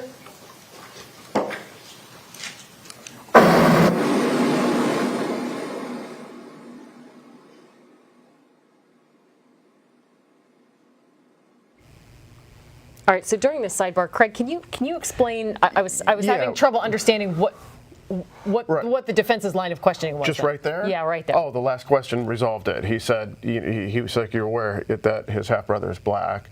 And he said, no, I don't even know the guy, so I don't know. And he said, well, he went home with that. Yeah, that's pretty crazy, right? And the witness answered yes. So they're setting up that, this is not the conduct of somebody who is a normal thinking person. Like the witness was saying, well, it's weird that he would do that with all that hatred on the backpack. Because he's a weird guy, mental incapacities, deficiencies. And the question was, it's crazy, right? And the witness answered yes. And you put that in context with he gets out of the car, and the first thing the guy at the gate says, oh, I recognize the crazy kid. Right. Right. So that's going to be an overarching theme that has been so far on that. That this is the conduct of somebody who's not mentally with it. And I think that's the back and forth that we've been hearing today. The defense is arguing he's not all there. He has these mental deficiencies. He's had them since he was in the womb. And the state has been trying to argue that he knew what he was doing. He had some executive function. He actually, in some cases, improved his sort of cognitive abilities and his grades and his function in the world. Right. But yes, and I think one of the interesting things about the testimony at the end of Dr. Scott was this discussion on whether antisocial personality disorder is developmental in nature or neurodevelopmental problem, or it's based on behavior and personality. And if it's based on personality, you heard the state asking him, it's based on choice. But if it's neurodevelopmental, then it might not be based on choice. And apparently, in the psychiatric community, there's an ongoing debate as we speak on whether antisocial personality disorder is neurodevelopmental or behavioral or personality, which leads me back to the point I was making several hours ago about launching all these different psychiatric diagnoses up, and then the defense is going to be able to argue, look, whether it's FASD or antisocial personality disorder or borderline personality disorder, it's disorder. The common letter in all those is the D, disorder. There is something significantly wrong with this man. And I think that's what attorneys on both sides have to do, because think about it, you're a juror. I don't believe there are any doctors on the jury from the descriptions that I've read. These are lay people who are listening to all sorts of acronyms and alphabets of neurological issues versus behavioral issues, and they have to determine if something is worthy of showing this defendant mercy or not. Right, and one of the I'll go back to one of the things, the risks with the state's presentation is their point of view might get lost in, for lack of a better word, the alphabet soup of all these acronyms and all these disorders and all these different psychiatric diagnoses that have been happening along his life ever since he's stepped foot into school and been evaluated by somebody. Well, whether you think that the defendant has some sort of mental illness or deficiency, or whether you think he's just a bad person, I think the state showing those videos of him speaking with the psychiatrist and at least describing what his victims looked like after he shot them, I mean, that sticks with you. That's horribly compelling stuff, and that will stick with the jury, for sure. Looks like the headsets are coming off. They had a brief sidebar, so let's take a listen. I think that this is another witness that is coming in, Kyle Horrigan, that former student. He was quick. He was just talking about the backpack issue. And this was a doctor, but I didn't catch his name when they said it. We believe that we're going to be hearing from a doctor about violence in video games and if there's a connection. So I'm not sure if this is that doctor, but we're going to listen and see what's next. Good afternoon, sir. Please raise your right hand. Do you solemnly swear or affirm the testimony you're about to give is the truth, the whole truth, and nothing but the truth? Yes, I do. Thank you, sir. You may put your hand on and be seated. And when you're seated, please speak into the stationary microphone that's directly in front of you. State your full name and spell your last name for the record. Robert L. Denny, D-E-N-N-E-Y. Okay, state your name, choir. What is your profession, Dr. Denny? I'm a clinical neuropsychologist. And where do you work? I work in, I have a part-time practice at the Citizens Memorial Hospital in Bolivar, Missouri, in the neurology department and the Missouri Memory Center.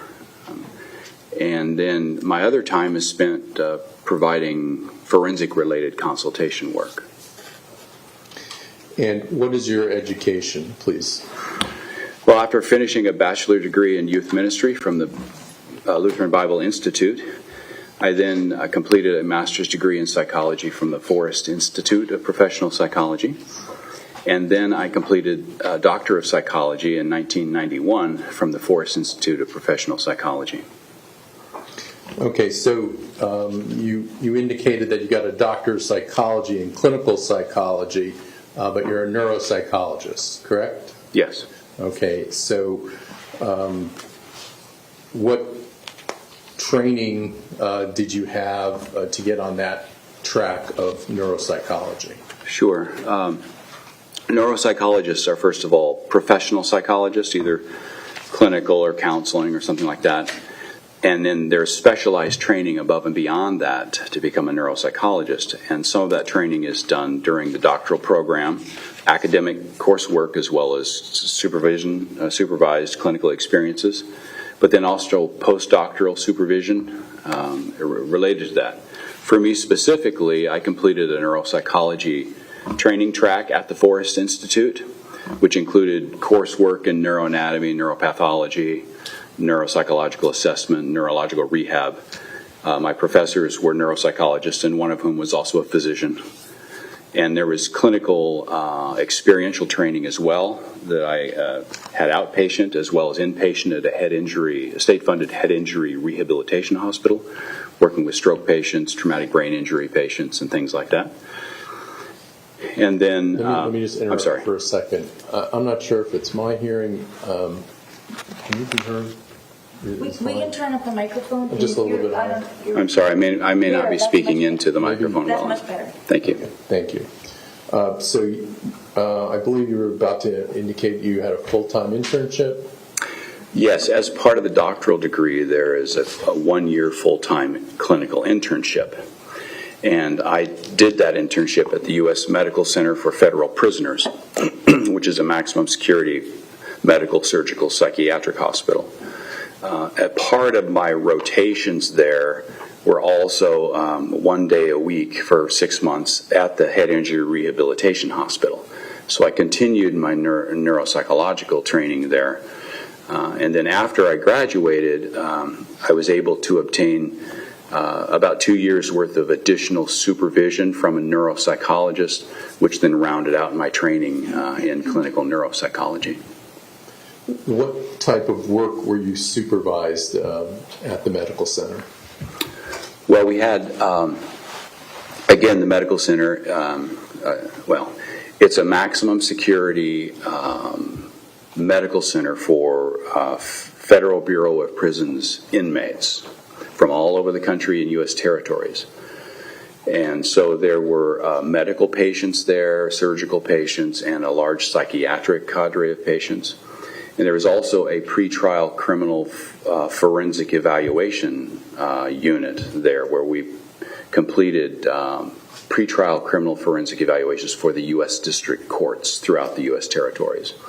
So I rotated through all of those rotations, and I was supervised by specialists in each of those areas, including a part-time rotation through what's called the work cadre portion of the U.S. Medical Center population. These are low-security inmates that were sent to do their time at the U.S. Medical Center, and they worked in electricians, cleaning, housekeeping, kitchen, that sort of thing. So it was more like a counseling type of a rotation. The rest of it was severe major mental illness, people who needed inpatient psychiatric treatment, evaluating people who were sentenced inmates who were sent to Springfield to evaluate whether or not they needed inpatient mental health treatment. And these are severe psychiatric kind of conditions, psychotic conditions. And if they needed it and consented to treatment, then we would sign them into the mental health treatment unit. If they needed it but were not competent to sign themselves in or refused, then we would pursue a civil commitment through the local court to provide treatment for them. So I received supervision and training in all of these areas. And let me flesh out a little bit the medical and surgical side. We had the largest dialysis unit in the country, even outside of prison systems. It was the largest dialysis unit. So we had a lot of dialysis. We had a cancer treatment center, surgical services, and psychologists were involved in those areas as well, providing evaluations, therapy, things like that. And so I rotated through that rotation as well. Did that include forensic psychological examinations? Yes. The pretrial forensic unit, again, where we performed evaluations for the U.S. District Courts, I was an intern there as well and rotated through that. I think it was 4 or 6 months of supervision doing those type of evaluations. And this is all a male facility? Yes. Okay. And the issues that you would address in forensic psychology, what were those issues? The most common issue we addressed was competency to stand trial or competency to proceed through the legal process. Of course, you had to evaluate whether they had a mental disease or defect, and then whether or not that mental disease or defect eliminated their ability to be competent to go through criminal proceedings, adjudication. But we also dealt with the issue of sanity. That would be like criminal responsibility. Did they understand the nature and consequences of the proceedings, or the nature, quality, and dangerousness or wrongfulness? I'm sorry, I'm mixing up my words. The nature, quality, or wrongfulness of their acts at the time they committed whatever offense they committed. We also dealt with a dangerousness issue and need for inpatient mental health treatment for pretrial defendants. And after you graduated and got your doctorate in 1991, where did you work?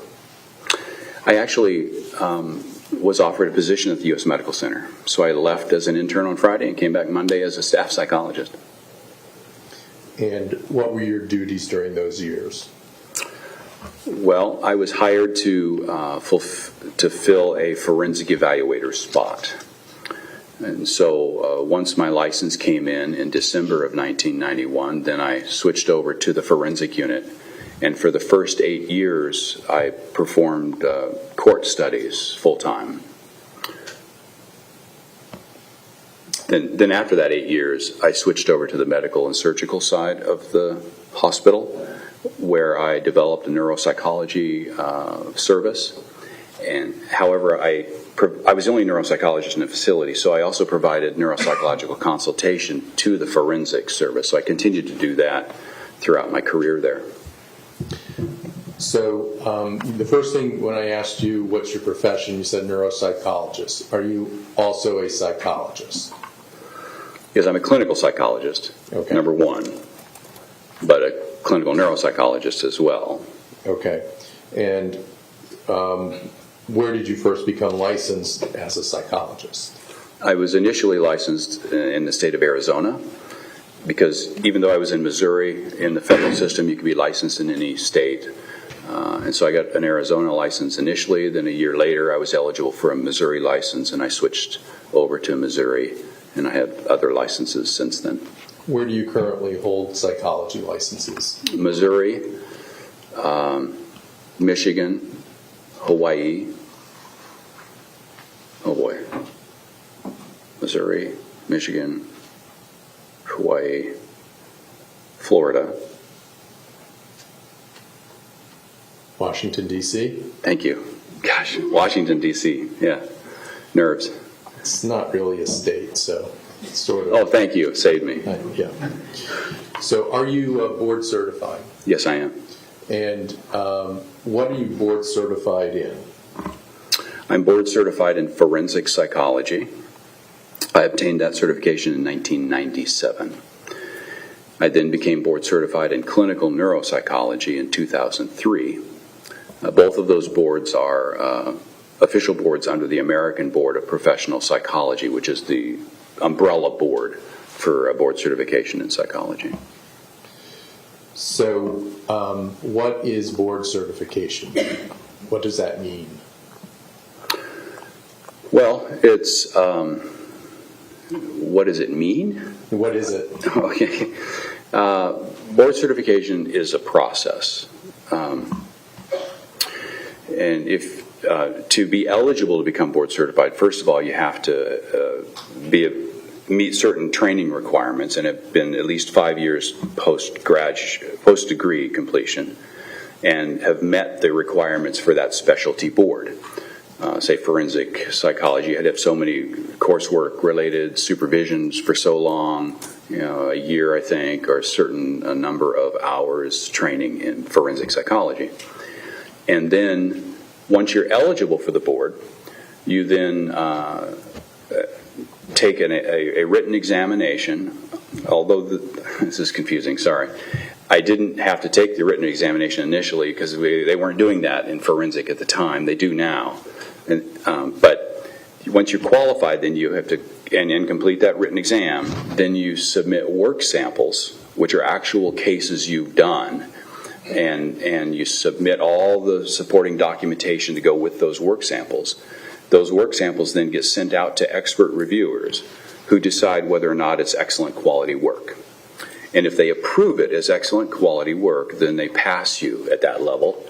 And then you have to sit before an examination of 3 experts in forensic psychology who then basically cross-examine you for 3 hours on your work samples, what you know, all of mental health case law, all of the issues related to those kind of decisions that you would make, competency, sanity, whatnot, why you do what you do, ethics, all of that sort of thing. And if they agree to pass you, then you've obtained board certification in forensic psychology. Okay, so what is forensic psychology that you're board certified in?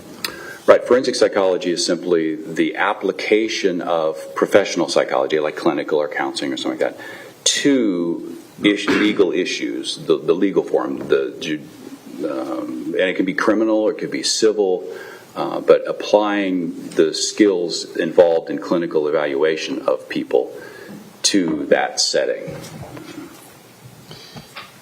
You also mentioned that you're board certified in clinical neuropsychology, and what year was that? 2003. Okay, so what is clinical neuropsychology?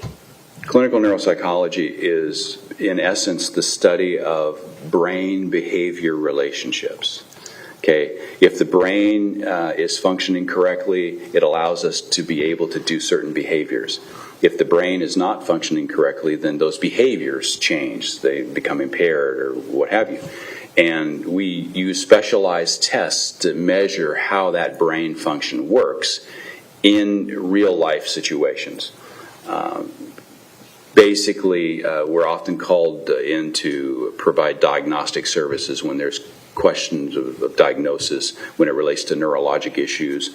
For example, in my setting at the Missouri Memory Center, I do a lot of evaluations of elderly to determine whether they have memory problems, whether that memory problem is something that is consistent with their age, or is it suggestive of some other condition like mild cognitive impairment or even something like dementia or of various different kinds. And I help the neurologist figure out what the diagnosis is. So that's what clinical neuropsychology is. And the process for you becoming board certified in neuropsychology, is that the same or similar to when you became board certified in forensic psychology, or is it different? Very similar, but slightly different. You had to have the right training, education, supervised experience to meet the requirements, and then you had to pass an omnibus, really big, multiple choice examination that covered a wealth of areas: behavioral neurology, neuropsychology, psychometrics, different types of testing, as well as general mental health issues, neuro rehab issues, neurodevelopmental issues, all of that neuropathology stuff. And once you pass that, then you're eligible to submit work samples. And then you have to submit 2 different work samples. Again, they go out to the board, they divvy them up to experts in the field, trained reviewers for the board, and they review those and with all their supporting documentation and decide whether it's excellent work. And if it is, then they pass you, because you could fail anywhere along the line, right? And they kick it back.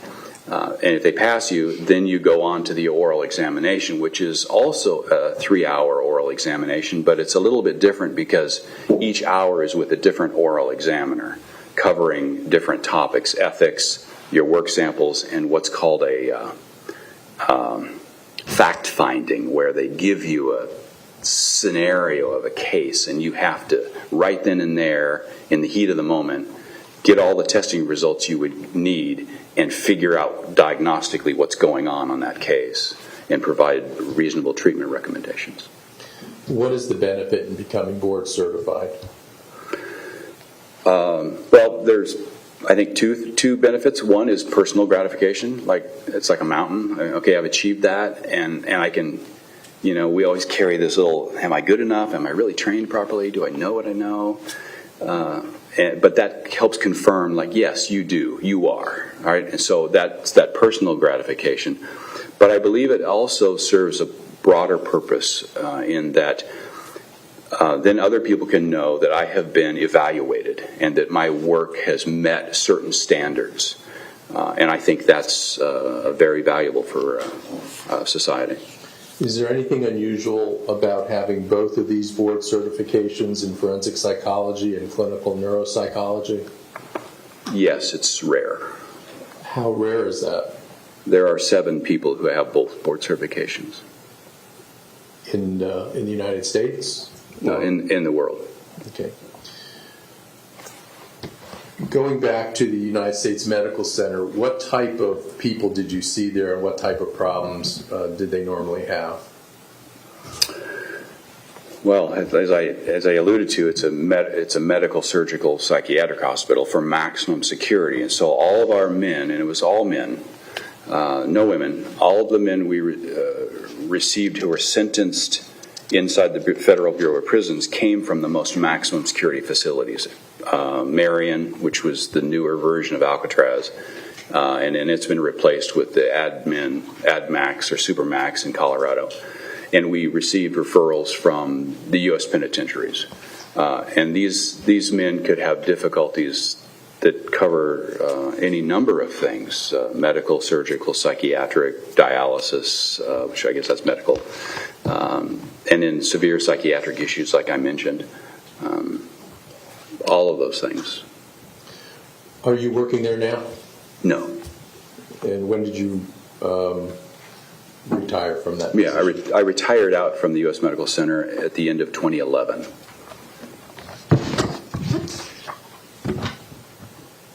What were the ages of the men that you would see there? Well, they were all adults, although some of the pretrial defendants were in their upper teens. But other than that, they were adults, but from elderly to young adults. Did you ever see people who had fetal alcohol syndrome? Yes, I did. In addition to working as a board-certified forensic neuropsychologist, did you also have a teaching career? Yes, I did. And tell us about your teaching, please. Sure. I taught at a local university for a couple years first, teaching in statistics, but then I switched over to teaching at the Forrest Institute, which is a doctoral graduate program in clinical psychology. And I started teaching neuroanatomy and neuropathology. Did that for a couple years, and then they asked me to start a forensic psychology specialization track. And so I started teaching, in addition to the neuroanatomy and neuropathology, I developed courses in forensic mental health case law, forensic psychological evaluation, and advanced case analysis, clinical forensic case analysis. And I taught those for a small number of years, and then I believe it was in 2003, then they asked me to switch over and start teaching, become the director of the neuropsychology specialization track, at which point I started then teaching more neuro-related courses, neuropsychological assessment 1 and neuropsychological assessment 2, advanced case analysis, neuropsychological rehabilitation, pediatric or child neuropsychology rehabilitation, which included neurodevelopment, neuroanatomy, neuropathology for pediatrics population. And I supervised students in regard to their research dissertations and master's theses. Yeah. And what academic rank did you achieve at that school? I achieved full professor, although they called it professor by distinction. And did you teach at any other schools? Yes, at Evangel University. Afterwards, I taught a couple years teaching biopsychology there in their undergraduate and their graduate master's program. And including in that biopsych course was lab work where we actually did brain cuttings and things like that. Did you teach doctoral students as well? Yes, at Forrest Institute, they were all doctoral students. And how many years did you do that? I believe it was 18. And are you a member of any professional organizations? And if so, what are they? Yes. I'm a member of the International Neuropsychological Society. I am a fellow of the National Academy of Neuropsychology, and I'm a fellow of the American Psychological Association. Were you the president of any of these organizations? Yes, in 2009 I was the president of the National Academy of Neuropsychology. As a fellow of the American Psychological Association and National Academy of Neuropsychology, what does fellow mean, and how do you get that? Yeah, fellow status is a status that's somewhat unique. The organization committee on fellows every year decide who has made a substantial contribution to the field. And those are the individuals they put forth as recommended to become fellows. And so that happened in neuropsychology for me at the National Academy of Neuropsychology, and related to my work in forensic neuropsychology for the American Psychological Association. What is forensic neuropsychology?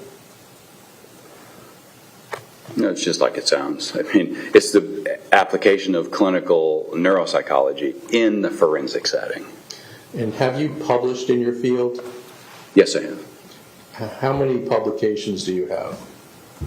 I believe it's about 64. And what are the areas that you publish in? Well, my career has been mostly the application of clinical neuropsychology in the criminal forensic setting. I saw many years ago that there was a lot of clinical neuropsychologists who get involved in criminal forensic matters but really don't know what they're doing in terms of the types of issues they got to deal with in criminal forensics, competency, sanity, and specific standards and things. And so my career has been to publish and teach on the methods that need to be used by clinical neuropsychologists when they step into the criminal forensic setting. So that's been a big part of it. Some of my publications have dealt with negative response bias and malingering, that sort of thing. Some of them publications have been in ethics issues. That's when you say you publish. Is it a book? Is it an article? What is it? It's a mix of things. There's a lot of peer review articles that go into actual peer reviewed journals, and then there's also book chapters. Let me just stop you there. Yeah. What does peer reviewed mean? Well, the peer review system, say for example, Journal Y here, they will have an editorial board. These are people who are experts in the topic area of the journal, and they will be funneled manuscripts. So when somebody submits a manuscript to that journal, it gets funneled to the editorial board, and like 2 or 3 reviewers then review that manuscript and decide whether it's good research and should be accepted or rejected.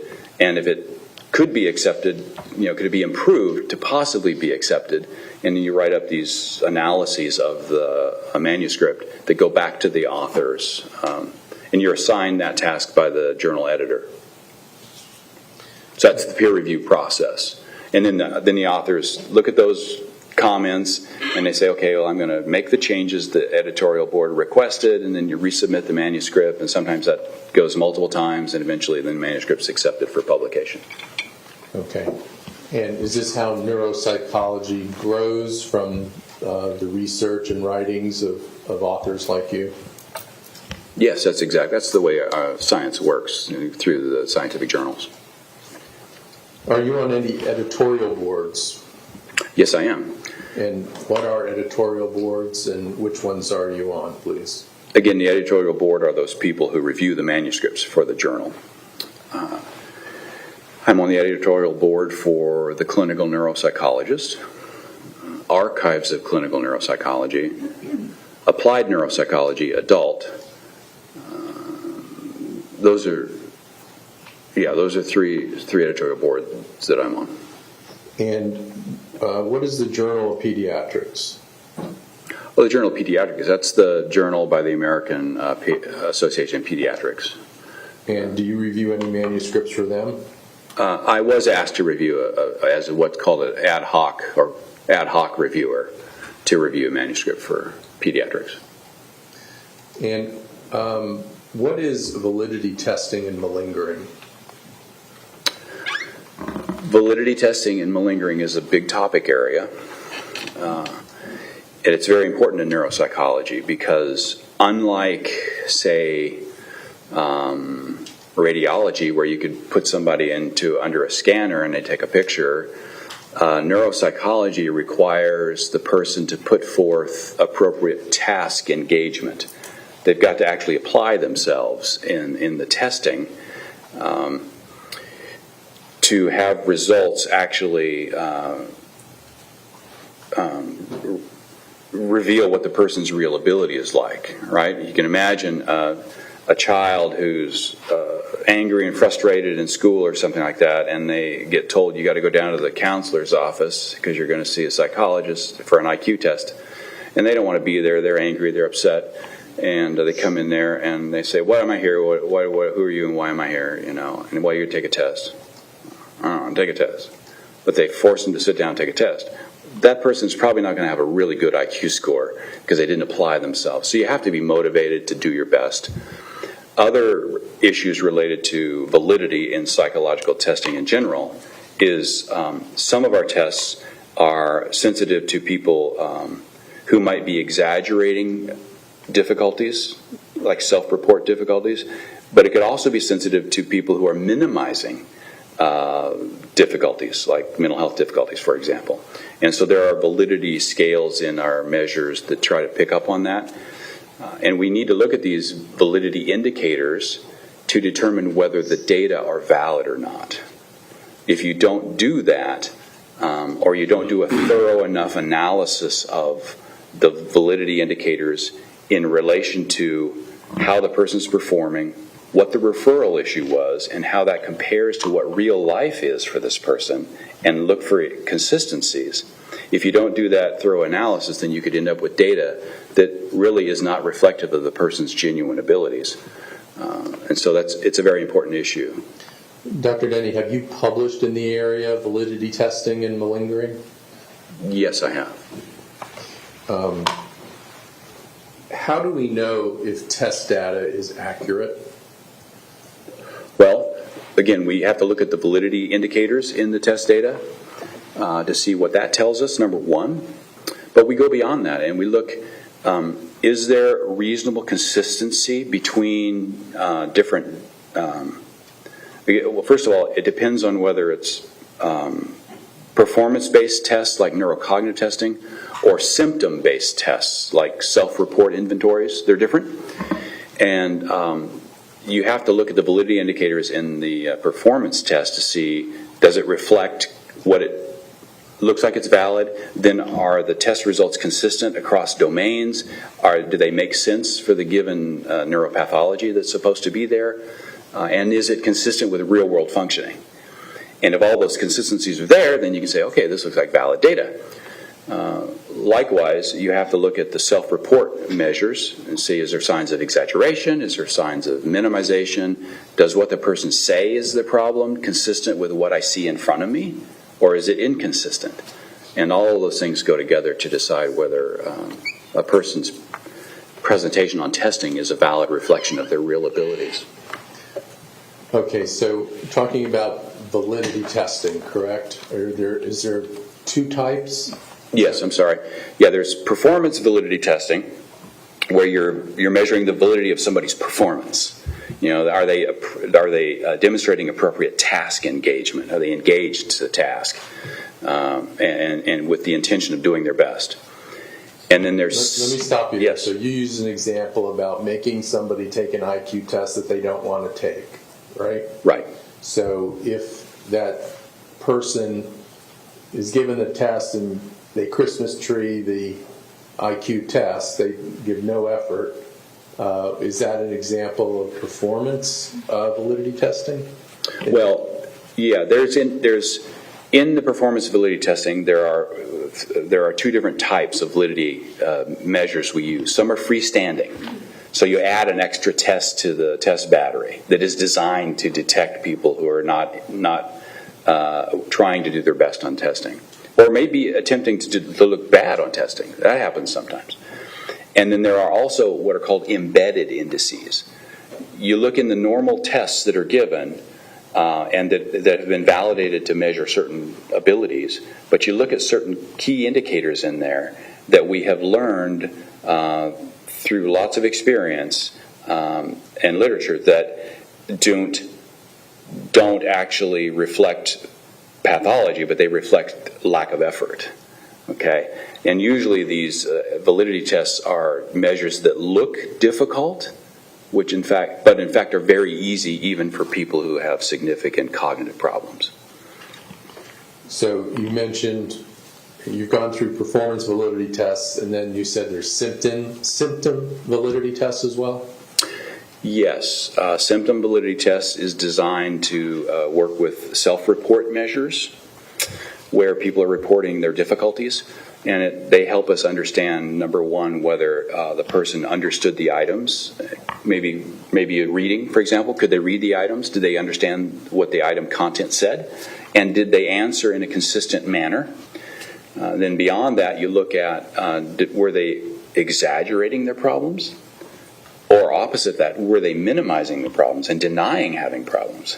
I mean, you can imagine, like, personnel type test, a hiring test. Somebody's denying problems, right? Or a child custody case, they're going to deny all these problems because I don't have any mental health problems. So that can happen. But there's also instances where people can grossly over-exaggerate their problems in self-report measures as well. In the forensic, meaning court, that you've been involved with when you're dealing with criminal defendants, is validity testing and malingering issues that are important to you to look for? Yes, they are. They're very important. And actually, forensic neuropsychological evaluation that did not do that would be considered not thorough and less than acceptable work if they did not do that. Why is that? Why is that important in criminal cases? But just in the practice guidelines are so very clear that, and not just criminal cases, but any forensic case, could be a civil case, a personal injury case. It's just as important to verify that the data are valid. If you don't verify the data are valid, then you're just assuming they're valid, and that's not good. Do you pay attention to their behaviors during the examination and across several tests? Right. Good question. Because there are the validity tests, the freestanding tests, the embedded indices, but there's the tests themselves and the consistency across domains and the consistency of the person's performance with the way they're presenting during the behavioral observations, right, during the examination. Does that make sense? And then you have to take it one step further and say, okay, well, with these scores, could the person would be impaired at this level? Does their real-world functioning match that? And if it doesn't, then that tells you the data are not valid. And so you have to do a full analysis of all these things to determine whether the data are a valid reflection of the person's genuine cognitive abilities. Well, what do you mean real-life functioning or real-world functioning, and that the data is consistent with that?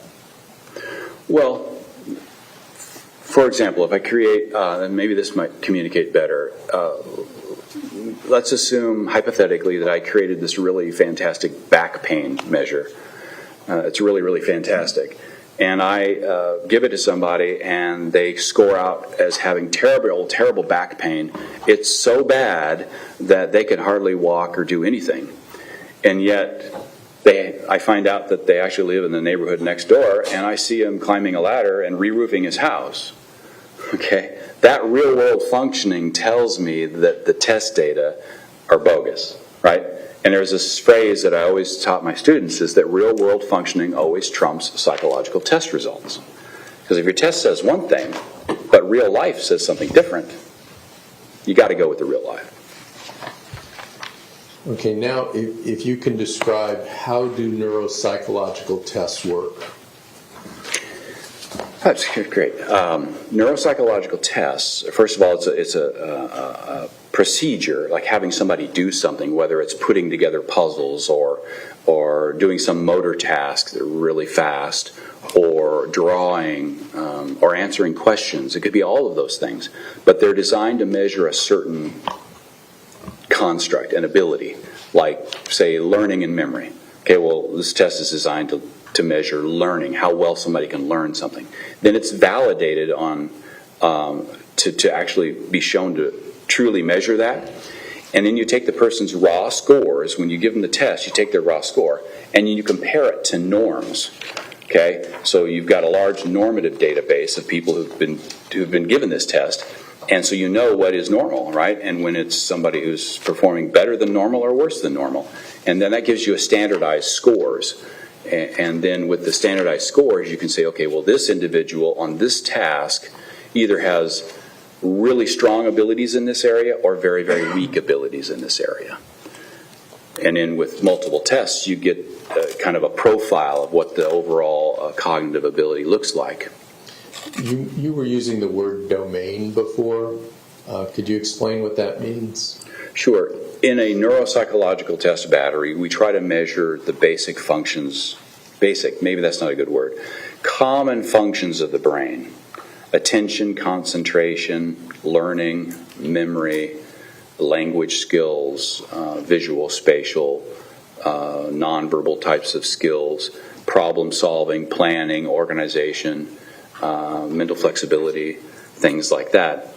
Each of those areas are domains inside a neuropsychological test battery. So you might have a domain of memory, you might have a domain of academic functioning, or a domain of attention, concentration, maybe speed of mental processing. That's what I mean by domains. Does it matter what kind of pathology a person has that, let's say, knocks out that ability to perform a skill?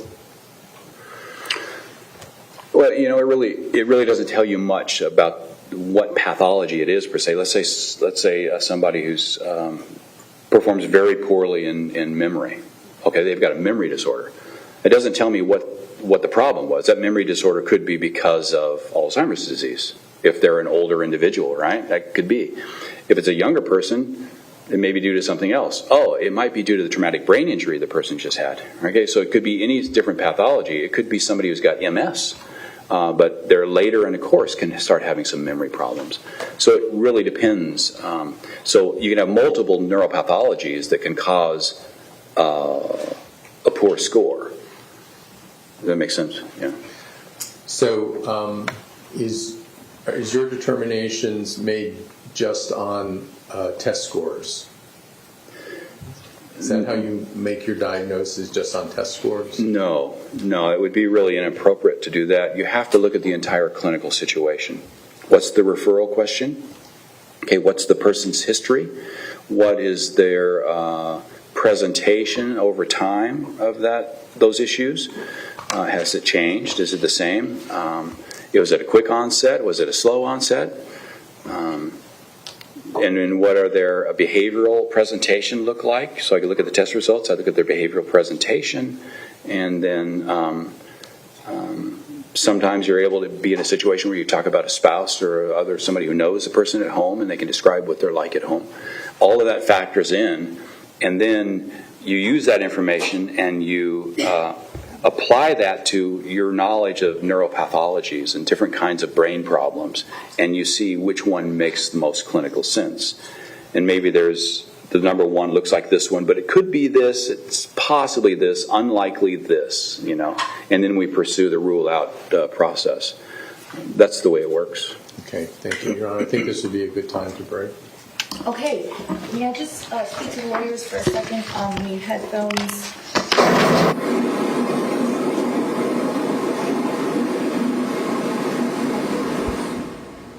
So it sounds like both sides right now are in a sidebar. The question is, Craig, do you think that they are going to take a quick break, or do you think they are going to end for the day? I get the impression they're going to end for the day. Counsel said this is a good time to break. It's after 5. I don't know if they're going to come back today. They're probably just talking about scheduling right now, about what's going to happen tomorrow. I feel like this was a lot of setup with this particular witness, Dr. Robert Denny, a clinical psychologist and a clinical neuropsychologist. There was a lot of talk about what he does and what this type of clinical psychology is and what are the tests that he does. We haven't even gotten into what his testing is. Right. Yeah, it was a little bit overkill, I thought, but it might have been a strategic point from the state because they saw they were getting close to the 5 o'clock hour. Maybe they wanted to get all this out there now and then get into the meat of it first thing in the morning, at risk the jury forgetting about it and having to rehash it again in the morning. So that everybody is fresh, everybody can listen to his testimony.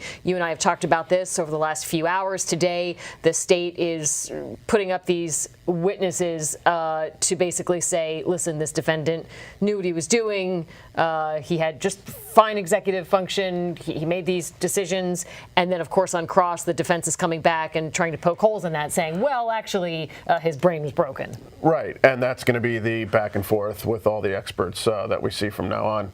And it's going to be the back and forth that we'll hear in closing argument. And you can see they're taking their headsets off. So let's see what she has to say. Excuse you for the evening. I do need you here tomorrow earlier. We need to get through several witnesses tomorrow who have some time constraints, so we're going to start earlier. I'm going to ask you to please be here at 8:30 so that we can start at 9, and I may have to give you a shortened lunch period if you want to pack a lunch. Unfortunately, we don't have the staff to sit with you in the jury room during lunch, but there are places by the river where they have picnic tables and things which you can walk around if that is a quicker process for you. Did somebody say something? No. Okay. So in any event, please be back here tomorrow at 8:30. You are excused for the evening. Please remember the instruction that you cannot discuss the case with anyone, including your family members. Please leave your notepads behind, and I'll see you tomorrow at 8:30 a.m. Okay, so there you have it. It's going to be an earlier day. She has been asking everybody to be here by 9 o'clock. Court then generally starts at 9:30 or a little bit later. She's trying to move this along. Yeah, I think they need to catch up some time for the few days lost over the storm last week. So, and I gathered from the court's announcement that there might be some scheduling problems with some of the next couple of witnesses. Right. Some of these witnesses, as you know, they're from out of state. They are flying in, unless, of course, there's the possibility of somebody appearing over Zoom. But I think you and I have both said that it's really more effective to have somebody there in person, for sure. Definitely. Absolutely more effective. The Zoom is cumbersome. I think there might be a little bit of audio. Forgive me. Let's take a listen. Discuss your testimony with anyone, including the lawyers, while we're on recess, okay? I understand. All right, thank you so much. Are we going to do it now? Because he may be necessary to answer some questions from... I would like to be able to go through what you all have given me, even though it's not much. Don't forget, you're much more familiar with these things than I am. There's a lot there on the PowerPoint, and it's very tough to digest for all of us, even after all the time we spent on it. If you all would be so kind, if you can tab the slides that are at issue, that would make it easier for me. And then if we can reconvene tomorrow promptly at 8:30, then we'll have from 8:30 to 9 while they're getting the jurors settled to go over these issues. Will that be enough time for you, State, to make any amendments? Yeah. If needed. Dr. Denny would probably be the one to do it. Can you make amendments on the PowerPoint? It would just be if there was a slide or two. I need to change a title or something. 5 that maybe there's a certain word, or with the defense there were sometimes. I haven't even looked at it, so I can't give you an example, but there were certain pages that I had them remove the entire slide, and then there were some slides where I said, you can keep this, but take that out. But it wasn't that. Absolutely. That's no problem. Okay. Approach Judge not to have it. Thank you. Your Honor, will we be able to get the defendant up early? Yes. He's going to have to be here for. Yes, I will, we can get him up here so we can start at 8:30, please? Yes, that's not a problem. Okay, great. We're bringing you the thumb drive right now. Okay. There's some numbers that we took out, so it's just the ones that are there. I think we took out 4 and 7. Okay, The, would you? videos.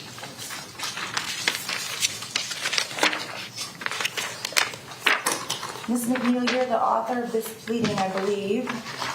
Would you cross out the ones that the state is withdrawing? Would you please, for me? You can just put a line through them so that I know I don't have to redo those particular slides. And everyone else can either be seated or is excused. I'm just standing to stretch.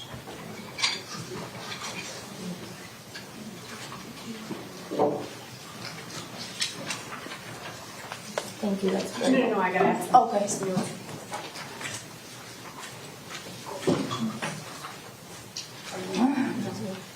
Jeff, which one did you decide to do? Which one did you on? 4 and 7. D4?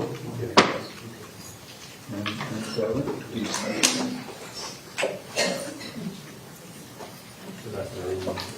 Is that okay?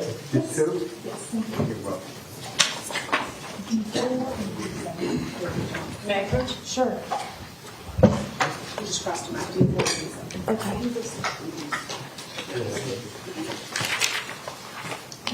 Thank you. And you're putting like Post-its on the ones at issue? Yes, There ma'am. was, without seeing it, it was a little bit hard to follow your motion. I know. It wasn't your fault, it just... Other than that, we're in recess. Can Mr. Cruz be excused? Yes, ma'am. Okay, we're in recess till tomorrow. We'll start at 8:30.